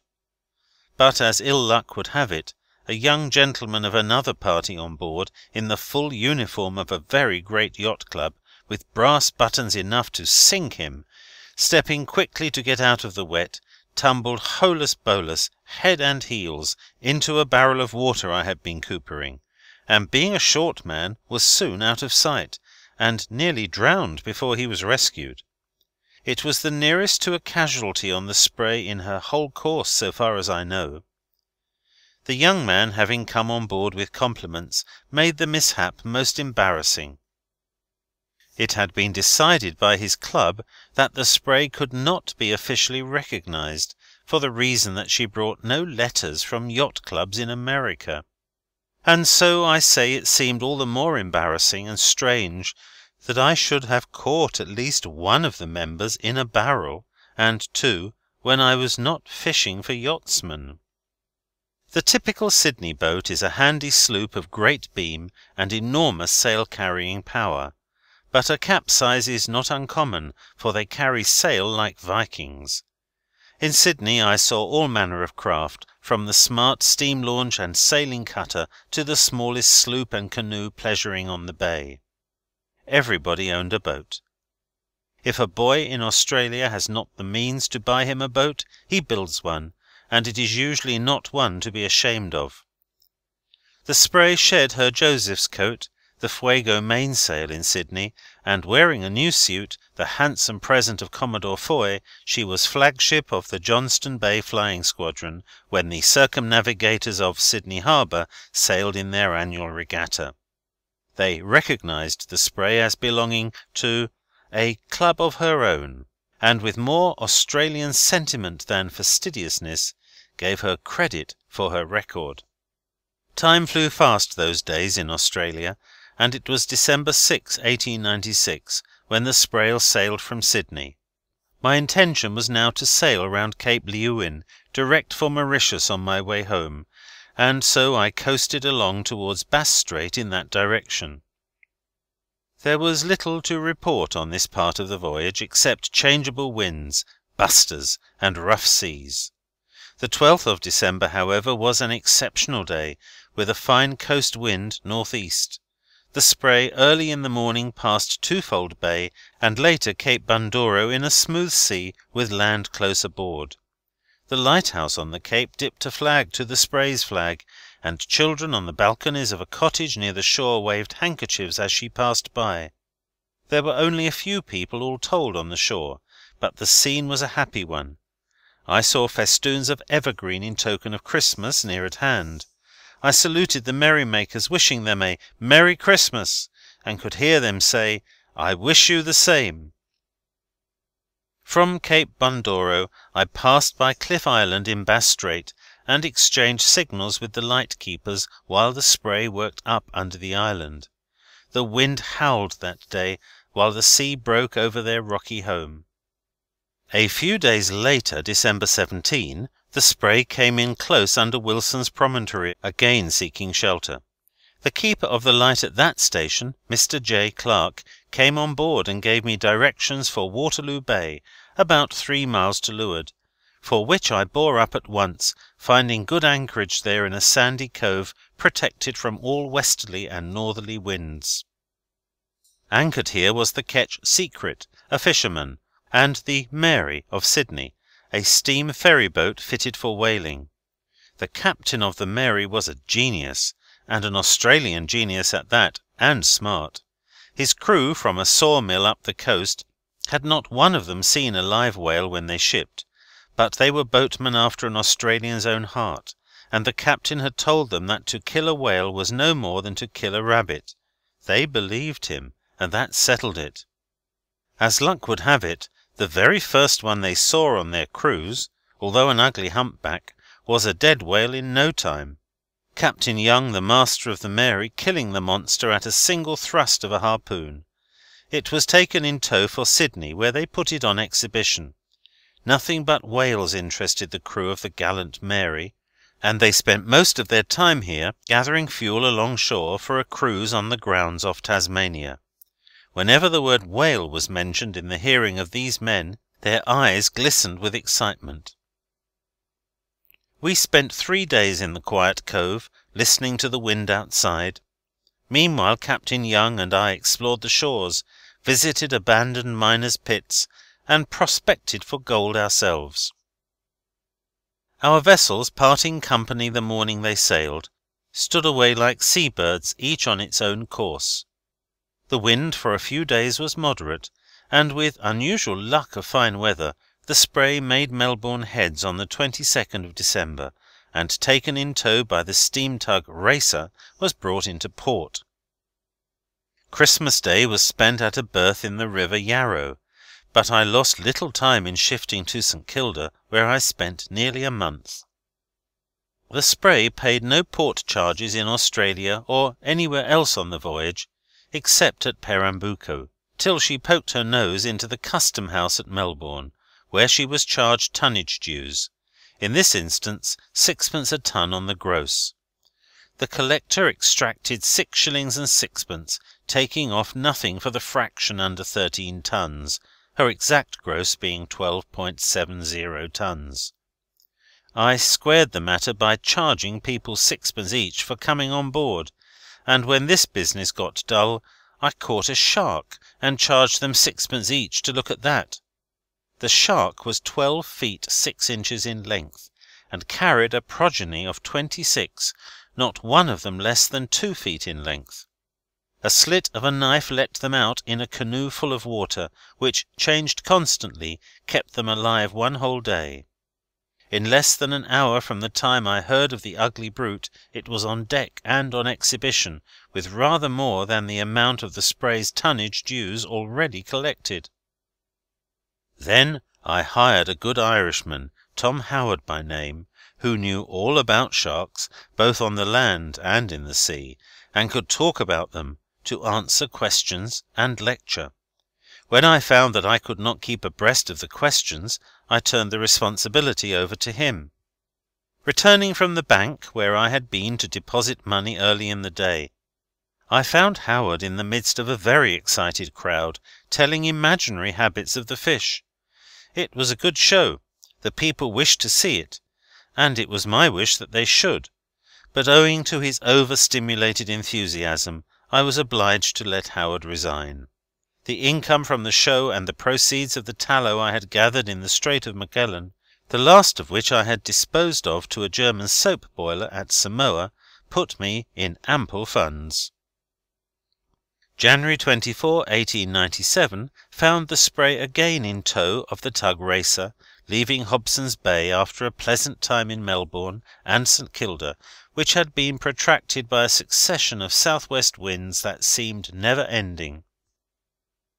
In the summer months, that is, December, January, February, and sometimes March, east winds are prevalent through Bass Strait and round Cape Leeuwin. But owing to a vast amount of ice drifting up from the Antarctic, this was all changed now, and emphasized with much bad weather, so much that I considered it impracticable to pursue the course further. Therefore, instead of thrashing round cold and stormy Cape Leeuwin, I decided to spend a pleasanter and more profitable time in Tasmania, waiting for the season for favourable winds through Torres Strait, by way of the Great Barrier Reef, the route I finally decided on. To sail this course would be taking advantage of anticyclones which never fail, and besides it would give me the chance to put foot on the shores of Tasmania, round which I had sailed years before. I should mention that while I was at Melbourne there occurred one of those extraordinary storms, sometimes called rain of blood, the first of the kind in many years about Australia. The blood came from a fine brick-dust matter afloat in the air from the deserts. A rainstorm settling in brought down this dust simply as mud. It fell in such quantities that a bucketful was collected from the sloop's awnings, which was spread at the time. When the wind blew hard, and I was obliged to furl awnings, her sails unprotected on the booms got mud-stained from clew to earing. The phenomena of dust storms, well understood by scientists, are not uncommon on the coast of Africa. Reaching some distance out over the sea, they frequently cover the track of ships, as in the case of the one through which the Spray passed in the earlier part of her voyage. Sailors no longer regard them with superstitious fear, but our credulous brothers of the land cry out "Rain of blood" at the first splash of the awful mud. The rip of Port Phillip Heads, a wild place, was rough when the Spray entered Hobson's Bay from the sea, and was rougher when she stood out. But with sea room and under sail she made good weather immediately after passing it. It was only a few hours' sail to Tasmania across the strait, the wind being fair and blowing hard. I carried the St. Kilda shark along, stuffed with hay, and deposed it to Professor Porter, the curator of the Victoria Museum of Launceston, which is at the head of the Tamar. For many a long day to come may be seen there the shark of St. Kilda. Alas, The good but mistaken people of St. Kilda, when the illustrated journals with pictures of my shark reached their newsstands, flew into a passion, and swept all the papers containing mention of fish into the fire, for St. Kilda was a watering place, and the idea of a shark there! But my show went on. The spray was berthed on the beach at a small jetty at Launceston, while the tide driven in by the gale that brought her up the river was unusually high, and she lay there hard and fast, with not enough water around her at any time after to wet one's feet till she was ready to sail. Then, to float her, the ground was dug from under her keel. In this snug place I left her in charge of 3 children, while I made journeys among the hills, and rested my bones for the coming voyage on the moss-covered rocks at the gorge hard by, and among the ferns I found wherever I went. My vessel was well taken care of. I never returned without finding that the decks had been washed, and that one of the children, my nearest neighbour's little girl from across the road, was at the gangway attending to visitors, while the others, a brother and sister, sold marine curios such as were in the cargo on ship's account. They were a bright, cheerful crew, and people came a long way to hear them tell the story of the voyage, and of the monsters of the deep the captain had slain. I had only to keep myself away to be a hero of the first water, and it suited me very well to do so, and to rusticate in the forests and among the streams. End of chapter 13. Chapter 14. February 1, 1897.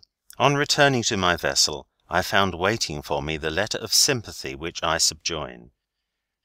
A lady sends Mr. Slocum the enclosed £5 note as a token of her appreciation of his bravery in crossing the wide seas on so small a boat, and all alone, without human sympathy to help when danger threatened.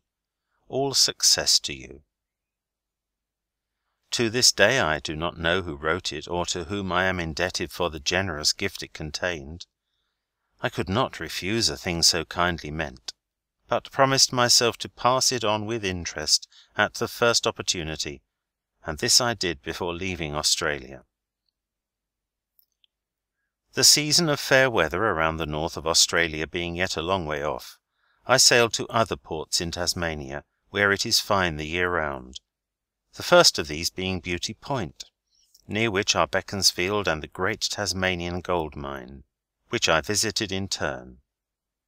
I saw much grey, uninteresting rock being hoisted out of the mine there, and hundreds of stamps crushing it into powder. People told me there was gold in it, and I believed what they said. I remember Beauty Point for its shady forest, and for the road among the tall gum trees. While there, the Governor of New South Wales, Lord Hampden, and his family, came in on a steam yacht sightseeing. The Spray, anchored near the landing pier, threw her bunting out of course, and probably a more insignificant craft bearing the Stars and Stripes was never seen in those waters. However, the Governor's party seemed to know why it floated there, and all about the Spray, and when I heard His Excellency say, "Introduce me to the captain," or "Introduce the captain to me," whichever it was, I found myself at once in the presence of a gentleman and a friend, and one greatly interested in my voyage. If any one of the party was more interested than the Governor himself, it was the Honourable Margaret, his daughter. On leaving, Lord and Lady Hampden promised a rendezvous with me on board the Spray at the Paris Exposition in 1900. "If we live," they said, and I added for my part, "dangers of the sea excepted." From Beauty Point the Spray visited Georgetown, near the mouth of the River Tamar. This little settlement, I believe, marks the place where the first footprints were made by whites in Tasmania, though it never grew to be more than a hamlet. Considering that I had seen something of the world, and finding people here interested in adventure, I talked the matter over before my first audience in a little hall by the country road. A piano having been brought in from a neighbour's, I was helped out by the severe thumping it got, and by a Tommy Atkins song from a strolling comedian. People came from a great distance, and the audience, all told, netted the house about £3 sterling. The owner of the hall, a kind lady from Scotland, would take no rent, so my lecture from the start was a success. From this snug little place I made sail for Devonport, a thriving place on the River Mersey, a few hours' sail westward along the coast, and fast becoming the most important port in Tasmania. Large steamers enter there now, and carry away great cargoes of farm produce, but the Spray was the first vessel to bring the Stars and Stripes to the port, the harbour master, Captain Murray, told me, and so it is written in the port records. For that great distinction the Spray enjoyed many civilities, while she rode comfortably at anchor in her port duster awning that covered her from stem to stern. From the magistrate's house, Mullana, on the Point, she was saluted by the Jack, both on coming in and on going out, and dear Mrs. Aikenhead, the mistress of Mullana, supplied the Spray with jams and jellies of all sorts, by the case, prepared from the fruits of her own rich garden, enough to last all the way home and to spare. Mrs. Wood, further up the harbour, put up bottles of raspberry wine for me. At this point, more than ever before, I was in the land of good cheer. Mrs. Powell sent on board chutney prepared as we prepare it in India. Fish and game were plentiful here, and the voice of the gobbler was heard, and from Pardo, further up the country, came an enormous cheese. And yet people inquire, what did you live on? What did you eat? I was haunted by the beauty of the landscape all about, of the natural ferneries then disappearing, and of the domed forest trees on the slopes, and was fortunate in meeting a gentleman intent on preserving in art the beauties of his country. He presented me with many reproductions from his collection of pictures, also many originals to show my friends. By another gentleman I was charged to tell the glories of Tasmania in every land and on every occasion. This was Dr. McCall, M.L.C. The doctor gave me useful hints on lecturing. It was not without misgivings, however, that I filled away on this new course, and I am free to say that it is only by the kindness of sympathetic audiences that my oratorical bark was held on even keel. Soon after my first talk, the kind doctor came to me with words of approval.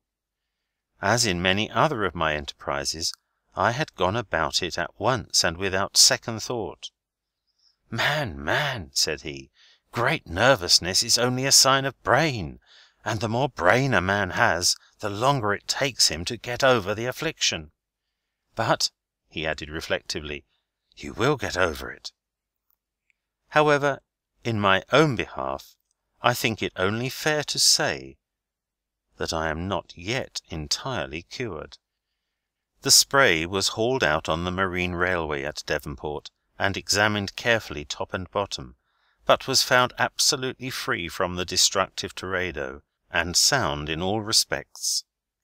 To protect her further against the ravages of these insects, the bottom was coated once more with copper paint, for she would have to sail through the Coral and Arafura seas before refitting again. Everything was done to fit her for all the known dangers. But it was not without regret that I looked forward to the day of sailing from a country of so many pleasing associations. If there was a moment in my voyage when I could have given it up, it was there and then. But no vacancies for a better post being open, I weighed anchor September 16, 1897, and again put to sea. The season of summer was then over. Winter was rolling up from the south, with fair winds for the north. A foretaste of winter wind sent the Spray flying round Cape Howe and as far as Cape Bundoro further along, which she passed on the following day, retracing her course northwards. This was a fine run, and boded good for the long voyage home from the Antipodes. My old Christmas friends on Bundoro seemed to be up and moving when I came the second time by their cape, and we exchanged signals again, while the sloop sailed along as before in a smooth sea and close to the shore. The weather was fine, with clear sky the rest of the passage to Fort Jackson, Sydney, where the Spray arrived April 22, 1897, and anchored in Watson's Bay, near the Heads, in 8 fathoms of water. The harbour, from the Heads to Parramatta up the river, was more than ever alive with boats and yachts of every class. It was indeed a scene of animation, hardly equalled in any other part of the world. A few days later the bay was flecked with tempestuous waves, and none but stout ships carried sail. I was in a neighbouring hotel then, nursing a neuralgia which I had picked up along shore, and had only that moment got a glance of just the stern of a large, unimaginable steamship passing the range of my window as she forged in by the point, when the bell-boy burst into my room, shouting that the Spray had gone bung.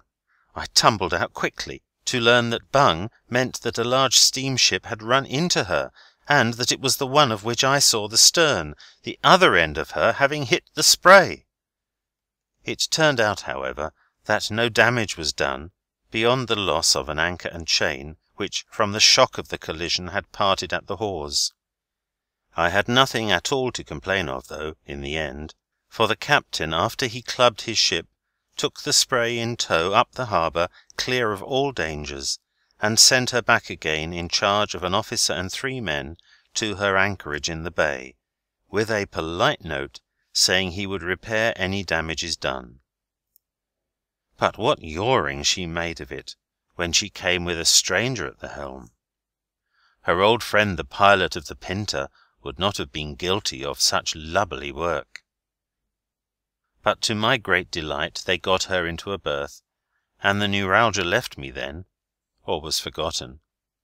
The captain of the steamer, like a true seaman, kept his word, and his agent, Mr. Collishaw, handed me on the very next day the price of the lost anchor and chain, with something over for anxiety of mind. I remember that he offered me £12 at once, but my lucky number being 13, we made the account £13, which squared all accounts. I sailed again May 9, before a strong south-west wind, which sent the Spray gallantly on as far as Port Stephens, where it fell calm and then came up ahead. But the weather was fine, and so remained for many days, which was a great change from the state of the weather experienced here some months before.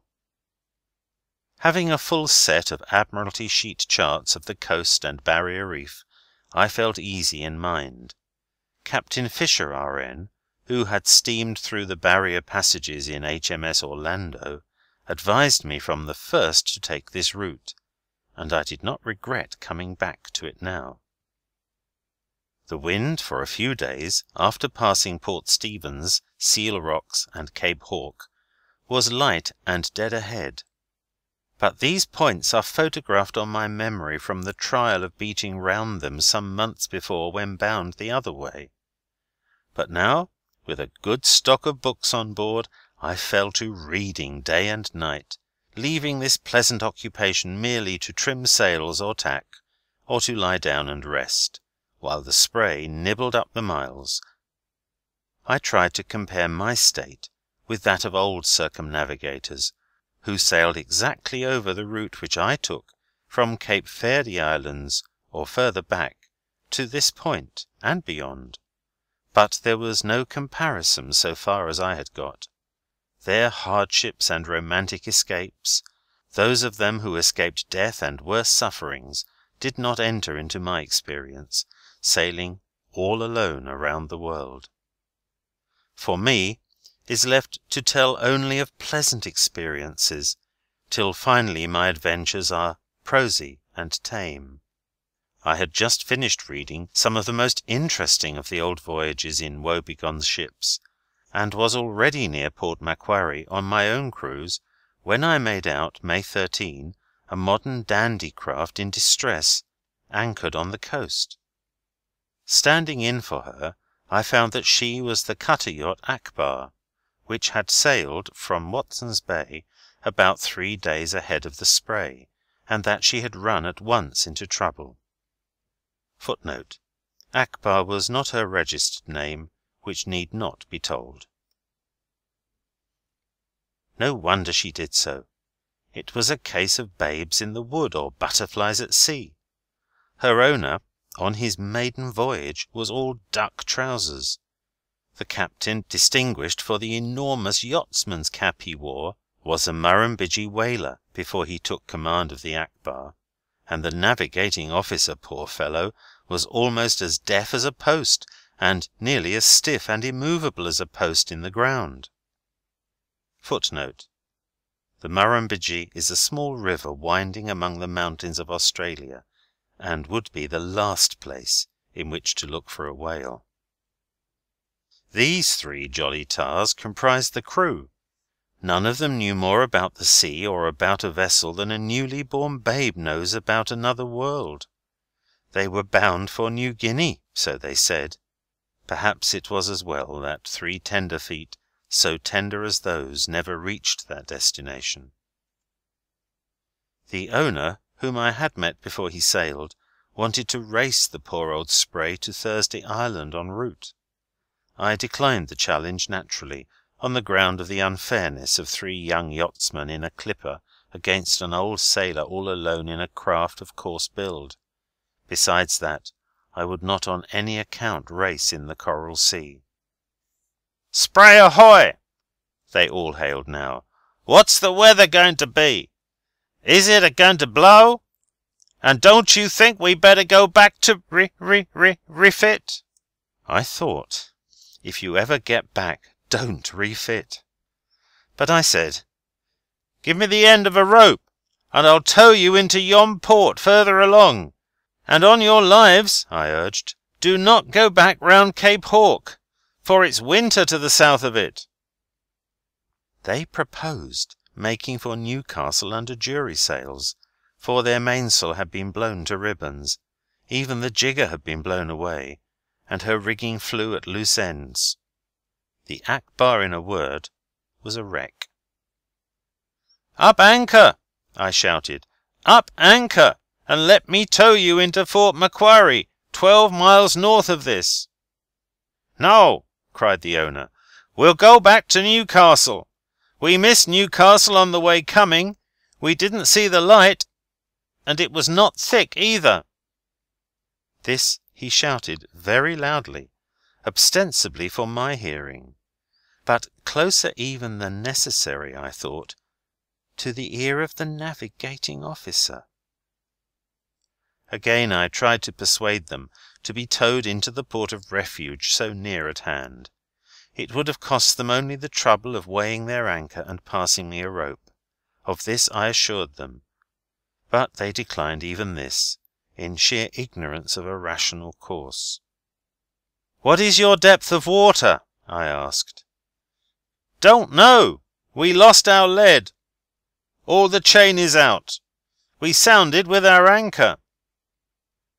"Send your dinghy over, and I'll give you a lead."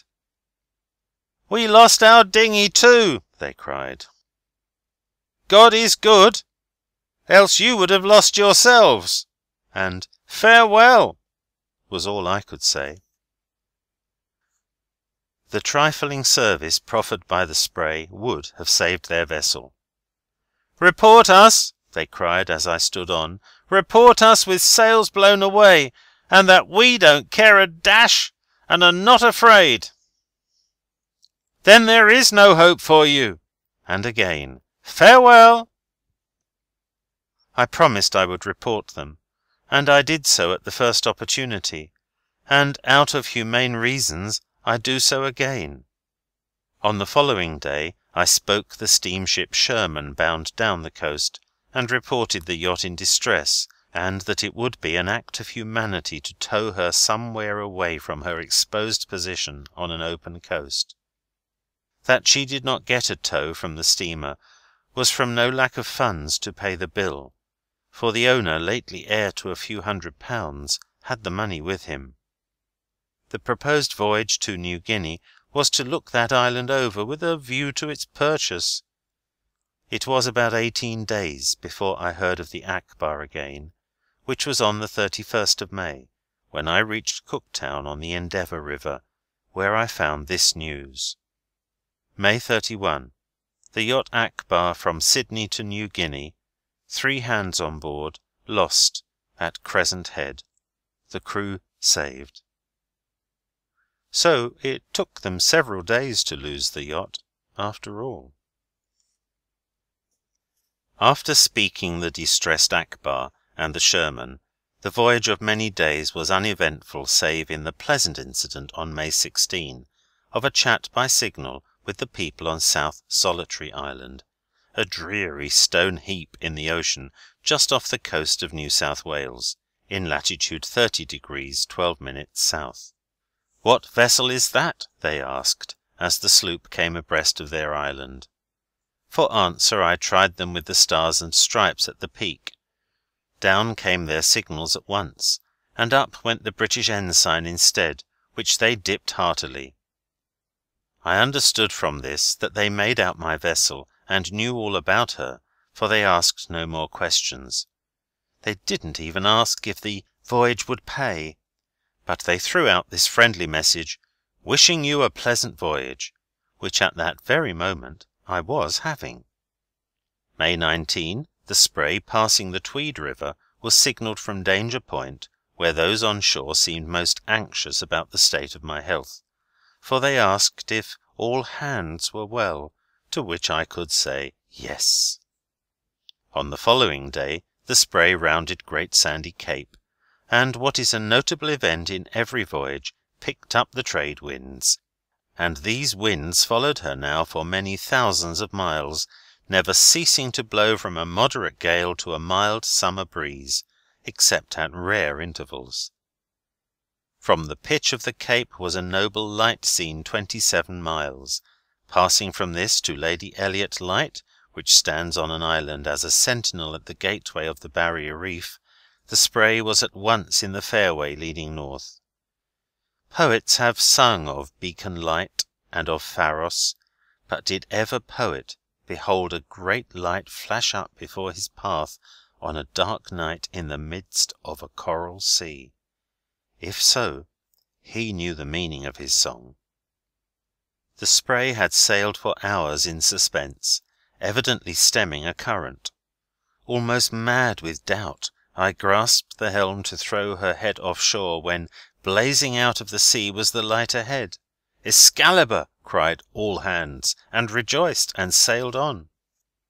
The Spray was now in a protected sea and smooth water, the first she had dipped her keel into since leaving Gibraltar, and a change it was from having the heaving of the misnamed Pacific Ocean. The Pacific is perhaps, on the whole, no more boisterous than other oceans, though I feel quite safe in saying that it is not more pacific, except in name. It is often wild enough in one part or another. I once knew a writer who, after saying beautiful things about the sea, passed through a Pacific hurricane, and he became a changed man. But where, after all, would be the poetry of the sea, if there were no wild waves? At last here was the Spray in the midst of a sea of coral. The sea itself might be called smooth indeed, but coral rocks are always rough, sharp, and dangerous. I trusted now to the mercies of the Maker of all reefs, keeping a good look-out at the same time for perils on every hand. Lo, the Barrier Reef, and the waters of many colours studded all about with enchanted islands. I behold among them, after all, many safe harbours, else my vision is astray. On the 24th of May, the sloop, having made 110 miles a day from Danger Point, now entered Whitsunday Pass, and that night sailed through among the islands. When the sun rose next morning, I looked back, and regretted having gone by while it was dark, for the scenery far astern was varied and charming. End of Chapter 14. Chapter 15. On the morning of the 26th, Gloucester Island was close aboard, and the Spray anchored in the evening at Port Denison, where rests, on a hill, the sweet little town of Bowen, the future watering place and health resort of Queensland. The country all about here has a healthful appearance. The harbour was easy of approach, spacious and safe, and afforded excellent holding ground. It was quiet in Bowen when the Spray arrived, and the good people, with an hour to throw away on the second evening of her arrival, came down to the School of Arts to talk about the voyage, it being the latest event. It was duly advertised in the two little papers, Boomerang and Nully Nully; in the one the day before the affair came off, and in the other the day after, which was all the same to the editor, and, for that matter, it was the same to me. Besides this, circulars were distributed with a flourish, and the best bellman in Australia was employed. But I could have keel-hauled the wretch, bell and all, when he came to the door of the little hotel where my prospective audience and I were dining, and with his clattering bell and fiendish yell made noises that would awaken the dead. All over the voyage of the Spray, from Boston to Bowen, the two hubs in the cartwheels of creation, as the Boomerang afterwards said. Mr. Miles, magistrate, harbour master, land commissioner, gold warden, etc., was chairman, and introduced me, for what reason I never knew, except to embarrass me with a scene of vain ostentation and embitter my life, for Heaven knows I had met every person in town the first hour ashore. I knew them all by name now, and they all knew me. However, Mr. Miles was a good talker. Indeed, I tried to induce him to go on and tell the story while I showed the pictures, but this he refused to do. I may explain that it was a talk illustrated by stereopticon. The views were good, but the lantern, a 30-shilling affair, was wretched, and had only an oil lamp in it. I sailed early the next morning, before the papers came out, thinking it best to do so. They each appeared with a favourable column, however, of what they called a lecture, so I learnt afterwards, and they had a kind word for the bellman besides. From Port Denison the sloop ran before the constant trade wind, and made no stop at all, night or day, until she reached Cooktown on the Endeavour River, where she arrived Monday, May 31, 1897, before a furious blast of wind encountered that day 50 miles down the coast. On this parallel of latitude is the high ridge and backbone of the trade winds, which about Cooktown amount often to a hard gale. I had been charged to navigate the route with extra care, and to feel my way over the ground. The skilled officer of the Royal Navy, who advised me to take the Barrier Reef passage, wrote me that HMS Orlando steamed nights as well as days through it, but that I, under sail, would jeopardize my vessel on coral reefs if I undertook to do so. Confidentially, it would have been no easy matter finding anchorage every night. The hard work, too, of getting the sloop under way every morning, was finished, I had hoped, when she cleared the Strait of Magellan. Besides that, the best of Admiralty charts made it possible to keep on sailing night and day. Indeed, with a fair wind, and in the clear weather of that season, the way through the Barrier Reef Channel, in all sincerity, was clearer than a highway in a busy city, and by all odds less dangerous. But to any one contemplating the voyage, I should say, beware of reefs day or night, or, remaining on the land, be wary still. "The Spray came flying into port like a bird," said the longshore daily papers of Cooktown the morning after she arrived, "and it seems strange," they added, "that only one man could be seen on board working the craft." The Spray was doing her best, to be sure, for it was near night, and she was in haste to find a perch before dark. Tacking inside of all the craft in port, I moored her at sunset nearly abreast the Captain Cook monument, and next morning went ashore to feast my eyes upon the very stones the great navigator had seen, for I was now on a seaman's consecrated ground. But there seemed a question in Cooktown's mind as to the exact spot where his ship, the Endeavour, hove down for repairs on her memorable voyage round the world. Some said it was not at all at the place where the monument now stood. A discussion of the subject was going on one morning where I happened to be, and a young lady present, turning to me as one of some authority in nautical matters, very flatteringly asked my opinion. Well, I could see no reason why Captain Cook, if he made up his mind to repair his ship inland, couldn't have dredged out a channel to the place where the monument now stood, if he had a dredging machine with him, and afterwards fill it up again. For Captain Cook could do most anything, and nobody ever said that he hadn't a dredger along. The young lady seemed to lean to my way of thinking, and following up the story of the historical voyage, asked if I had visited the point further down the harbour where the great circumnavigator was murdered. This took my breath, but a bright schoolboy coming along relieved my embarrassment, for, like all boys, seeing that information was wanted, he volunteered to supply it. Said he, "Captain Cook wasn't murdered here at all, ma'am. He was killed in Africa. A lion het him." Here I was reminded of distressful days gone by.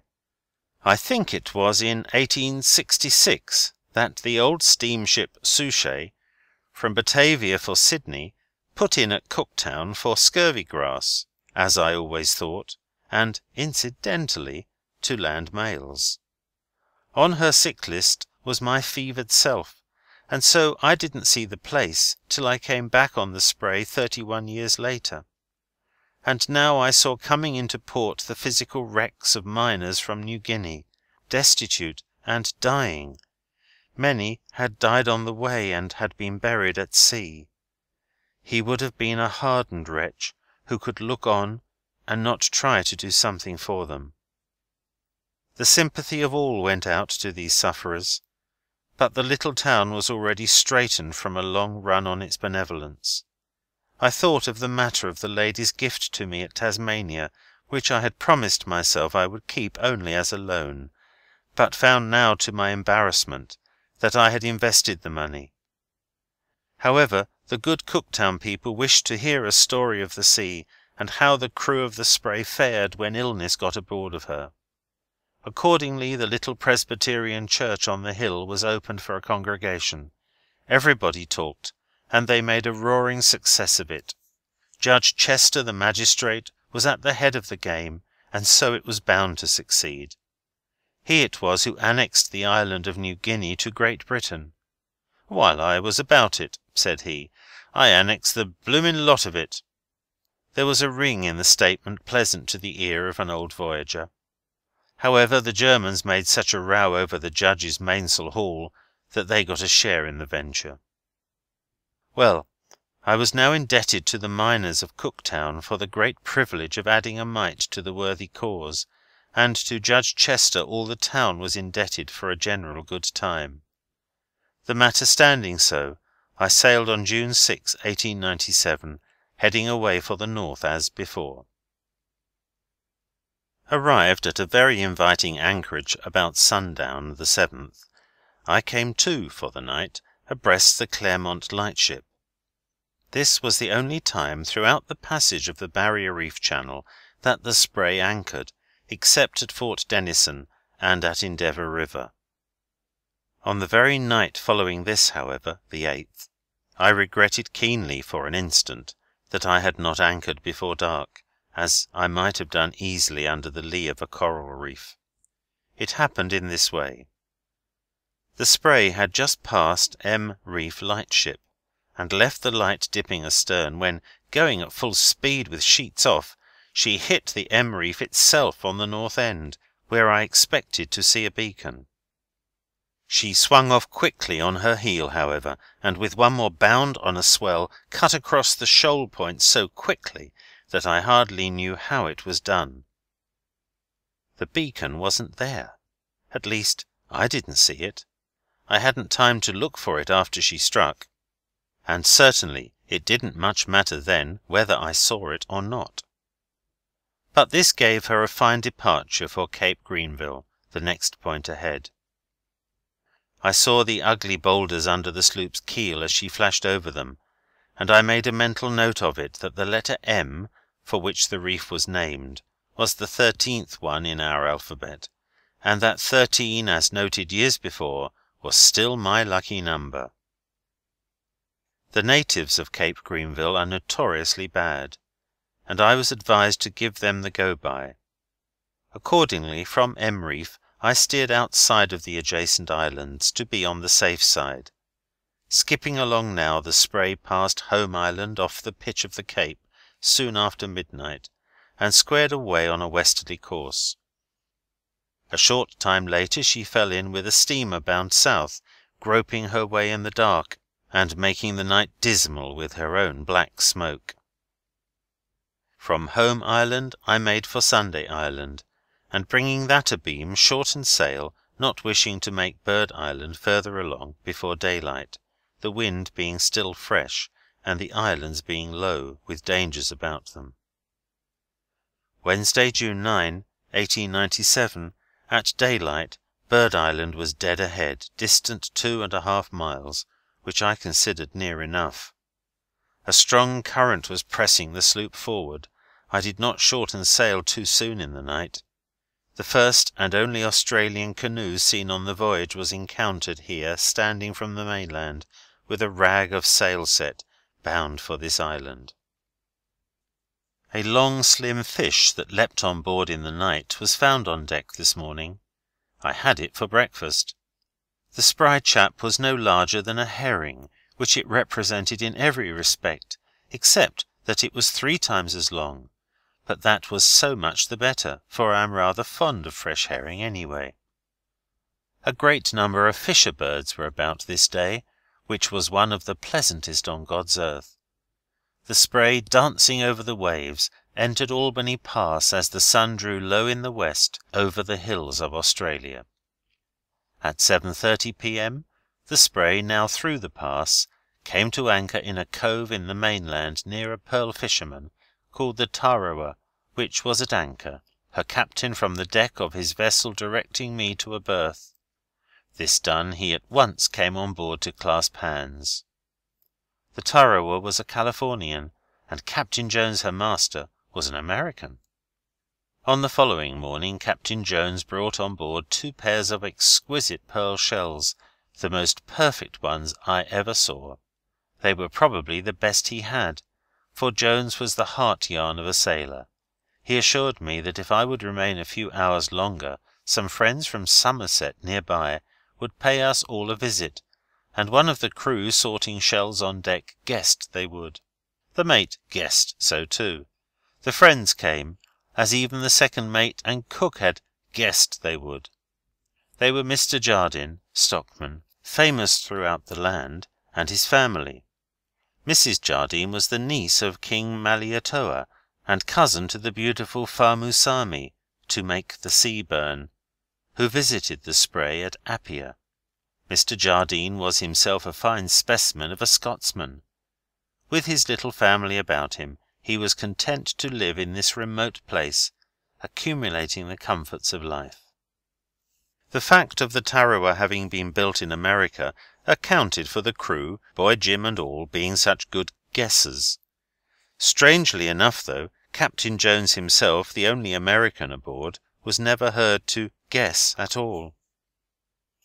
After a pleasant chat and good-bye to the people of the Tarawa and to Mr. and Mrs. Jardine, I again weighed anchor and stood across for Thursday Island, now in plain view, mid-channel in Torres Strait, where I arrived shortly after noon.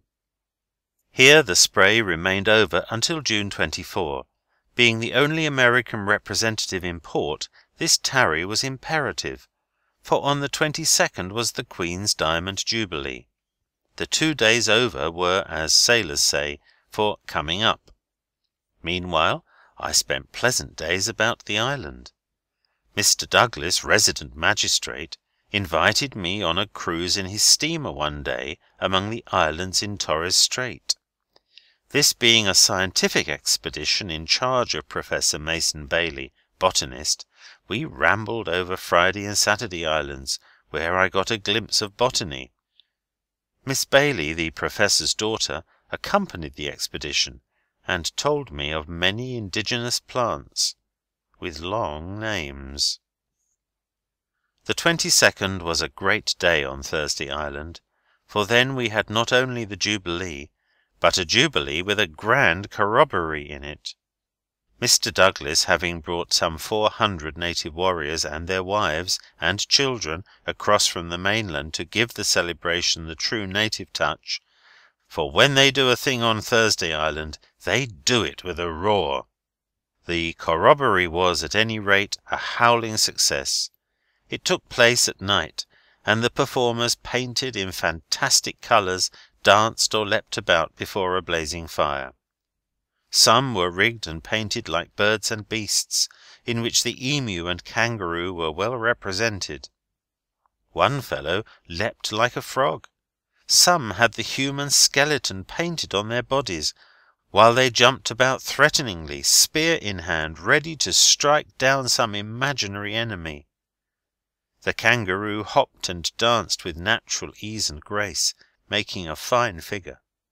All kept time to music, vocal and instrumental, the instruments, save the mark, being bits of wood, which they beat one against the other, and saucer-like bones held in the palms of the hands, which they knocked together, making a dull sound. It was a show at once amusing, spectacular, and hideous. The warrior aborigines that I saw in Queensland were for the most part lithe and fairly well built, but they were stamped always with repulsive features, and their women were, if possible, still more ill-favoured. I observed that on the day of the Jubilee no foreign flag was waving in the public grounds except the Stars and Stripes, which along with the Union Jack guarded the gateway, and floated in many places, from the tiniest to the standard size. Speaking to Mr. Douglas, I ventured a remark on this compliment to my country. "Oh," said he, "this is a family affair, and we do not consider the Stars and Stripes a foreign flag." The Spray, of course, flew her best bunting, and hoisted the Jack, as well as her own noble flag, as high as she could. On June 24, the Spray, well fitted in every way, sailed for the long voyage ahead down the Indian Ocean. Mr. Douglas gave her a flag as she was leaving his island. The Spray had now passed nearly all the dangers of the Coral Sea and Torres Strait, which indeed were not a few, and all ahead from this point was plain sailing and a straight course. The trade wind was still blowing fresh, and could be safely counted on now down to the coast of Madagascar, if not beyond that, for it was still early in the season. I had no wish to arrive off the Cape of Good Hope before midsummer, and it was now early winter. I had been off that cape once in July, which was, of course, midwinter there. The stout ship I then commanded encountered only fierce hurricanes, and she bore them ill. I wished for no winter gales now. It was not that I feared them more, being in the Spray, instead of a large ship, but that I preferred fine weather in any case. It is true that one may encounter heavy gales off the Cape of Good Hope at any season of the year, but in the summer they are less frequent, and do not continue so long. And so, with time enough before me to admit of a run ashore on the islands en route, I shaped the course now for Keeling Cocos, Atoll Islands, distance 2700 miles. Taking a departure now from Booby Island, which the sloop passed early in the day, I decided to sight Timor on the way, an island of great mountains. Booby Island I had seen before, but only once, however, and that was when in the steamship Souchez, on which I was hove down in a fever. When she steamed along this way I was well enough to crawl on deck to look at Booby Island. Had I died for it, I would have seen that island. In those days passing ships landed stores in a cave on the island for shipwrecked and distressed wayfarers. Captain Airy of the Souchez, a good man, sent a boat to the cave with his contribution to the general store. The stores were landed in safety, and the boat returning brought back from the impoverished post office there a dozen or more letters, most of them left by whalemen, with the request that the first homeward-bound ship would carry them along and see to their mailing, which had been the custom of this strange postal service for many years.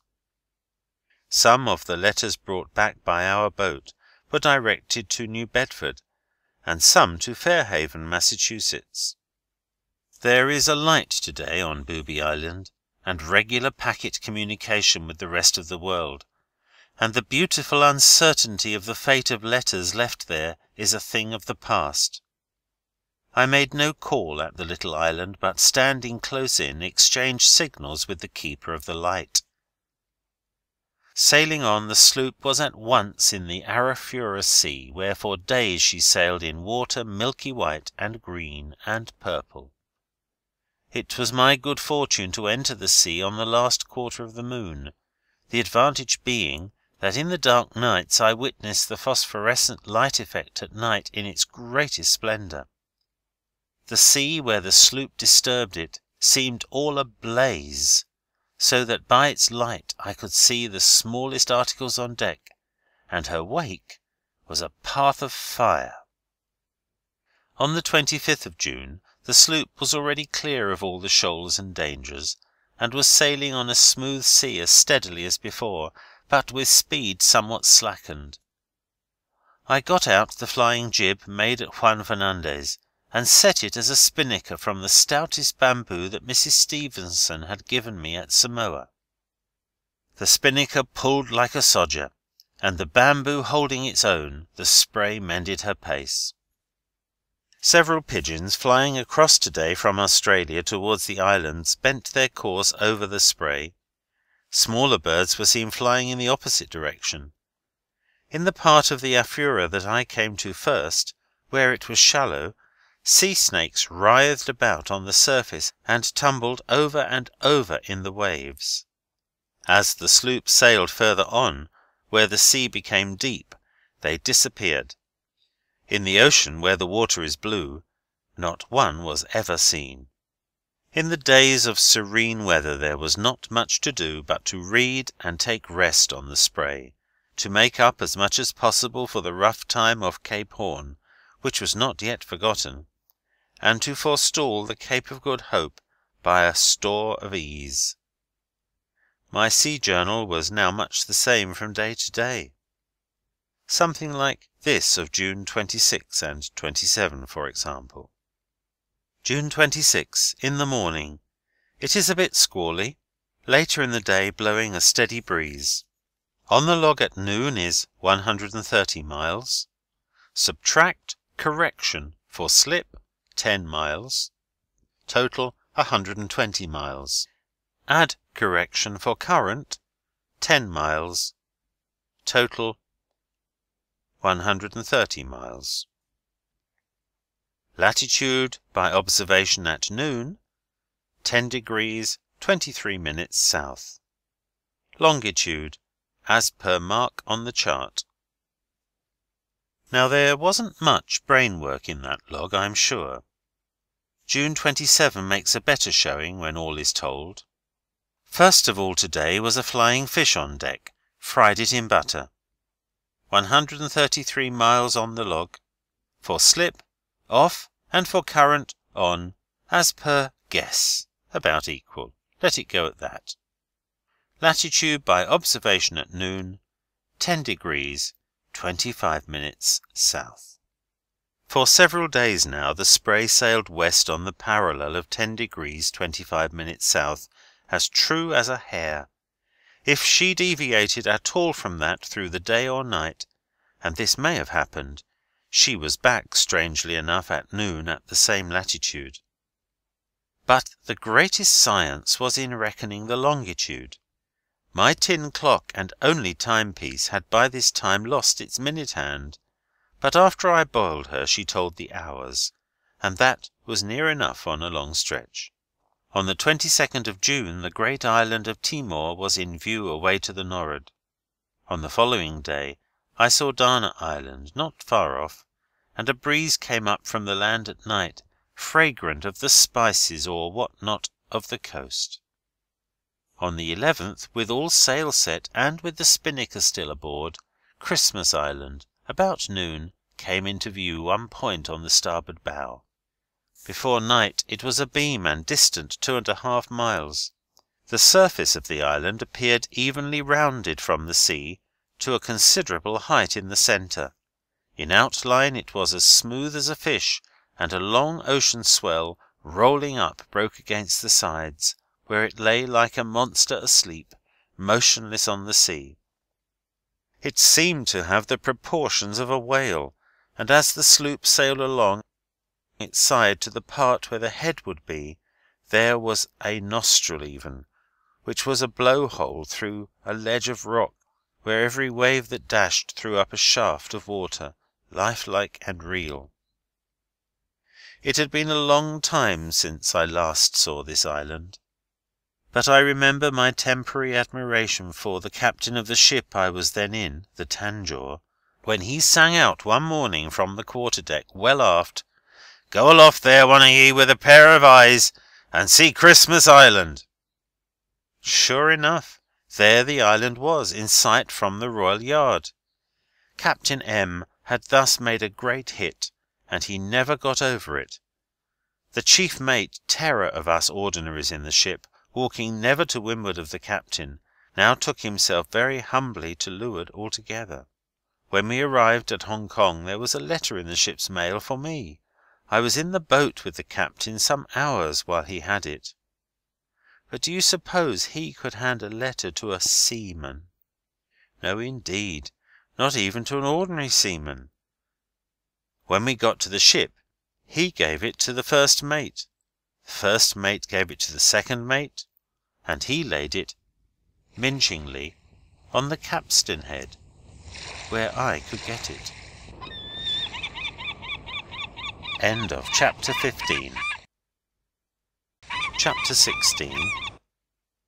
To the Keeling Cocos Islands was now only 550 miles, but even in this short run it was necessary to be extremely careful in keeping a true course, else I would miss the atoll.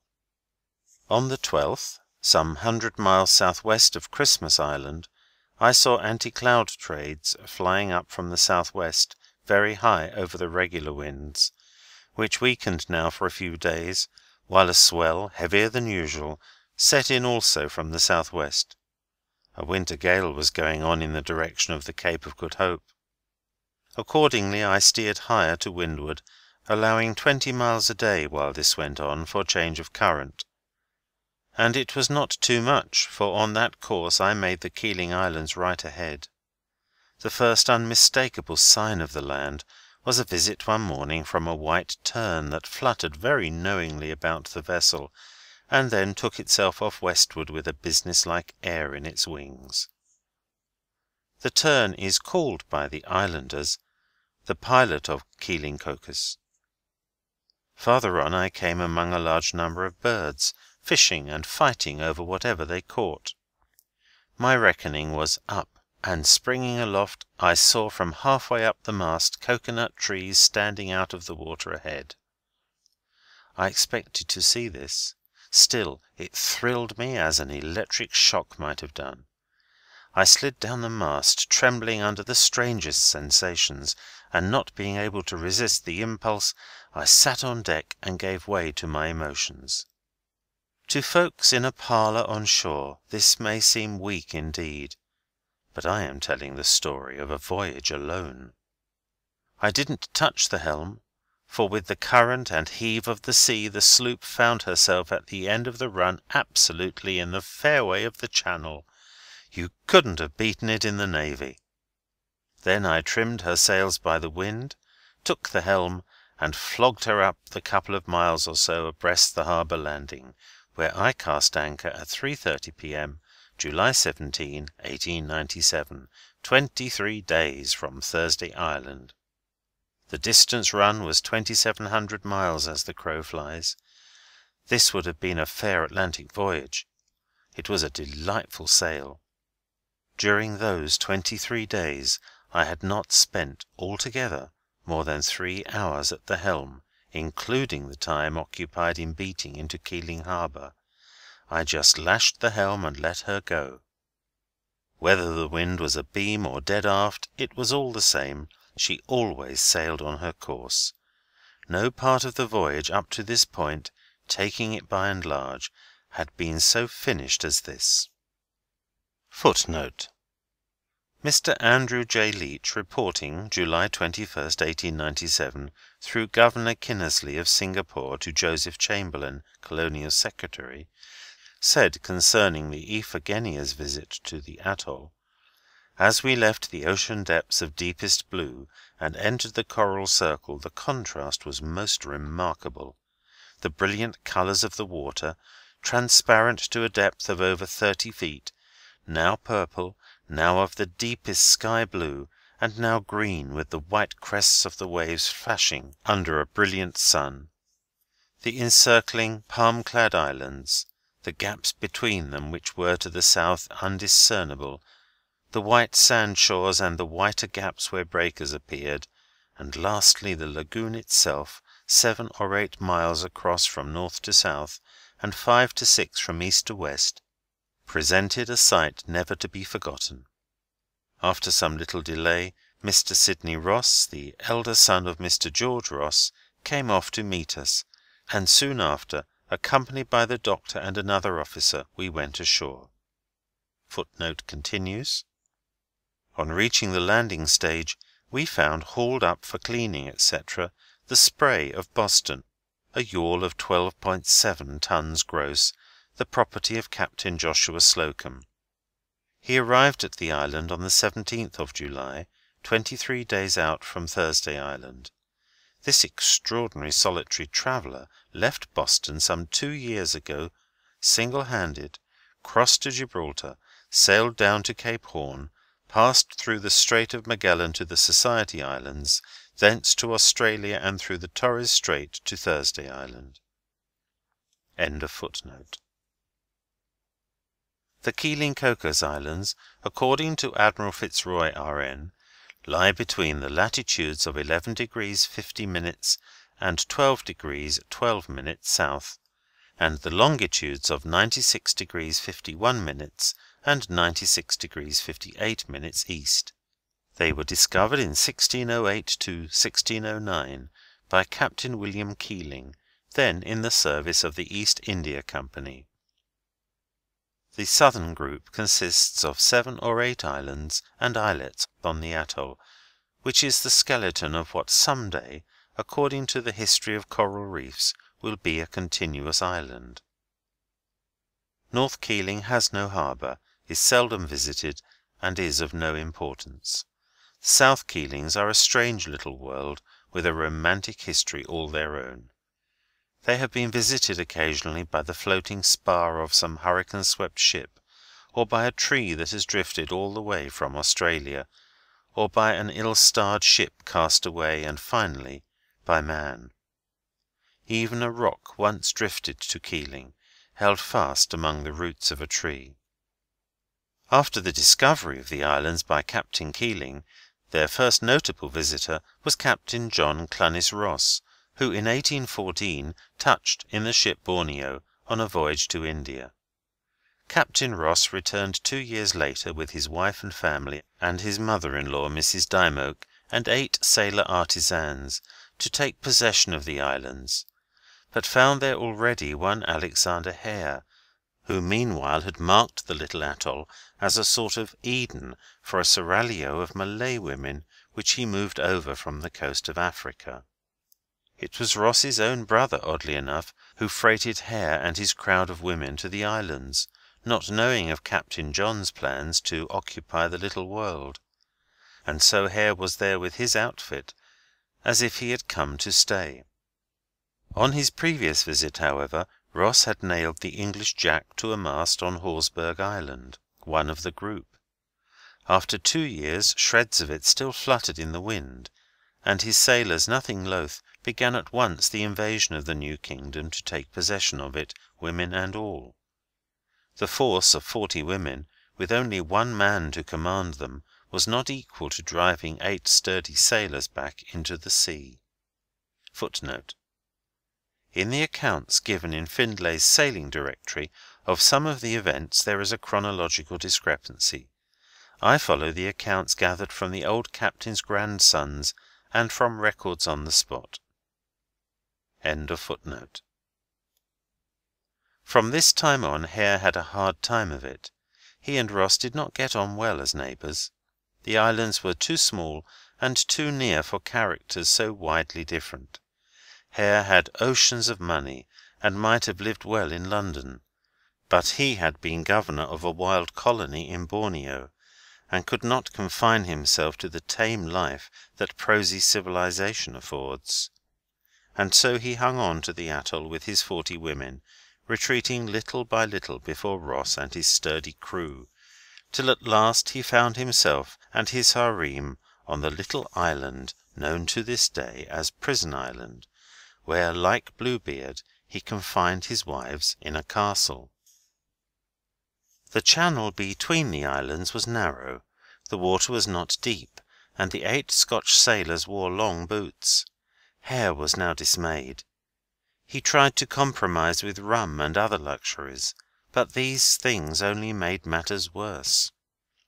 On the day following the first St. Andrew's celebration on the island, Hare, consumed with rage, and no longer on speaking terms with the captain, dashed off a note to him, saying, "Dear Ross, I thought when I sent rum and roast pig to your sailors that they would stay away from my flower garden."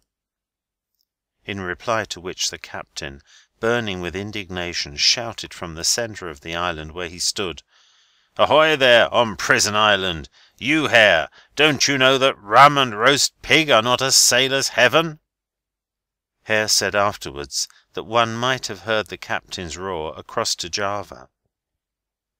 The lawless establishment was soon broken up by the women deserting Prison Island and putting themselves under Ross's protection.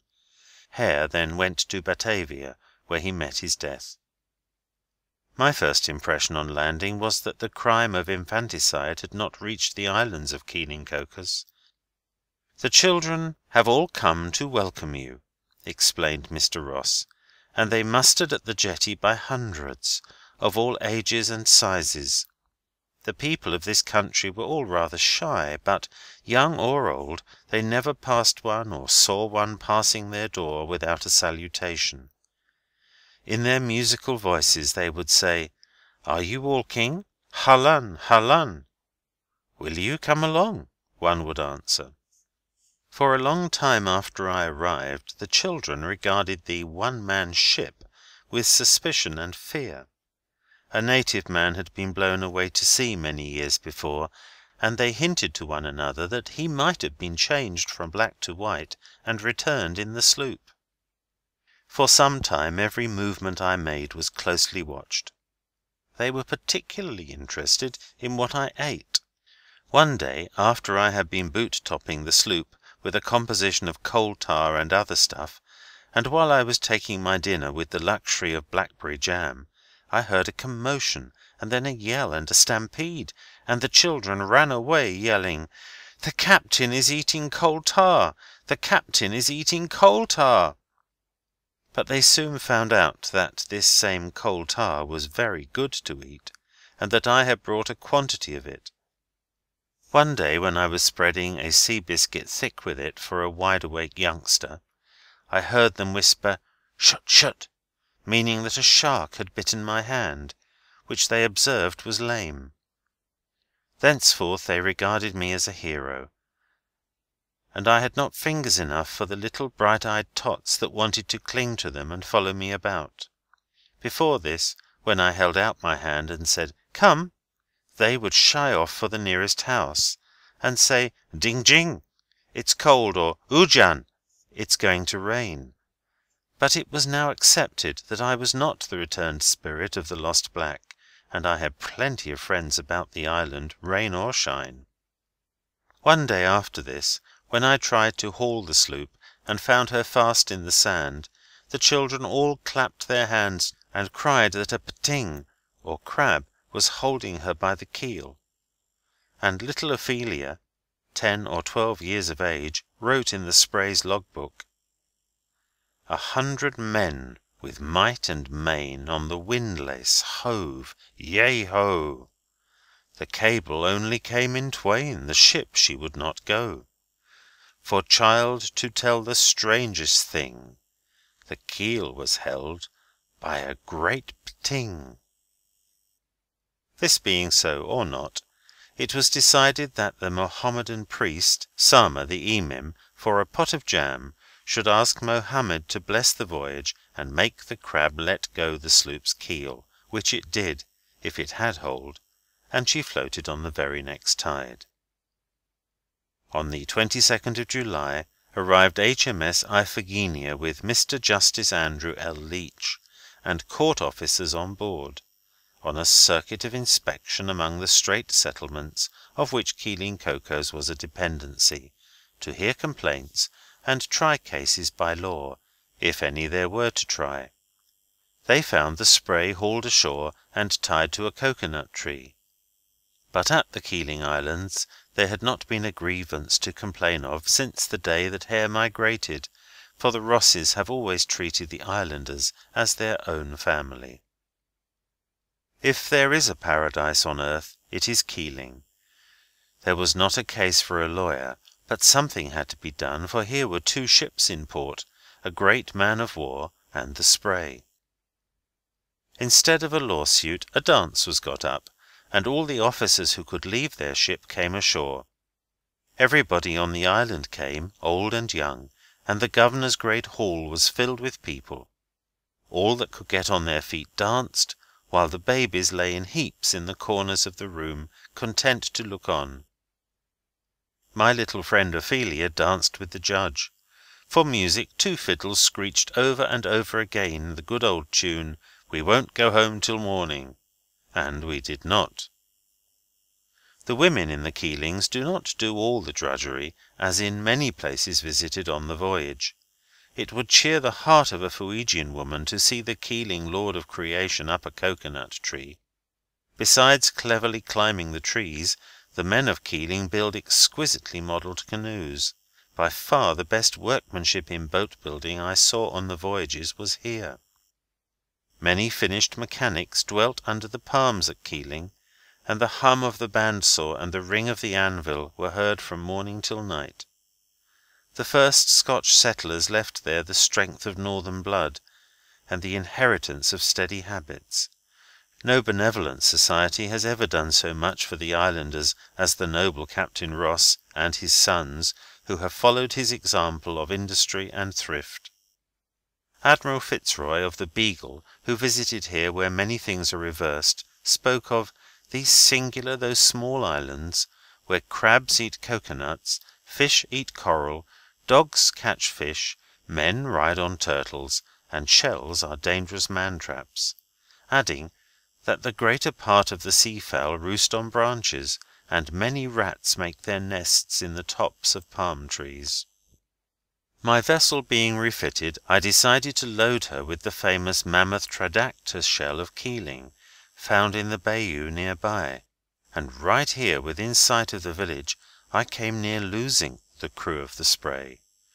Not from putting my foot in a man-trap shell, however, but from carelessly neglecting to look after the details of a trip across the harbour in a boat.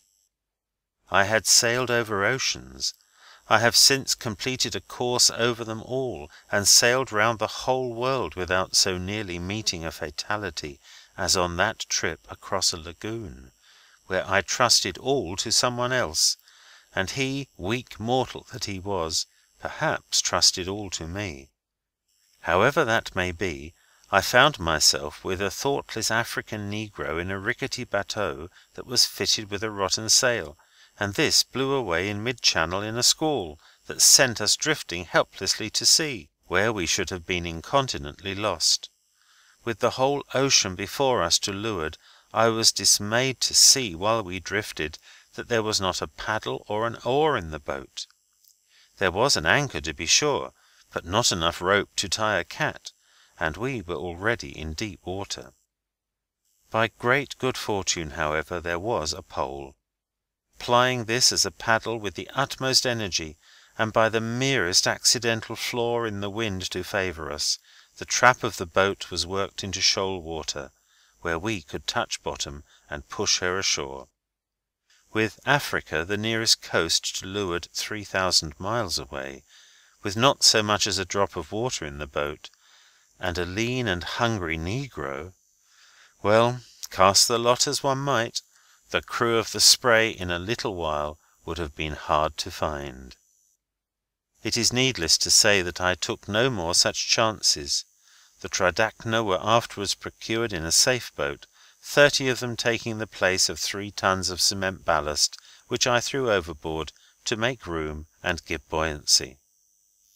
On August 22 the Pating, or whatever else it was that held the sloop in the islands, let go its hold, and she swung out to sea under all sail, heading again for home. Mounting 1 or 2 heavy rollers on the fringe of the atoll, she cleared the flashing reefs. Long before dark Keeling Cocos, with its 1,000 souls as sinless in their lives as perhaps it is possible for frail mortals to be, was left out of sight astern. Out of sight, I say, except in my strongest affection. The sea was rugged, and the Spray washed heavily when hauled on the wind, which course I took for the island of Rodriguez, and which brought the sea abeam. The true course for the island was west by south, 1/4 south, and the distance was 1,900 miles, but I steered considerably to the windward of that, to allow for the heave of the sea and other leeward effects. My sloop on this course ran under reefed sails for days together. I naturally tired of the never-ending motion of the sea, and above all of the wetting I got whenever I showed myself on deck. Under these heavy weather conditions the Spray seemed to lay behind on her course. At least, I attributed to these conditions a discrepancy in the log, which, by the 15th day out from Keeling, amounted to 150 miles between the Rotator and the mental calculations I had kept of what she should have gone. And so I kept an eye lifting for land. I could see about sundown this day a bunch of clouds that stood in one spot right ahead, while the other clouds floated on. This was a sign of something. By midnight, as the sloop sailed on, a black object appeared where I had seen the resting clouds. It was still a long way off, but there could be no mistaking this. It was the high island of Rodriguez. I hauled in the patent log, which I was now towing more from habit than from necessity, for I had learned the Spray and her ways long before this. If one thing were clearer than another in her voyage, it was that she could be trusted to come out right and in safety, though at the same time I always stood ready to give her the benefit of even the least doubt. The officers who are over sure and know it all like a book are the ones I have observed who wreck the most ships and lose the most lives. The cause of the discrepancy in the log was one often met with, namely, coming into contact with some large fish, 2 out of the 4 blades of the Rotator were crushed or bent, the work probably of a shark. Being sure of the sloop's position, I lay down to rest and to think, and I felt better for it. By daylight the island was abeam about 3 miles away. It wore a hard, weather-beaten appearance there, all alone, far out in the Indian Ocean, like land adrift. The windward side was uninviting, but there was a good port to leeward, and I hauled in now, close on the wind for that. A pilot came out to take me into the inner harbour, which was reached through a narrow channel among coral reefs. It was a curious thing that at all of the islands some reality was insisted on as unreal, while improbabilities were clothed as hard facts, And so it happened here that the good Abbé, a few days before, had been telling his people about the coming of Antichrist.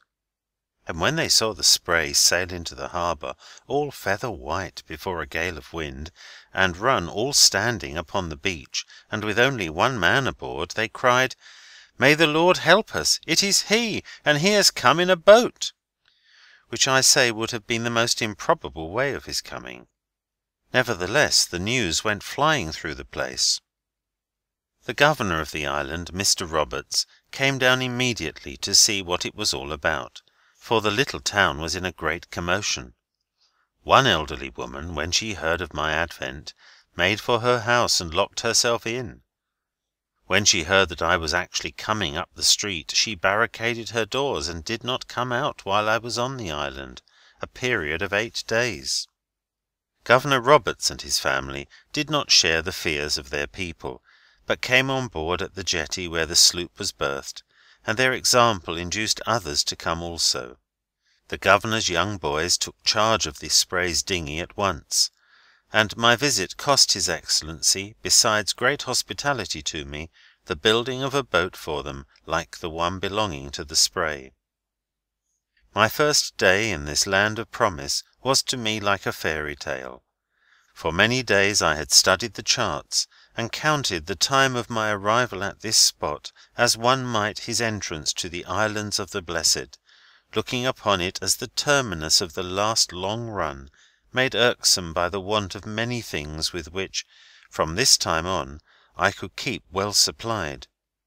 And behold, here saw the sloop arrived and made securely fast to appear in Rodriguez. On the first evening ashore, in the land of napkins and cut glass, I saw before me still the ghosts of hempen towels and mugs with handles knocked off. Instead of tossing on the sea, however, as I might have been, here was I in a bright hall, surrounded by sparkling wit, and dining with the governor of the island. "Aladdin," I cried, "where is your lamp? My fisherman's lantern, which I got at Gloucester, has shown me better things than your smoky old burner ever revealed." The second day in port was spent in receiving visitors. Mrs. Roberts and her children came first to shake hands, they said, with the Spray. No one was now afraid to come on board, except the poor old woman, who still maintained that the Spray had Antichrist in the hold, if indeed he had not already gone ashore. The governor entertained that evening, and kindly invited the Destroyer of the World to speak for himself.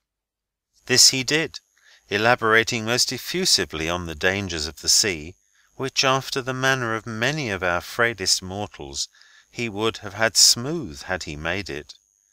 Also, by contrivances of light and darkness, he exhibited on the wall pictures of the places and countries visited on the voyage, nothing like the countries, however, that he would have made, and of the people seen, savage and other, frequently groaning, "Wicked world! Wicked world!" When this was finished, His Excellency the Governor, speaking words of thankfulness, distributed pieces of gold. On the following day I accompanied His Excellency and family on a visit to San Gabriel, which was up the country among the hills. The good Abbé of San Gabriel entertained us all royally at the convent, and we remained his guests until the following day. As I was leaving his place, the Abbé said, "Captain, I embrace you, and of whatever religion you may be, my wish is that you succeed in making your voyage, and that our Saviour the Christ be always with you." To this good man's words I could only say, "My dear Abbé, had all religionists been so liberal, there would have been less bloodshed in the world." At Rodriguez one may now find every convenience for filling pure and wholesome water in any quantity, Governor Roberts having built a reservoir in the hills above the village, and laid pipes to the jetty, where, at the time of my visit, there were 5½ feet at high tide. In former years well water was used, and more or less sickness occurred from it. Beef may be had in any quantity on the island, and at a moderate price. Sweet potatoes were plentiful and cheap, The large sack of them that I bought there for about 4 shillings kept unusually well. I simply stored them in the sloop's dry hold. Of fruits, pomegranates were the most plentiful. For 2 shillings I obtained a large sack of them, as many as a donkey could pack from the orchard, which, by the way, was planted by Nature herself. End of chapter 16. Chapter 17. On the 16th of September, after 8 restful days at Rodriguez, the mid-ocean land of plenty, I set sail, and on the 19th arrived at Mauritius, anchoring at Quarantine about noon. The sloop was towed in later on the same day by the doctor's launch, after he was satisfied that I had mustered all the crew for inspection. Of this he seemed in doubt, until he examined the papers, which called for a crew of 1 all told, from port to port throughout the voyage. Then, finding that I had been well enough to come thus far alone, he gave me pratique without further ado. There was still another official visit for the Spray to pass farther in the harbour. The governor of Rodriguez, who had most kindly given me, besides a regular mail, private letters of introduction to friends, told me I should meet first of all Mr. Jenkins of the Postal Service, a good man. "How do you do, Mr. Jenkins?" cried I, as his boat swung alongside. "You don't know me?" he said. "Why not?" I replied. "From where is the sloop?" "From around the world," I again replied, very solemnly. "And alone?" "Yes, why not?" "And you know me?" 3,000 years ago," cried I, "when you and I had a warmer job than we have now." Even this was hot. "You were then Jenkinson, but if you have changed your name, I don't blame you for that." Mr. Jenkins, forbearing soul, entered into the spirit of the jest, which served the Spray a good turn, for on the strength of this tale it got out that if any one should go on board after dark, the devil would get him at once. And so I could leave the Spray without the fear of her being robbed at night. The cabin, to be sure, was broken into, but it was done in daylight, and the thieves got no more than a box of smoked herrings before Tom Ledson, one of the port officials, caught them red-handed, as it were, and sent them to jail.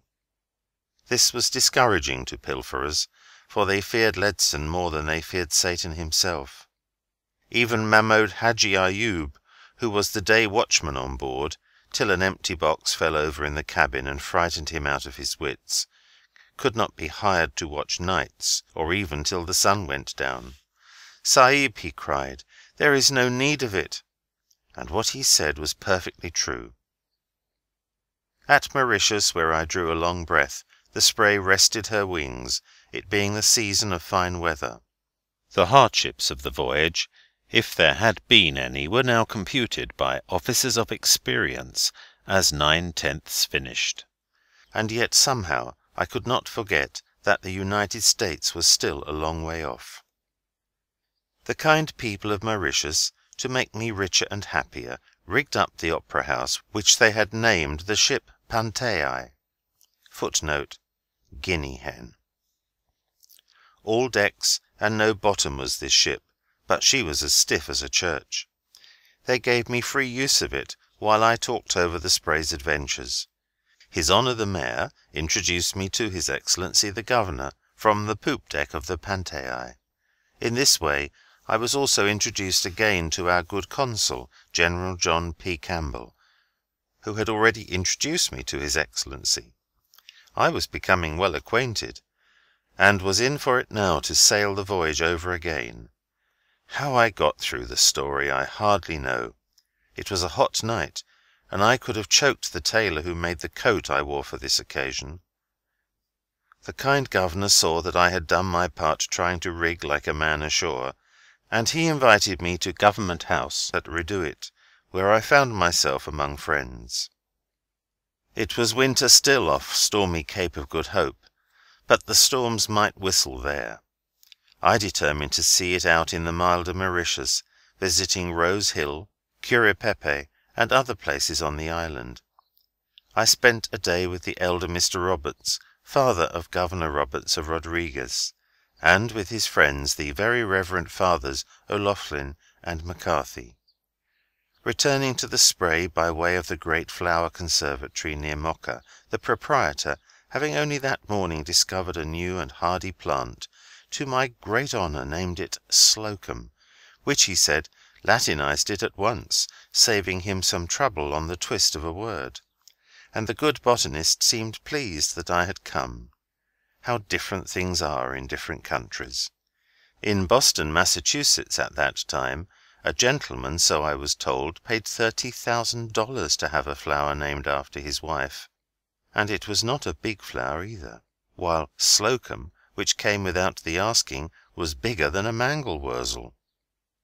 I was royally entertained at Mocha, as well as Reduit and other places, once by 7 young ladies, to whom I spoke of my inability to return their hospitality, except in my own poor way of taking them on a sail in the sloop.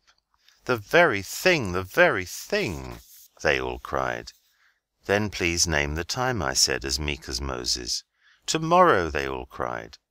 "And, auntie, we may go, mayn't we? And we'll be real good for a whole week afterwards, auntie. Say yes, auntie dear."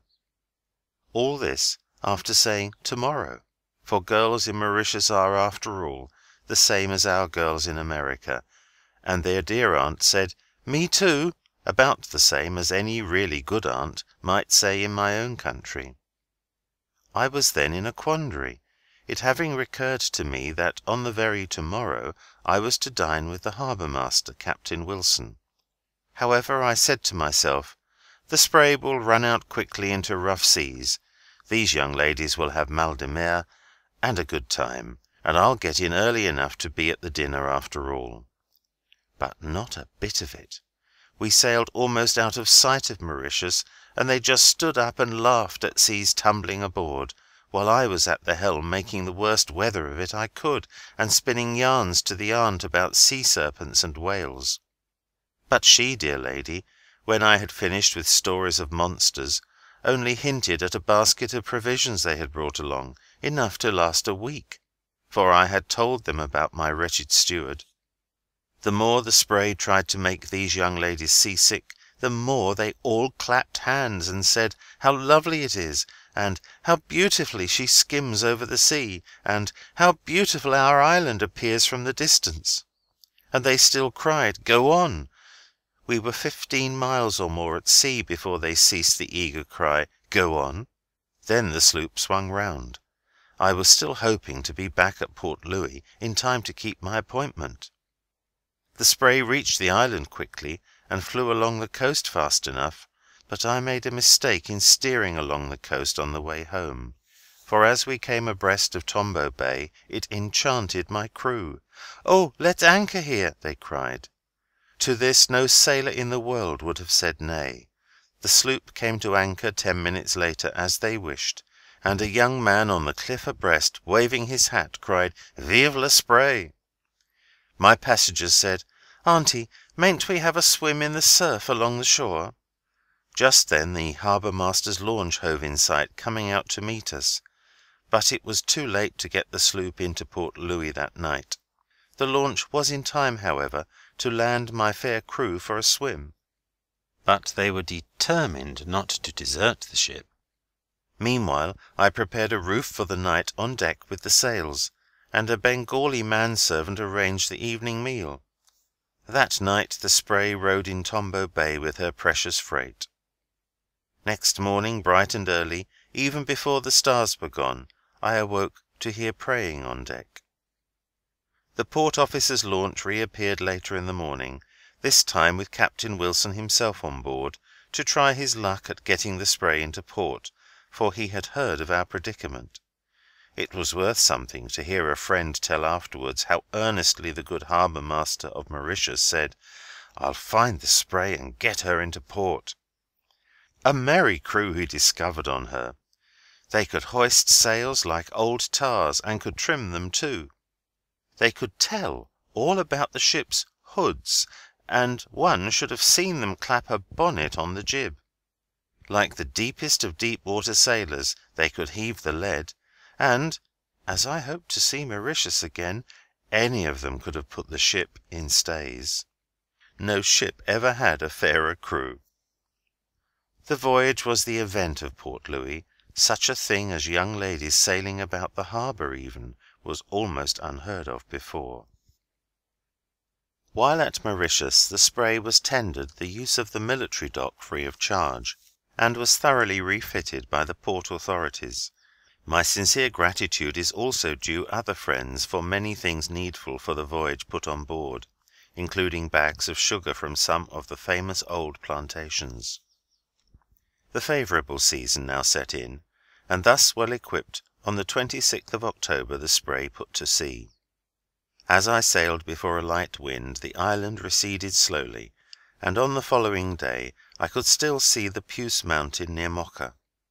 The Spray arrived next day, off Gallet's Réunion, and a pilot came out and spoke to her. I handed him a Mauritius paper and continued on my voyage, for rollers were running heavily at the time, and it was not practicable to make a landing. From Réunion I shaped a course direct for Cape St. Mary, Madagascar. The sloop was now drawing near the limits of the trade wind, and the strong breeze that had carried her with free sheets the many thousands of miles from Sandy Cape, Australia, fell lighter each day until October 30, when it was altogether calm, and a motionless sea held her in a hushed world. I furled the sails at evening, sat down on deck, and enjoyed the vast stillness of the night.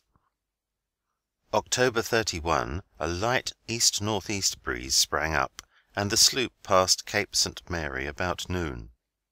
On the 6th, 7th, 8th, and 9th of November, in the Mozambique Channel, she experienced a hard gale of wind from the south-west. Here the Spray suffered as much as she did elsewhere, except off Cape Horn. The thunder and lightning preceding this gale were very heavy. From this point until the sloop arrived off the coast of Africa, she encountered a succession of gales of wind which drove her about in many directions, but on the 17th of November she arrived at Port Natal.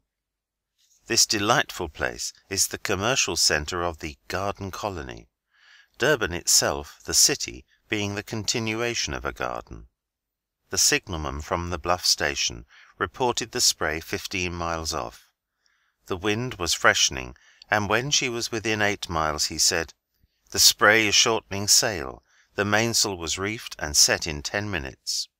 One man is doing all the work." This item of news was printed 3 minutes later in a Durban morning journal, which was handed to me when I arrived in port. I could not verify the time it had taken to reef the sail, for, as I have already said, the minute hand of my timepiece was gone. I only knew that I reefed as quickly as I could. The same paper, commenting on the voyage, said, "Judging from the stormy weather which has prevailed off this coast during the past few weeks, the Spray must have had a very stormy voyage from Mauritius to Natal." Doubtless the weather would have been called stormy by sailors in any ship, but it caused the Spray no more inconvenience than the delay natural to head winds generally. The question of how I sailed the sloop alone, often asked, is best answered perhaps by a Durban newspaper. I would shrink from repeating the editor's words, but for the reason that undue estimates have been made of the amount of skill and energy required to sail a sloop of even the Spray's small tonnage. I heard a man, who called himself a sailor, say that it would require 3 men to do what it was claimed that I did alone, and what I found perfectly easy to do over and over again. And I have heard that others made similar nonsensical remarks, adding that I would work myself to death. But here is what the Durban paper said. As briefly noted yesterday, the Spray with a crew of 1 man arrived at this port yesterday afternoon on her cruise round the world. The Spray made quite an auspicious entrance to Natal. Her commander sailed his craft right up the channel past the main wharf, and dropped his anchor near the old Forerunner in the creek, before anyone had a chance to get on board. The Spray was naturally an object of great curiosity to the Point people, and her arrival was witnessed by a large crowd. The skilful manner in which Captain Slocum steered his craft about the vessels which were occupying the waterway was a treat to witness. The Spray was not sailing in among greenhorns when she came to Natal.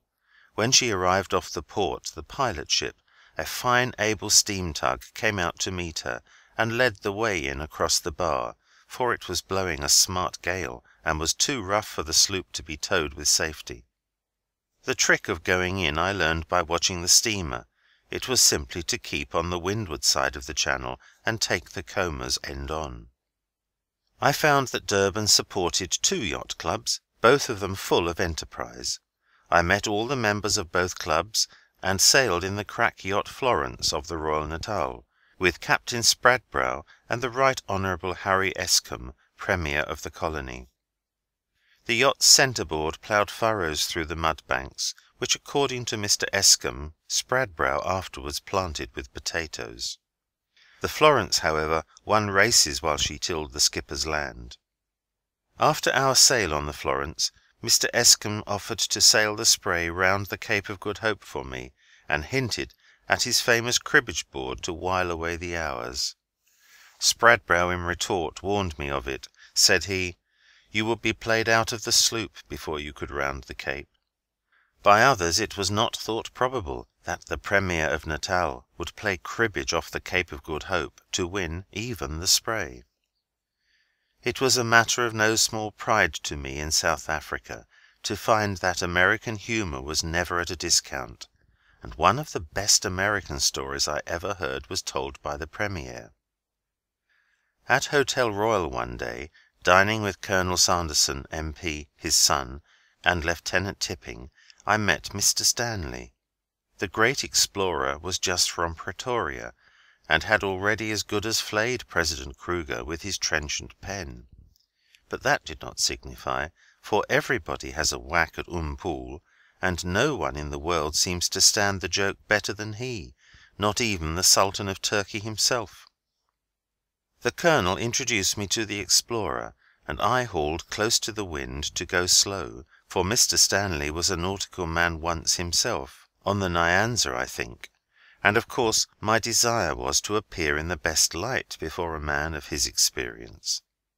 He looked me over carefully and said, "What an example of patience!" "Patience is all that is required," I ventured to reply. He then asked if my vessel had watertight compartments. I explained that she was all watertight and all compartment. "What if she should strike a rock?" he said. "Compartments would not save her if she should hit rocks lying along her course," said I, adding, "she must be kept away from the rocks." After a considerable pause, Mr. Stanley asked, "What if a swordfish should pierce her hull with its sword?" Of course I had thought of that as one of the dangers of the sea, and also of the chance of being struck by lightning. In the case of the swordfish I ventured to say that the first thing would be to secure the sword. The Colonel invited me to dine with the party on the following day, that we might go further into this matter, and so I had the pleasure of meeting Mr. Stanley a second time, but got no more hints in navigation from the famous explorer. It sounds odd to hear scholars and statesmen say the world is flat, but it is a fact that 3 Boers, favoured by the opinion of President Kruger, prepared a work to support that contention. While I was at Durban, they came from Pretoria to obtain data from me, and they seemed annoyed when I told them that they could not prove it by my experience. With the advice to call up some ghost of the Dark Ages for research, I went ashore, and left these 3 wise men poring over the Spray's track on a chart of the world, which, however, proved nothing to them, for it was on Mercator's projection, and behold, it was flat. The next morning I met one of the party in a clergyman's garb, carrying a large Bible, not different from the one I had read. He tackled me, saying, "If you respect the Word of God, you must admit that the world is flat." "If the Word of God stands on a flat world," I began. "What?" cried he, losing himself in a passion, and making as if he would run me through with an assegai. "What?" he shouted in astonishment and rage, while I jumped aside to dodge the imaginary weapon. Had this good but misguided fanatic been armed with a real weapon, the crew of the Spray would have died a martyr there and then. The next day, seeing him across the street, I bowed and made curves with my hand. He responded with a level swimming movement of his hands, meaning the world is flat. A pamphlet by these Transvaal geographers, made up of arguments from sources high and low to prove their theory, was mailed to me before I sailed from Africa on my last stretch around the globe. While I feebly portray the ignorance of these learned men, I have great admiration for their physical manhood. Much that I saw first and last of the Transvaal and the Boers was admirable. It is well known that they are the hardest of fighters, and as generous to the fallen as they are brave before the foe. Real stubborn bigotry with them is only found among old fogies, and will die a natural death, and that too perhaps long before we ourselves are entirely free from bigotry. Education in the Transvaal is by no means neglected. English as well as Dutch is taught to all that can afford both, but the tariff duty on English school books is heavy, and from necessity the poorer people stick to the Transvaal Dutch and their flat world, just as in Samoa and other islands a mistaken policy has kept the natives down to Kanaka. I visited many public schools in Durban, and had the pleasure of meeting many bright children. But all fine things must end, and December 14, 1897, the crew of the Spray, after having a fine time in Natal, swung the sloop's dinghy in on deck, and sailed with a morning land wind, which carried her clear of the bar, and again she was off on her alone, as they say in Australia. End of Chapter 17. Chapter 18. The Cape of Good Hope was now the most prominent point to pass. From Table Bay I could count on the aid of brisk trades, and then the Spray would soon be at home. On the first day out from Durban it fell calm, and I sat thinking about these things and the end of the voyage. The distance to Table Bay, where I intended to call, was about 800 miles, over what might prove a rough sea. The early Portuguese navigators, endowed with patience, were more than 69 years struggling to round this cape before they got as far as Algoa Bay, and there the crew mutinied. They landed on a small island, now called Santa Cruz, where they devoutly set up the cross and swore they would cut the captain's throat if he attempted to sail further. Beyond this, they thought, was the edge of the world, which they too believed was flat, and fearing that their ship would sail over the brink of it, they compelled Captain Diaz, their commander, to retrace his course, all being only too glad to get home. A year later, we are told, Vasco da Gama sailed successfully round the Cape of Storms, as the Cape of Good Hope was then called, and discovered Natal on Christmas or Natal Day, hence the name. From this point the way to India was easy. Gales of wind sweeping round the Cape even now were frequent enough, one occurring on an average every 36 hours. But one gale was much the same as another, with no more serious result than to blow the Spray along on her course when it was fair, or to blow her back somewhat when it was ahead. On Christmas 1897 I came to the pitch of the Cape. On this day the Spray was trying to stand on her head, and she gave me every reason to believe that she would accomplish the feat before night. She began very early in the morning to pitch and toss about in a most unusual manner, and I have to record that, while I was at the end of the bowsprit reefing the jib, she ducked me under water 3 times for a Christmas box. I got wet, and did not like it a bit. Never in any other sea was I ever put under more than once in the same short space of time, say 3 minutes. A large English steamer passing ran up the signal, "Wishing you a Merry Christmas." I think the captain was a humorist. His own ship was throwing her propeller out of water. 2 days later, the Spray, having recovered the distance lost in the gale, passed Cape Agulhas in company with the steamship Scotsman, now with a fair wind. The keeper of the light on Agulhas exchanged signals with the Spray as she passed, and afterward wrote me at New York congratulations on the completion of the voyage.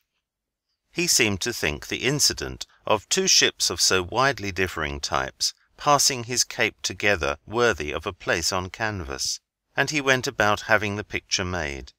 So I gathered from his letter. At lonely stations like this, hearts grow responsive and sympathetic, and even poetic. This feeling was shown towards the Spray along many a rugged coast, and reading many a kind signal thrown out to her gave one a grateful feeling for all the world. One more gale of wind came down upon the Spray from the west after she passed Cape Agulhas, but that one she dodged by getting into Simon's Bay.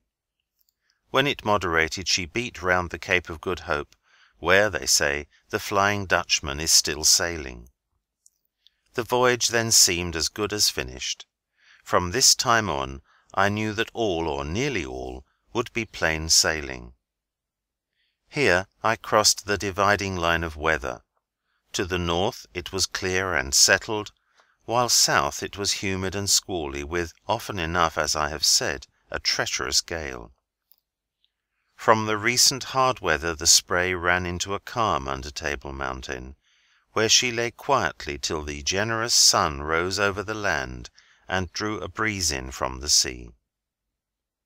The steam tug Alert, then out looking for ships, came to the Spray off the Lion's Rump, and in lieu of a larger ship towed her into port. The sea being smooth, she came to anchor in the bay off the city of Cape Town, where she remained a day, simply to rest clear of the bustle of commerce. The good harbour-master sent his steam launch to bring the sloop to a berth in dock at once, but I preferred to remain for one day alone, in the quiet of a smooth sea, enjoying the retrospect of the passage of the 2 great capes. On the following morning the Spray sailed into the Alfred dry docks, where she remained for about 3 months in the care of the port authorities, while I travelled the country over, from Simon's Town to Pretoria, being accorded by the colonial government a free railroad pass over all the land. The trip to Kimberley, Johannesburg, and Pretoria was a pleasant one. At the last named place I met Mr. Kruger, the Transvaal President. His Excellency received me cordially enough, but my friend Judge Bayers, the gentleman who presented me, by mentioning that I was on a voyage around the world, unwittingly gave great offence to the venerable statesman, which we both regretted deeply. Mr. Kruger corrected the judge rather sharply, reminding him that the world is flat. "You don't mean round the world," said the President. "It is impossible. You mean in the world." "Impossible," he said, "impossible." And not another word did he utter either to the judge or to me. The judge looked at me, and I looked at the judge, who should have known his ground, so to speak, and Mr. Kruger glowered at us both. My friend the judge seemed embarrassed, but I was delighted. The incident pleased me more than anything else that could have happened. It was a nugget of information quarried out of Umpool, some of whose sayings are famous. Of the English he said, "They first took my coat and then my trousers." He also said, "Dynamite is the cornerstone of the South African Republic." Only unthinking people call President Kruger dull. Soon after my arrival at the Cape, Mr. Kruger's friend, Colonel Sanderson, who had arrived from Durban some time before, invited me to Newlands Vineyard, where I met many agreeable people. Footnote: Colonel Sanderson was Mr. Kruger's very best friend, inasmuch as he advised the President to avast mounting guns. End of footnote. His Excellency Sir Alfred Milner, the Governor, found time to come aboard with a party. The governor, after making a survey of the deck, found a seat on a box in my cabin. Lady Muriel sat on a keg, and Lady Sanderson sat by the skipper at the wheel, while the Colonel, with his kodak, away in the dinghy, took snapshots of the sloop and her distinguished visitors. Dr. David Gill, Astronomer Royal, who was of the party, invited me the next day to the famous Cape Observatory. An hour with Dr. Gill was an hour among the stars. His discoveries in stellar photography are well known. He showed me the great astronomical clock of the observatory, and I showed him the tin clock of the Spray, and we went over the subject of standard time at sea, and how it was found from the deck of the little sloop without the aid of a clock of any kind. Later it was advertised that Dr. Gill would preside at a talk about the voyage of the Spray. That alone secured for me a full house.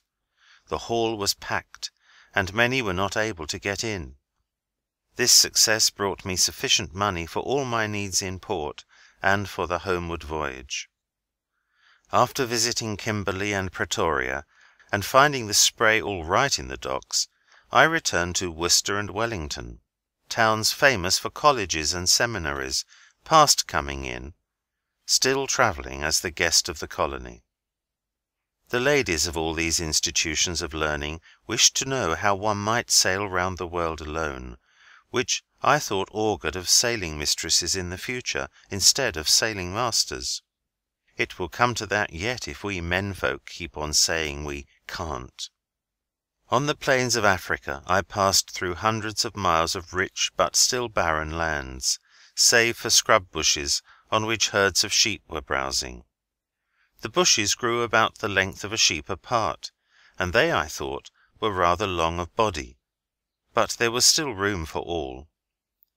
My longing for a foothold on land seized upon me here, where so much of it lay waste.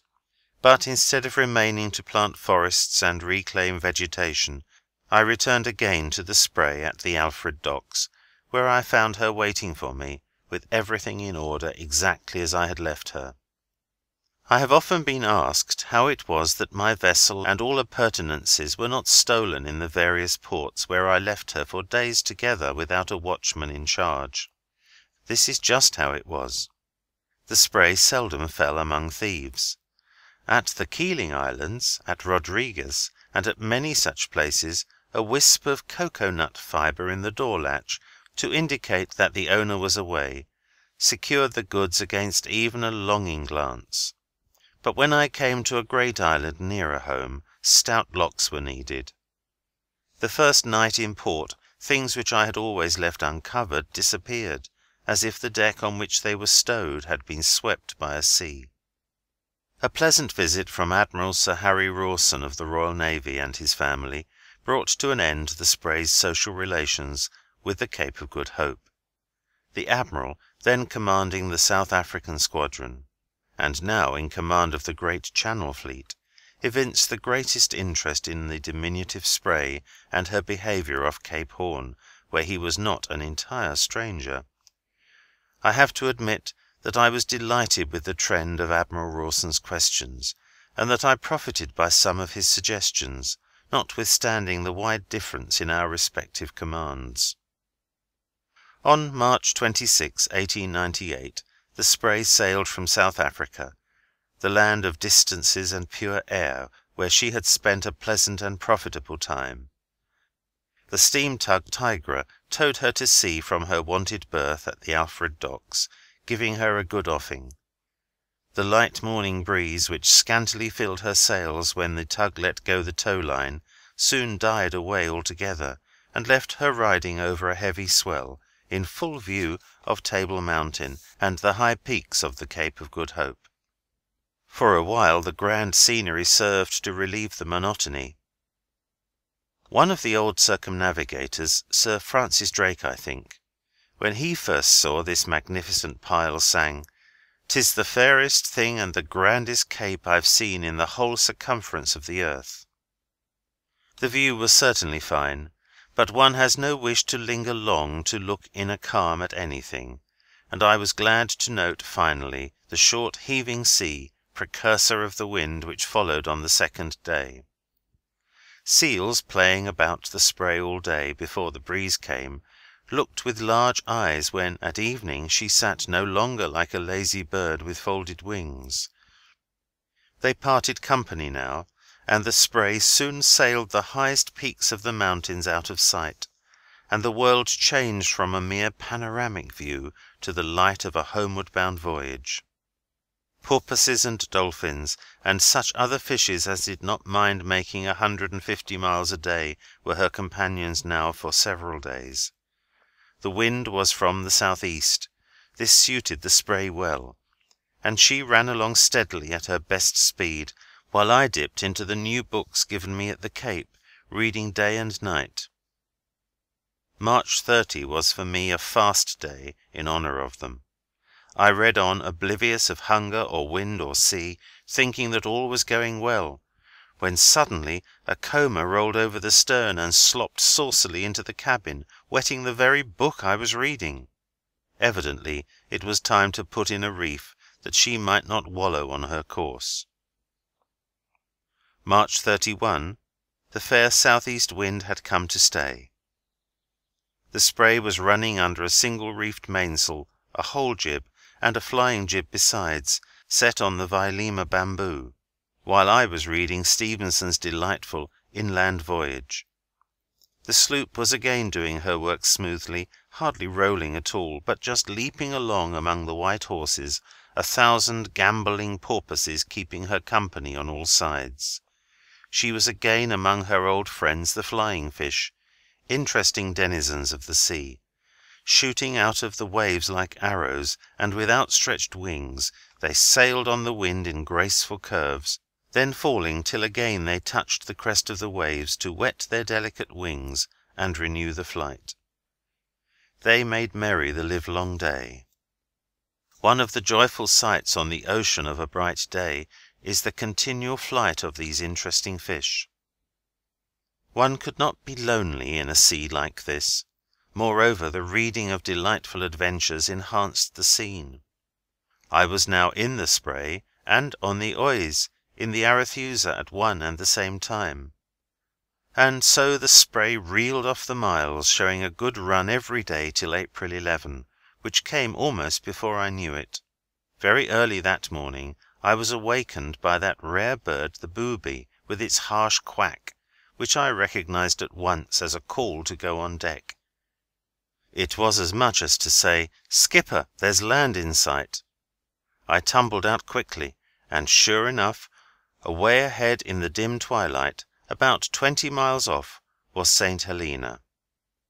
My first impulse was to call out, "Oh, what a speck in the sea!" It is in reality 9 miles in length and 2,823 feet in height. I reached for a bottle of port wine out of the locker, and took a long pull from it to the health of my invisible helmsman, the pilot of the Pinta. End of Chapter 18. Chapter 19. It was about noon when the spray came to anchor off Jamestown, and all hands at once went ashore to pay respects to His Excellency the Governor of the island, Sir R. A. Sterndale. His Excellency, when I landed, remarked that it was not often nowadays that a circumnavigator came his way, and he cordially welcomed me and arranged that I should tell about the voyage, first at Garden Hall to the people of Jamestown, and then at Plantation House, the Governor's residence, which is in the hills a mile or two back, to His Excellency and the officers of the garrison and their friends. Mr. Poole, our worthy consul, introduced me at the castle, and in the course of his remarks asserted that the Sea Serpent was a Yankee. Most royally was the crew of the Spray entertained by the Governor. I remained at Plantation House a couple of days, and one of the rooms in the mansion, called the West Room, being haunted, the butler, by command of His Excellency, put me up in that, like a prince. Indeed, to make sure that no mistake had been made, His Excellency came later to see that I was in the right room, and to tell me about the ghosts he had seen or heard of. He had discovered all but one, and wishing me pleasant dreams, he hoped I might have the honour of a visit from the unknown one of the west room. For the rest of the chilly night I kept the candle burning, and often looked out from under the blankets, thinking that maybe I should meet the great Napoleon face to face, but I saw only furniture and the horseshoe that was nailed over the door opposite my bed. St. Helena has been an island of tragedies, tragedies that have been lost sight of in whaling over the Corsican. On the second day of my visit, the governor took me by carriage road through the turns over the island. At one point of our journey, the road, in winding around spurs and ravines, formed a perfect W within the distance of a few rods. The roads, though tortuous and steep, were fairly good, and I was struck with the amount of labour it must have cost to build them. The air on the heights was cool and bracing. It is said that, since hanging for trivial offences went out of fashion, no one has died there, except from falling over the cliffs in old age, or from being crushed by stones rolling on them from the steep mountains. Witches at one time were persistent at St. Helena, as with us in America in the days of Cotton Mather. At the present day crime is rare in the island. While I was there, Governor Sterndale, in token of the fact that not one criminal case had come to court within the year, was presented with a pair of white gloves by the officers of justice. Returning from the governor's house to Jamestown, I drove with Mr. Clark, a countryman of mine, to Longwood, the home of Napoleon. Monsieur Morillo, French consular agent in charge, keeps the place respectable and the buildings in good repair. His family at Longwood, consisting of wife and grown daughters, are natives of courtly and refined manners, and spend here days, months, and years of contentment, though they have never seen the world beyond the horizon of St. Helena. On the 20th of April the Spray was again ready for sea. Before going on board I took luncheon with the governor and his family at the castle. Lady Sterndale had sent a large fruit cake early in the morning from Plantation House to be taken along on the voyage. It was a great high-decker, and I ate sparingly of it, as I thought, but it did not keep as I had hoped it would. I ate the last of it, along with my first cup of coffee at Antigua, West Indies, which, after all, was quite a record. The one my own sister made me at the little island in the Bay of Fundy, at the first of the voyage, kept about the same length of time, namely 42 days. After luncheon a royal mail was made up for Ascension, the island next on my way. Then Mr. Poole and his daughter paid the Spray a farewell visit, bringing me a basket of fruit. It was late in the evening before the anchor was up, and I bore off for the west, loath to leave my new friends. But fresh winds filled the sloop's sails once more, and I watched the beacon light at Plantation House, the governor's parting signal for the Spray, till the island faded in the darkness astern, and became one with the night, and by midnight the light itself had disappeared below the horizon. When morning came there was no land in sight, but the day went on the same as days before, save for one small incident. Governor Sterndale had given me a bag of coffee in the husk, and Clark, the American, in an evil moment, had put a goat on board, to butt the sack and hustle the coffee beans out of the pods. He urged that the animal, besides being useful, would be as companionable as a dog. I soon found that my sailing companion, this sort of dog with horns, had to be tied up entirely. The mistake I made was that I did not chain him to the mast instead of tying him with grass ropes less securely, and this I learned to my cost. Except for the first day, before the beast got his sea legs on, I had no peace of mind. After that, actuated by a spirit born maybe of his pasturage, this incarnation of evil threatened to devour everything from flying jib to stern davits. He was the worst pirate I met on the whole voyage.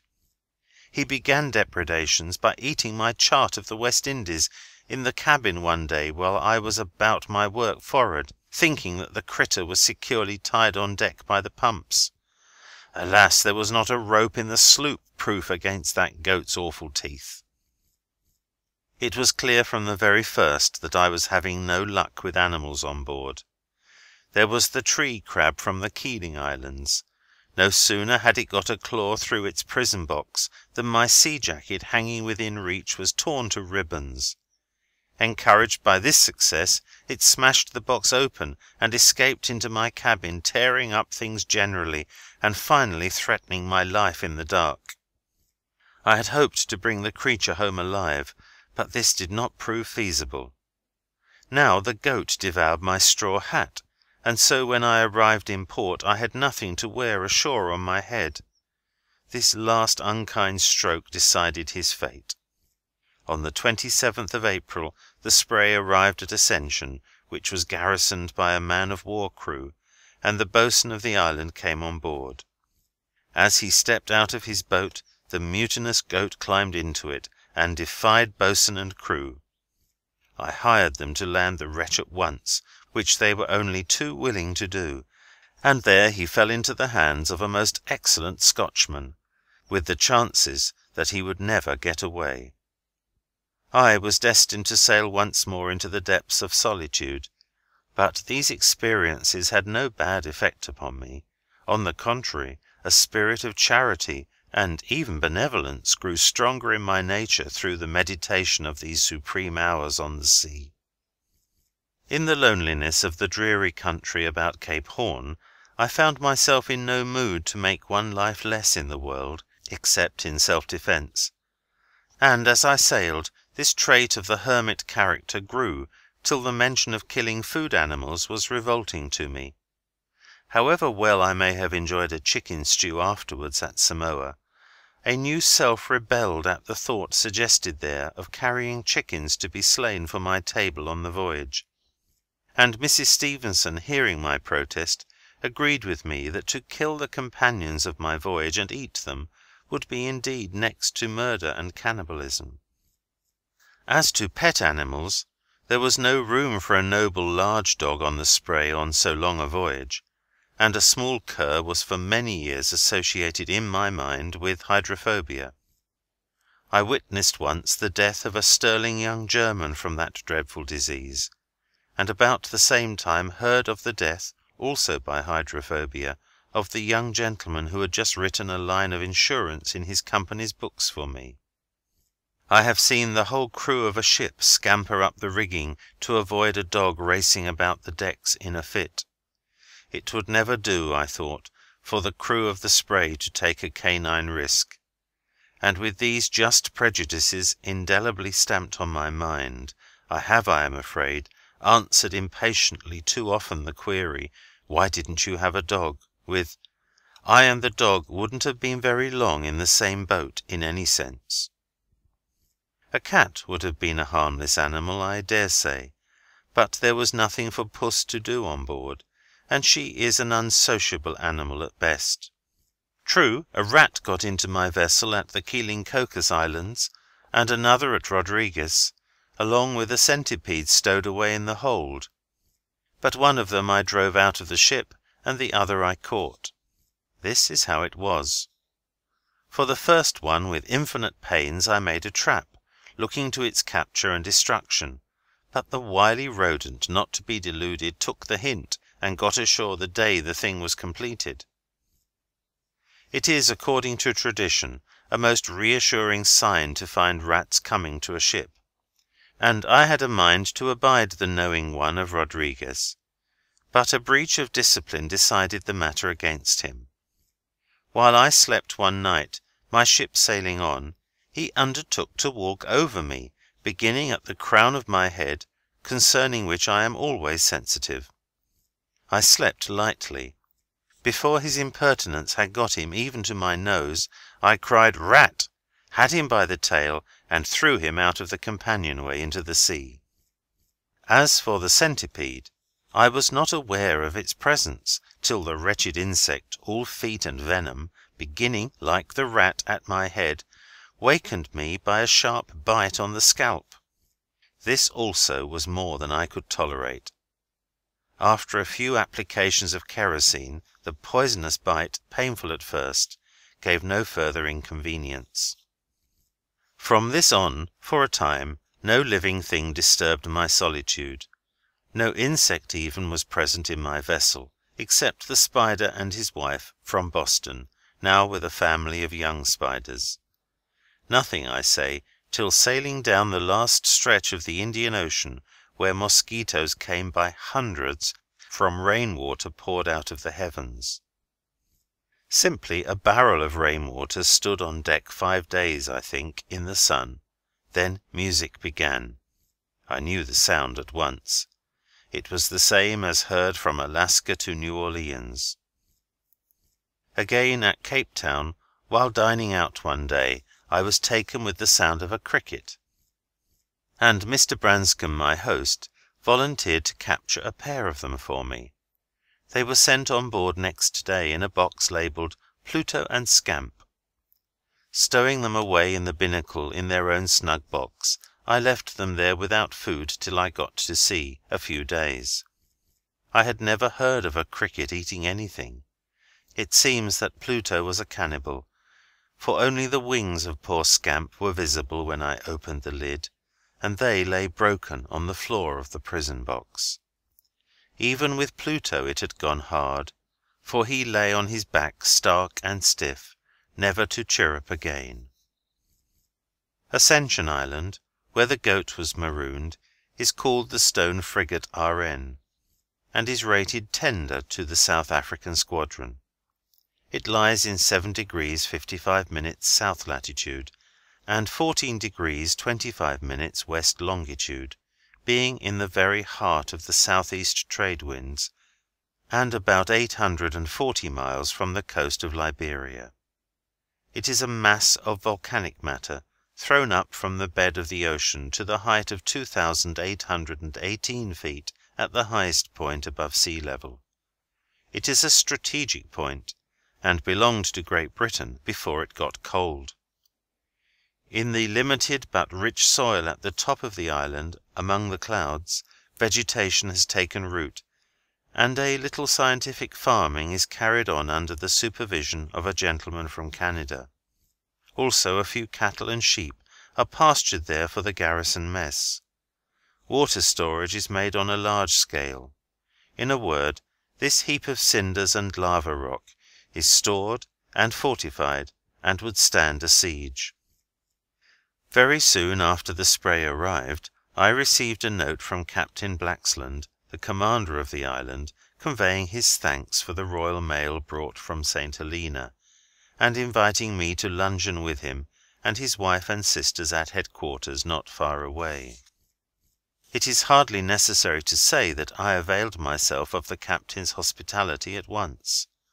A carriage was waiting up the jetty when I landed, and a sailor with a broad grin led the horse carefully up the hill to the captain's house, as if I were a lord of the Admiralty and a governor besides. And he led it as carefully down again when I returned. On the following day I visited the summit among the clouds, the same team being provided, and the same old sailor leading the horse. There was probably not a man on the island at that moment better able to walk than I. The sailor knew that. I finally suggested that we change places. "Let me take the bridle," I said, "and keep the horse from bolting."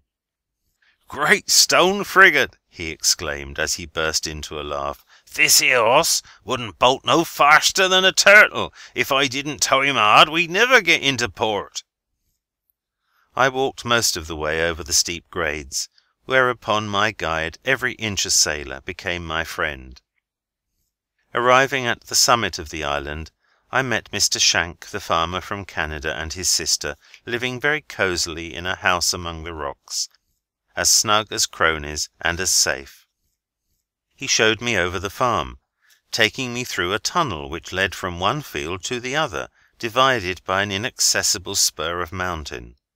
Mr. Shank said that he had lost many cows and bullocks, as well as sheep, from breakneck over the steep cliffs and precipices. One cow, he said, would sometimes hook another right over a precipice to destruction, and go on feeding unconcernedly. It seemed that the animals on the island farm, like mankind in the wide world, found it all too small.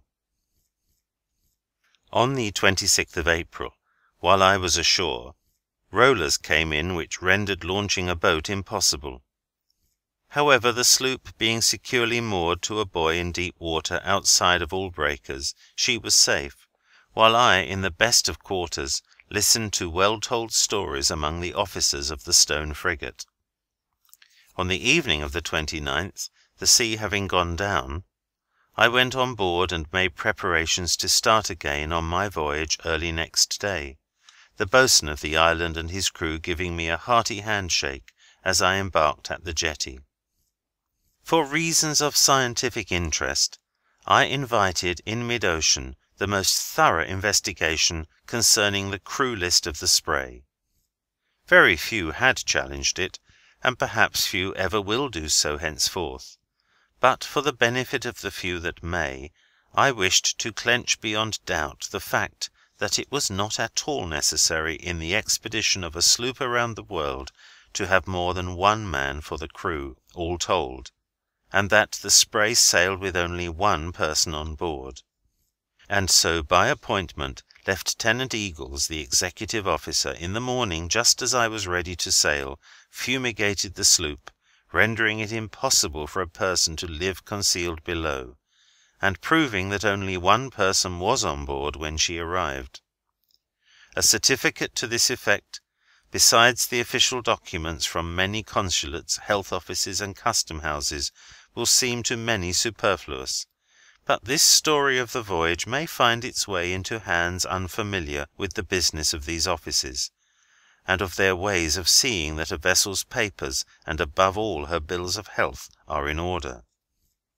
The lieutenant's certificate being made out, the Spray, nothing loath, now filled away clear of the sea-beaten rocks, and the trade winds, comfortably cool and bracing, sent her flying along on her course. On May 8, 1898, she crossed the track homeward bound that she had made on October 2, 1895, on the voyage out. She passed Fernando de Noronha at night, going some miles south of it, and so I did not see the island. I felt a contentment in knowing that the Spray had encircled the globe, and even as an adventure alone I was in no way discouraged as to its utility, and said to myself, let what will happen, the voyage is now on record. A period was made. End of chapter 19. Chapter 20. On May 10 there was a great change in the condition of the sea. There could be no doubt of my longitude now, if any had before existed in my mind. Strange and long-forgotten current ripples pattered against the sloop's sides in grateful music. The tune arrested the ear, and I sat quietly listening to it while the Spray kept on her course. By those current ripples I was assured that she was now off St. Roch, and had struck the current which sweeps round the Cape. The trade winds, we old sailors say, produce this current, which in its course for this point forward is governed by the coastline of Brazil, Guiana, Venezuela, and, as some would say, by the Monroe Doctrine. The trades had been blowing fresh for some time, and the current, now at its height, amounted to 40 miles a day. This, added to the sloop's run by the log, made the handsome day's work of 180 miles on several consecutive days. I saw nothing of the coast of Brazil, though I was not many leagues off, and was always in the Brazil current. I did not know that war with Spain had been declared, and that I might be liable right there to meet the enemy and be captured.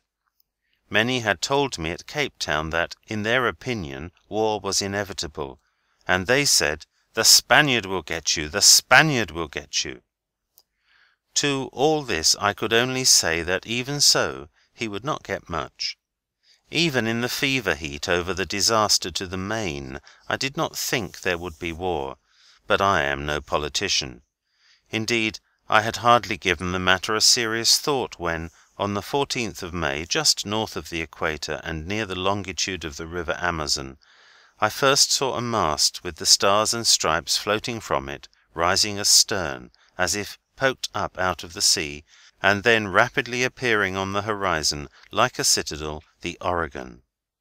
As she came near, I saw that the great ship was flying the signals C.B.T., which read, "Are there any men of war about?" Right under these flags, and larger than the Spray's mainsail, so it appeared, was the yellowest Spanish flag I ever saw. It gave me a nightmare some time after, when I reflected on it in my dreams. I did not make out the Oregon's signals till she passed ahead, where I could read them better, for she was 2 miles away and I had no binoculars. When I had read her flags, I hoisted the signal "No," for I had not seen any Spanish men of war. I had not been looking for any. My final signal, "Let us keep together for mutual protection," Captain Clark did not seem to regard as necessary. Perhaps my small flags were not made out. Anyhow, the Oregon steamed on with a rush, looking for Spanish men of war, as I learned afterwards. The Oregon's great flag was dipped beautifully 3 times to the Spray's lowered flag as she passed on. Both had crossed the line only a few hours before. I pondered long that night over the probability of a war risk now coming upon the Spray after she had cleared all, or nearly all, the dangers of the sea. But finally a strong hope mastered my fears. On the 17th of May, the Spray, coming out of a storm at daylight, made Devil's Island, 2 points on the lee bow, not far off. The wind was still blowing a stiff breeze on shore. I could clearly see the dark grey buildings on the island as the sloop brought it abeam. No flag or sign of life was seen on the dreary place. Later in the day a French barque on the port tack, making for Cayenne, hove in sight close hauled on the wind. She was falling to leeward fast. The Spray was also close hauled, and was lugging on sail to secure an offing on the starboard tack, a heavy swell in the night having thrown her too near the shore, and now I considered the matter of supplicating a change of wind. I had already enjoyed my share of favouring breezes over the great oceans, and I asked myself if it would be right to have the wind turned now all into my sails, while the Frenchman was bound the other way. A head current which he stemmed, together with a scant wind, was bad enough for him. And so I could only say in my heart, "Lord, let matters stand as they are, but do not help the Frenchman any more just now, for what would suit him would well ruin me." I remembered that when a lad I heard a captain often say in meeting that in answer to a prayer of his own the wind changed from south-east to north-west entirely to his satisfaction. He was a good man, but did this glorify the architect, the ruler of the winds and the waves? Moreover, it was not a trade wind, as I remember it, that changed for him, but one of the variables, which will change when you ask it, if you ask long enough. Again, this man's brother, maybe, was not bound the opposite way, well content with a fair wind himself, which made all the difference in the world. Footnote: the Bishop of Melbourne, commend me to his teachings, refused to set aside a day of prayer for rain, recommending his people to husband water when the rainy season was on. In like manner, a navigator husbands the wind, keeping a weather gauge where practicable. On May 18, 1898, is written large in the Spray's logbook, "Tonight, in latitude 7 degrees 13 minutes north, for the first time in nearly 3 years I see the North Star." The Spray on the day following logged 147 miles. To this I add 35 miles for current sweeping her onward. On the 20th of May, about sunset, the island of Tobago, off the Orinoco came into view, bearing west by north, distant 22 miles. The Spray was drawing rapidly towards her home destination. Later at night, while running free along the coast of Tobago, the wind still blowing fresh, I was startled by the sudden flash of breakers on the port bow and not far off. I luffed instantly offshore, and then tacked, heading in for the island. Finding myself shortly after close in with the land, I tacked again offshore, but without much altering the bearing of the danger. Sail whichever way I would, it seemed clear that if the sloop weathered the rocks at all it would be a close shave, and I watched with anxiety while beating against the current, always losing ground. So the matter stood hour after hour, while I watched the flashes of light thrown up as regularly as the beats of the long ocean swells, and always they seemed just a little nearer. It was evidently a coral reef, of this I had not the slightest doubt, and a bad reef at that. Worse still, there might be other reefs ahead forming a bight into which the current would sweep me, and where I should be hemmed in and finally wrecked. I had not sailed these waters since a lad, and lamented the day I had allowed on board the goat that ate my chart. I taxed my memory of sea lore, of wrecks on sunken reefs, and of pirates harboured among coral reefs where other ships might not come, but nothing that I could think of applied to the island of Tobago, save the one wreck of Robinson Crusoe's ship in the fiction, and that gave me little information about reefs. I remembered only that in Crusoe's case he kept his powder dry. "But there she booms again," I cried, "and how close the flash is now! Almost aboard was that last breaker. But you'll go by, Spray, old girl. 'Tis abeam now. One surge more, and oh, one more like that will clear your ribs and keel." And I slapped her on the transom, proud of her last noble effort to leap clear of the danger, when a wave greater than the rest threw her higher than before, and behold, from the crest of it was revealed at once all there was of the reef. I fell back in a coil of rope, speechless and amazed, not distressed, but rejoiced. Aladdin's lamp, my fisherman's own lantern! It was the great revolving light on the island of Trinidad, 30 miles away, throwing flashes over the waves, which had deceived me. The orb of the light was now dipping on the horizon, and how glorious was the sight of it! But, dear Father Neptune, as I live, after a long life at sea, and much among corals, I would have made a solemn declaration to that reef. Through all the rest of the night I saw imaginary reefs, and not knowing what moment the sloop might fetch up on a real one, I tacked off and on till daylight, as nearly as possible in the same track. All for the want of a chart. I could have nailed the St. Helena's goat's pelt to the deck.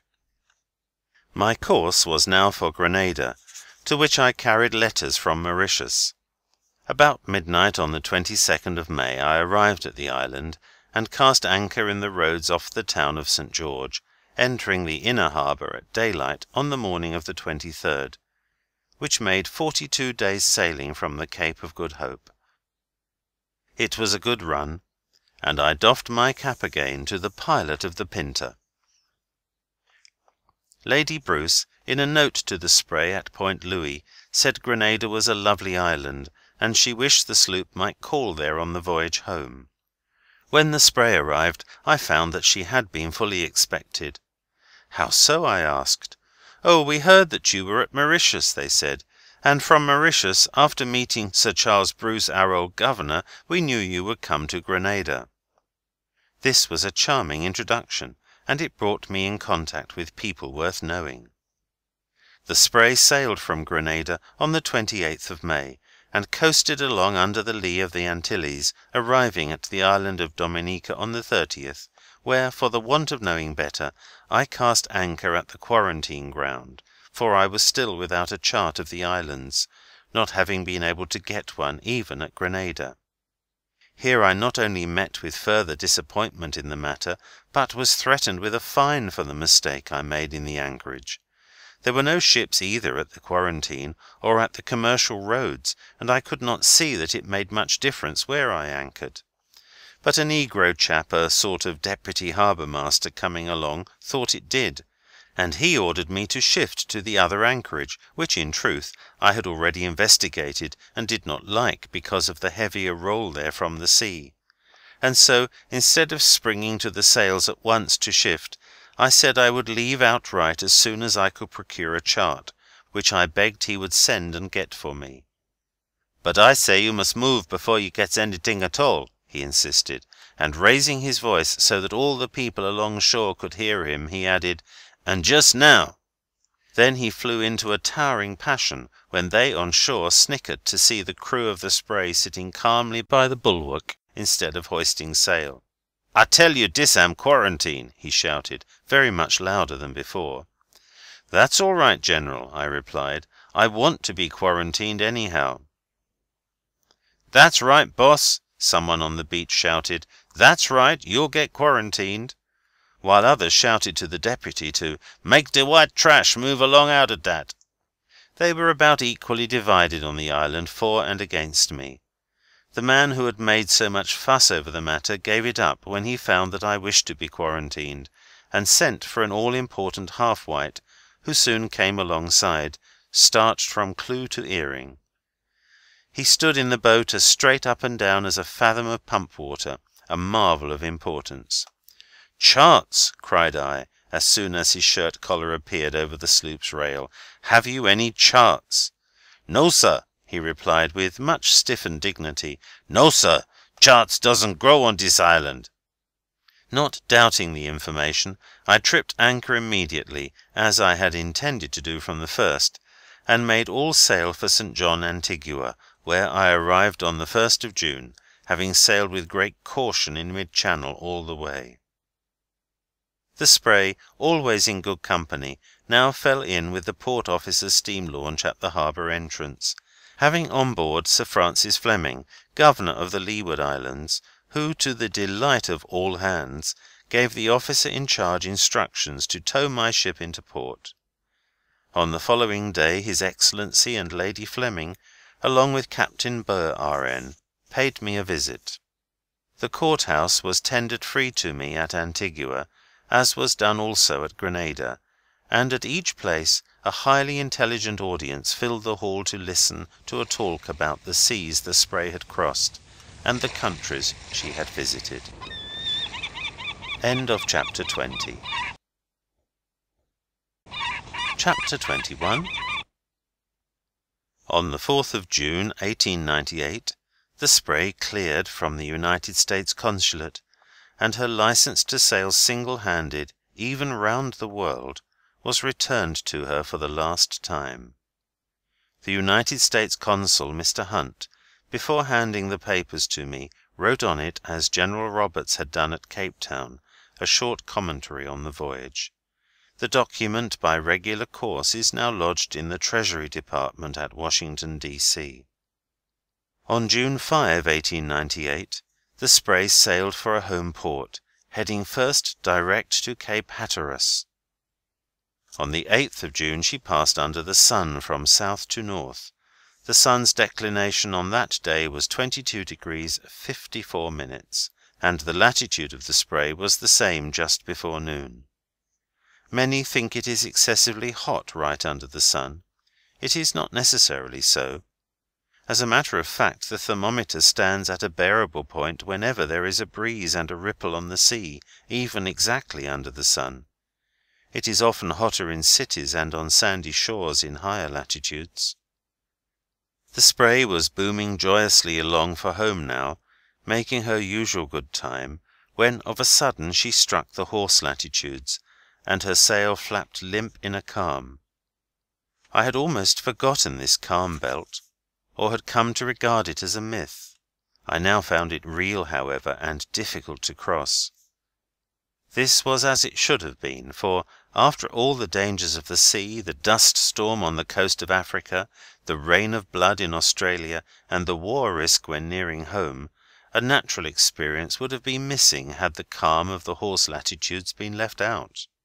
Anyhow, a philosophical turn of thought now was not amiss, else one's patience would have given out almost at the harbour entrance. The term of her probation was 8 days. Evening after evening during this time I read by the light of a candle on deck. There was no wind at all, and the sea became smooth and monotonous. For 3 days I saw a fully rigged ship on the horizon, also becalmed. Sargasso scattered over the sea in bunches, or trailed curiously along down the wind in narrow lanes. Now gathered together in great fields, strange sea animals, little and big, swimming in and out, the most curious among them being a tiny sea-horse, which I captured and brought home preserved in a bottle. But on the 18th of June a gale began to blow from the southwest, and the Sargasso was dispersed again in windrows and lanes. On this day there was soon wind enough, and to spare. The same might have been said of the sea. The Spray was in the midst of the turbulent Gulf Stream itself. She was jumping like a porpoise over the uneasy waves. As if to make up for lost time, she seemed to touch only the high places. Under a sudden shock and strain her rigging began to give out. First the mainstay strap was carried away, then the peak halyard block broke from the gaff. It was time to reef and refit, and so when all hands came on deck I went about doing that. The 19th of June was fine, but on the morning of the 20th another gale was blowing, accompanied by cross seas that tumbled about and shook things up with great confusion. Just as I was thinking about taking in sail, the jibstay broke at the masthead, and fell jib and all into the sea. It gave me the strangest sensation to see the bellying sail fall, and where it had been, suddenly to see only space. However, I was in the bows with presence of mind to gather it in on the first wave that rolled up, before it was torn or trailed under the sloop's bottom. I found by the amount of work done in 3 minutes or less time that I had by no means grown stiff-jointed on the voyage. Anyhow, scurvy had not set in. And now, being within a few degrees of home, I might complete the voyage, I thought, without the aid of a doctor. Yes, my health was still good, and I could skip about the decks in lively manner, but could I climb? The great King Neptune tested me severely at this time, for the stay being gone, the mast itself switched about like a reed, and was not easy to climb. But a gun-tackle purchase was got up, and the stay set taut from the masthead, for I had spare blocks and rope on board with which to rig it, and the jib, with a reef in it, was soon pulling again like a sodger for home. Had the Spray's mast not been well stepped, however, it would have been John Walker when the stay broke. Good work in the building of my vessel stood me always in good stead. On the 23rd of June, I was at last tired of baffling squalls and fretful cobble seas. I had not seen a vessel for days and days, where I had expected the company of at least a schooner now and then. As to the whistling of the wind through the rigging, and the slopping of the seas against the sloop's sides, that was well enough in its way, and we could not have got on without it, the Spray and I. But there was so much of it now, and it lasted so long. At noon on that day a winterish storm was upon us from the nor'west. In the Gulf Stream, thus late in June, hailstones were pelting the Spray, and lightning was pouring down from the clouds, not in flashes alone, but in almost continuous streams. By slants, however, day and night, I worked the sloop in towards the coast, where on the 25th of June, off Fire Island, she fell into the tornado which, an hour earlier, had swept over New York City with lightning that wrecked buildings and sent trees flying about in splinters.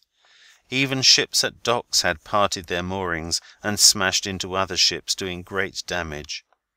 It was the climax storm of the voyage, but I saw the unmistakable character of it in time to have all snug aboard and receive it under bare poles. Even so, the sloop shivered when it struck her, and she heeled over unwillingly on her beam ends, but rounding to with a sea anchor ahead, she righted and faced out the storm. In the midst of the gale I could do no more than look on, for what is a man in a storm like this? I had seen one electric storm on the voyage, off the coast of Madagascar, but it was unlike this one. Here the lightning kept on longer, and thunderbolts fell in the sea all about. Up to this time I was bound for New York, but when all was over I rose, made sail, and hove the sloop round from starboard to port tack, to make for a quiet harbour to think the matter over. And so, under short sail, she reached in for the coast of Long Island, while I sat thinking and watching the lights of coasting vessels which now began to appear in sight. Reflections of the voyage, so nearly finished, stole in upon me now. Many tunes I had hummed again and again came back once more. I found myself repeating fragments of a hymn often sung by a dear Christian woman of Fairhaven when I was rebuilding the Spray.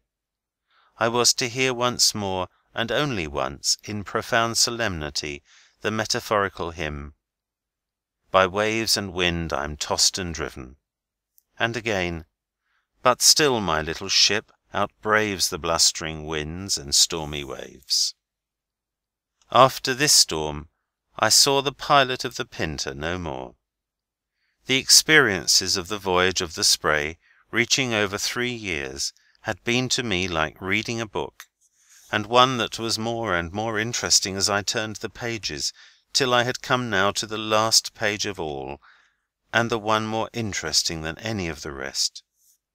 When daylight came, I saw that the sea had changed colour from dark green to light. I threw the lead and got soundings in 13 fathoms. I made the land soon after, some miles east of Fire Island, and sailing thence before a pleasant breeze along the coast, made for Newport. The weather after the furious gale was remarkably fine. The Spray rounded Montauk Point early in the afternoon. Point Judith was abeam at dark. She fetched in at Beaver Tail next. Sailing on, she had one more danger to pass. Newport Harbour was mined.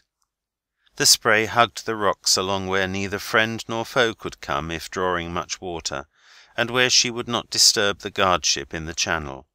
It was close work, but it was safe enough so long as she hugged the rocks close, and not the mines. Flitting by a low point abreast of the guardship, the dear old Dexter, which I knew well, someone on board of her sang out, "There goes a craft!" I threw up a light at once, and heard the hail, "Spray, ahoy!" It was the voice of a friend, and I knew that a friend would not fire on the Spray. I eased off the mainsheet now, and the Spray swung off for the beacon lights of the inner harbour. At last she reached port in safety, and there, at 1 a.m. on June 27, 1898, cast anchor, after the cruise of more than 46,000 miles round the world, during an absence of 3 years and 2 months, with 2 days over for coming up. Was the crew well? Was I not? I had profited in many ways by the voyage. I had even gained flesh, and actually weighed 1 pound more than when I sailed from Boston. As for ageing, why, the dial of my life was turned back till my friends all said, "Slocum is young again." And so I was, at least 10 years younger than the day I felled the first tree for the construction of the Spray. My ship was also in better condition than when she sailed from Boston on her long voyage. She was still as sound as a nut, and as tight as the best ship afloat.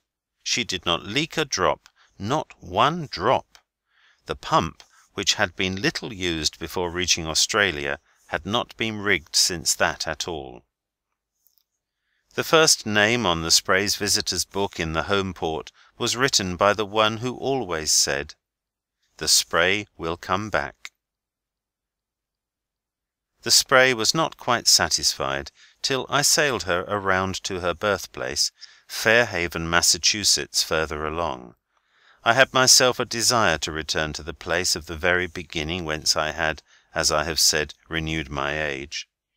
So on July 3, with a fair wind, she waltzed beautifully round the coast, and up the Acushnet River to Fairhaven, where I secured her to the cedar spile driven in the bank to hold her when she was launched. I could bring her no nearer home. If the Spray discovered no continents on her voyage, it may be that there were no continents left to be discovered. She did not seek new worlds, or sail to pow-wow about the dangers of the sea. The sea has been much maligned. To find one's way to lands already discovered is a good thing, and the Spray made the discovery that even the worst sea is not so terrible to a well-appointed ship. No king, no country, no treasury at all was taxed for the voyage of the Spray, and she accomplished all that she undertook to do. To succeed, however, in anything at all, one should go understandingly about his work, and be prepared for every emergency.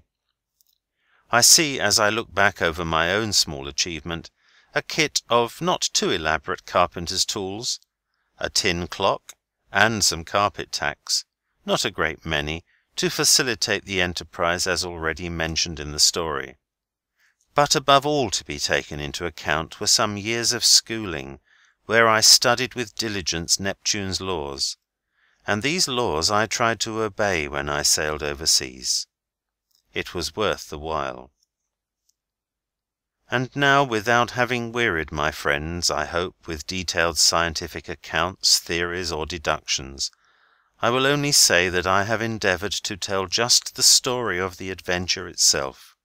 This, in my own poor way, having been done, I now moor ship, weather bit cables, and leave the sloop Spray, for the present, safe in port. End of Chapter 21. Appendix. From a feeling of diffidence towards sailors of great experience, I refrained in the preceding chapters, as prepared for serial publication in the Century magazine, from entering fully into the details of the Spray's build, and of the primitive methods employed to sail her. Having had no sailing experience at all, I had no means of knowing that the trim vessels seen in our harbours and near the land could not all do as much, or even more, than the Spray, sailing, for example, on a course with the helm lashed. I was unaware that no other vessel had sailed in this manner round the globe, but would have been loath to say that another could not do it, or that many men had not sailed vessels of a certain rig in that manner as far as they wished to go. I was greatly amused, therefore, by the flat assertions of an expert that it could not be done. The Spray, as I sailed her, was entirely a new boat, built over from a sloop which bore the same name, and which tradition said had first served as an oysterman about 100 years ago on the coast of Delaware. There was no record in the Custom House of where she was built. She was once owned at Noank, Connecticut, afterward in New Bedford, and when Captain Eben Pierce presented her to me at the end of her natural life, she stood, as I have already described, propped up in a field at Fairhaven. Her lines were supposed to be those of a North Sea fisherman. In rebuilding timber by timber and plank by plank, I added to her freeboard 12 inches amidships, 18 inches forward, and 14 inches aft, thereby increasing her sheer and making her, as I thought, a better deep-water ship. I will not repeat the history of the rebuilding of the Spray, which I have detailed in my first chapter, except to say that, when finished, her dimensions were 36 feet 9 inches over all, 14 feet 2 inches wide, and 4 feet 2 inches deep in the hold, her tonnage being 9 tons net, and 12 71/100 tons gross. I gladly reproduce the lines of the Spray, with such hints as my really limited fore and aft sailing will allow, my seafaring life having been spent mostly in barks and ships. No pains have been spared to give them accuracy.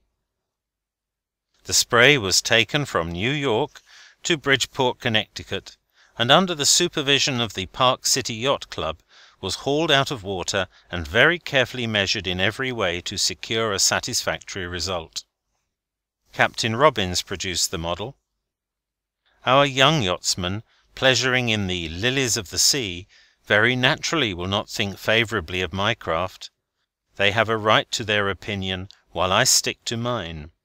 They will take exception to her short ends, the advantage of these being most apparent in a heavy sea. Some things about the Spray's deck might be fashioned differently without materially affecting the vessel. I know of no good reason why, for a party boat, a cabin trunk might not be built amidships, instead of far aft, like the one on her, which leaves a very narrow space between the wheel and the line of the companionway. Some even say that I might have improved the shape of her stern. I do not know about that. The water leaves her run sharp after bearing her to the last inch, and no suction is formed by undue cutaway. Smooth water sailors say, where is her overhang? They never cross the Gulf Stream in a nor'easter, and they do not know what is best in all weathers. For your life build no fantail overhang on a craft going offshore. As a sailor judges his prospective ship by a blow of the eye, when he takes interest enough to look her over at all, so I judged the Spray, and I was not deceived. In a sloop rig, the Spray made that part of her voyage reaching from Boston through the Strait of Magellan, during which she experienced the greatest variety of weather conditions. The yawl rig then adopted was an improvement only in that it reduced the size of a rather heavy mainsail, and slightly improved her steering qualities on the wind. When the wind was aft, the jigger was not in use. Invariably it was then furled. With her boom broad off, and with the wind 2 points on the quarter, the Spray sailed her truest course. It never took long to find the amount of helm or angle of rudder required to hold her on her course, and when that was found, I lashed the wheel with it at that angle. The mainsail then drove her, and the main jib with its sheet bowsed flat amidships, or a little to one side or the other, added greatly to the steadying power. Then, if the wind was even strong or squally, I would sometimes set a flying jib also, on a pole rigged out on the bowsprit, with the sheets hauled flat amidships, which was a safe thing to do, even in a gale of wind. A stout downhaul on the gaff was a necessity, because without it the mainsail might not have come down when I wished to lower it in a breeze. The amount of helm required varied according to the amount of wind and its direction. These points are quickly gathered from practice. Briefly, I have to say that when close hauled in a light wind under all sail, she required little or no weather helm. As the wind increased, I would go on deck, if below, and turn the wheel up a spoke, more or less, relash it, or, as sailors say, put it in a becket, and then leave it as before. To answer the questions that might be asked to meet every contingency would be a pleasure, but it would overburden my book. I can only say here that much comes to one in practice, and that with such as love sailing, mother wit is the best teacher after experience. Labour-saving appliances? There were none. The sails were hoisted by hand, the halyards were rove through ordinary ship's blocks with common patent rollers. Of course, the sheets were all belayed aft. The windlass used was in the shape of a winch or crab, I think it is called. I had 3 anchors, weighing 40 pounds, 100 pounds, and 180 pounds respectively. The windlass and the 40-pound anchor, and the fiddlehead or carving on the end of the cutwater, belonged to the original Spray. The ballast, concrete cement, was staunchened down securely. There was no iron or lead or other weight on the keel. If I took measurements by rule, I did not set them down, and after sailing even the longest voyage in her, I could not tell off-hand the length of her mast, boom, or gaff. I did not know the centre of effort in her sails, except as it hit me in practice at sea, nor did I care a rope yarn about it. Mathematical calculations, however, are all right in a good boat, and the Spray could have stood them. She was easily balanced and easily kept in trim. Some of the oldest and ablest shipmasters have asked how it was possible for her to hold a true course before the wind, which is just what the Spray did for weeks together.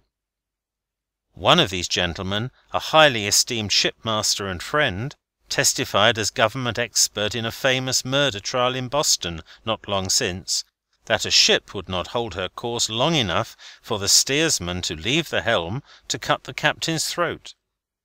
Ordinarily it would be so. One might say that with a square-rigged ship it would always be so. But the Spray, at the moment of the tragedy in question, was sailing around the globe with no one at the helm, except at intervals more or less rare. However, I may say here that this would have had no bearing on the murder case in Boston. In all probability justice laid her hand on the true rogue. In other words, in the case of a model and rig similar to that of the tragedy ship, I should myself testify as the nautical experts at the trial. But see the run the Spray made from Thursday Island to the Keeling Cocos Island, 2,700 miles distant, in 23 days, with no one at the helm at that time, save for about an hour, from land to land. No other ship in the history of the world ever performed, under similar circumstances, the feat on so long and continuous a voyage. It was, however, a delightful midsummer sail. No one can know the pleasure of sailing free over the great oceans, save those who have had the experience. It is not necessary, in order to realise the utmost enjoyment of going around the globe, to sail alone. Yet for once and the first time there was a great deal of fun in it. My friend the government expert, and saltiest of salt sea captains, standing only yesterday on the deck of the Spray, was convinced of her famous qualities, and he spoke enthusiastically of selling his farm on Cape Cod and putting to sea again. To young men contemplating a voyage, I would say, go. The tales of rough usage are for the most part exaggerations, as also are the stories of sea danger. I had a fair schooling in the so-called hard ships on the hard Western Ocean, and in the years there I do not remember having once been called out of my name. Such recollections have endeared the sea to me.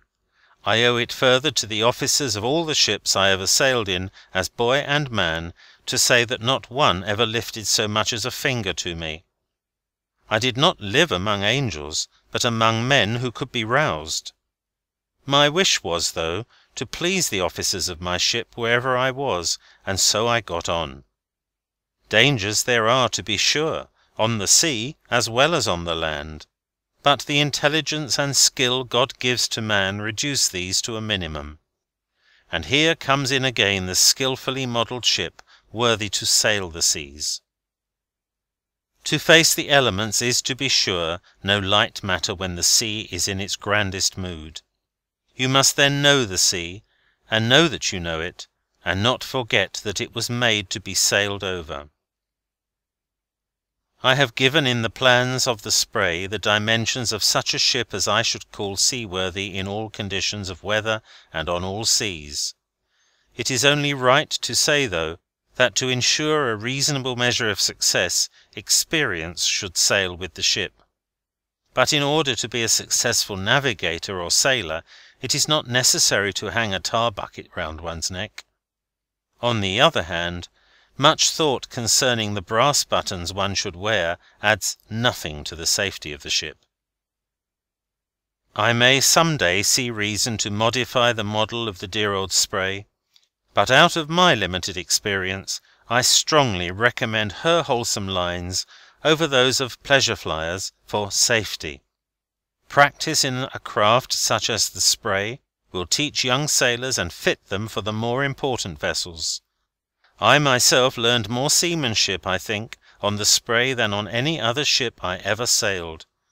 And as for patience, the greatest of all the virtues, even while sailing through the reaches of the Strait of Magellan, between the bluff mainland and dismal Fuego, where through intricate sailing I was obliged to steer, I learned to sit by the wheel, content to make 10 miles a day beating against the tide, and when a month at that was all lost, I could find some old tune to hum while I worked the route all over again, beating as before. Nor did 30 hours at the wheel, in storm, overtax my human endurance, and to clap a hand to an oar, and pull into or out of port in a calm, was no strange experience for the crew of the Spray. The days passed happily with me, wherever my ship sailed. End of Appendix, and end of Sailing Alone Around the World by Joshua Slocum.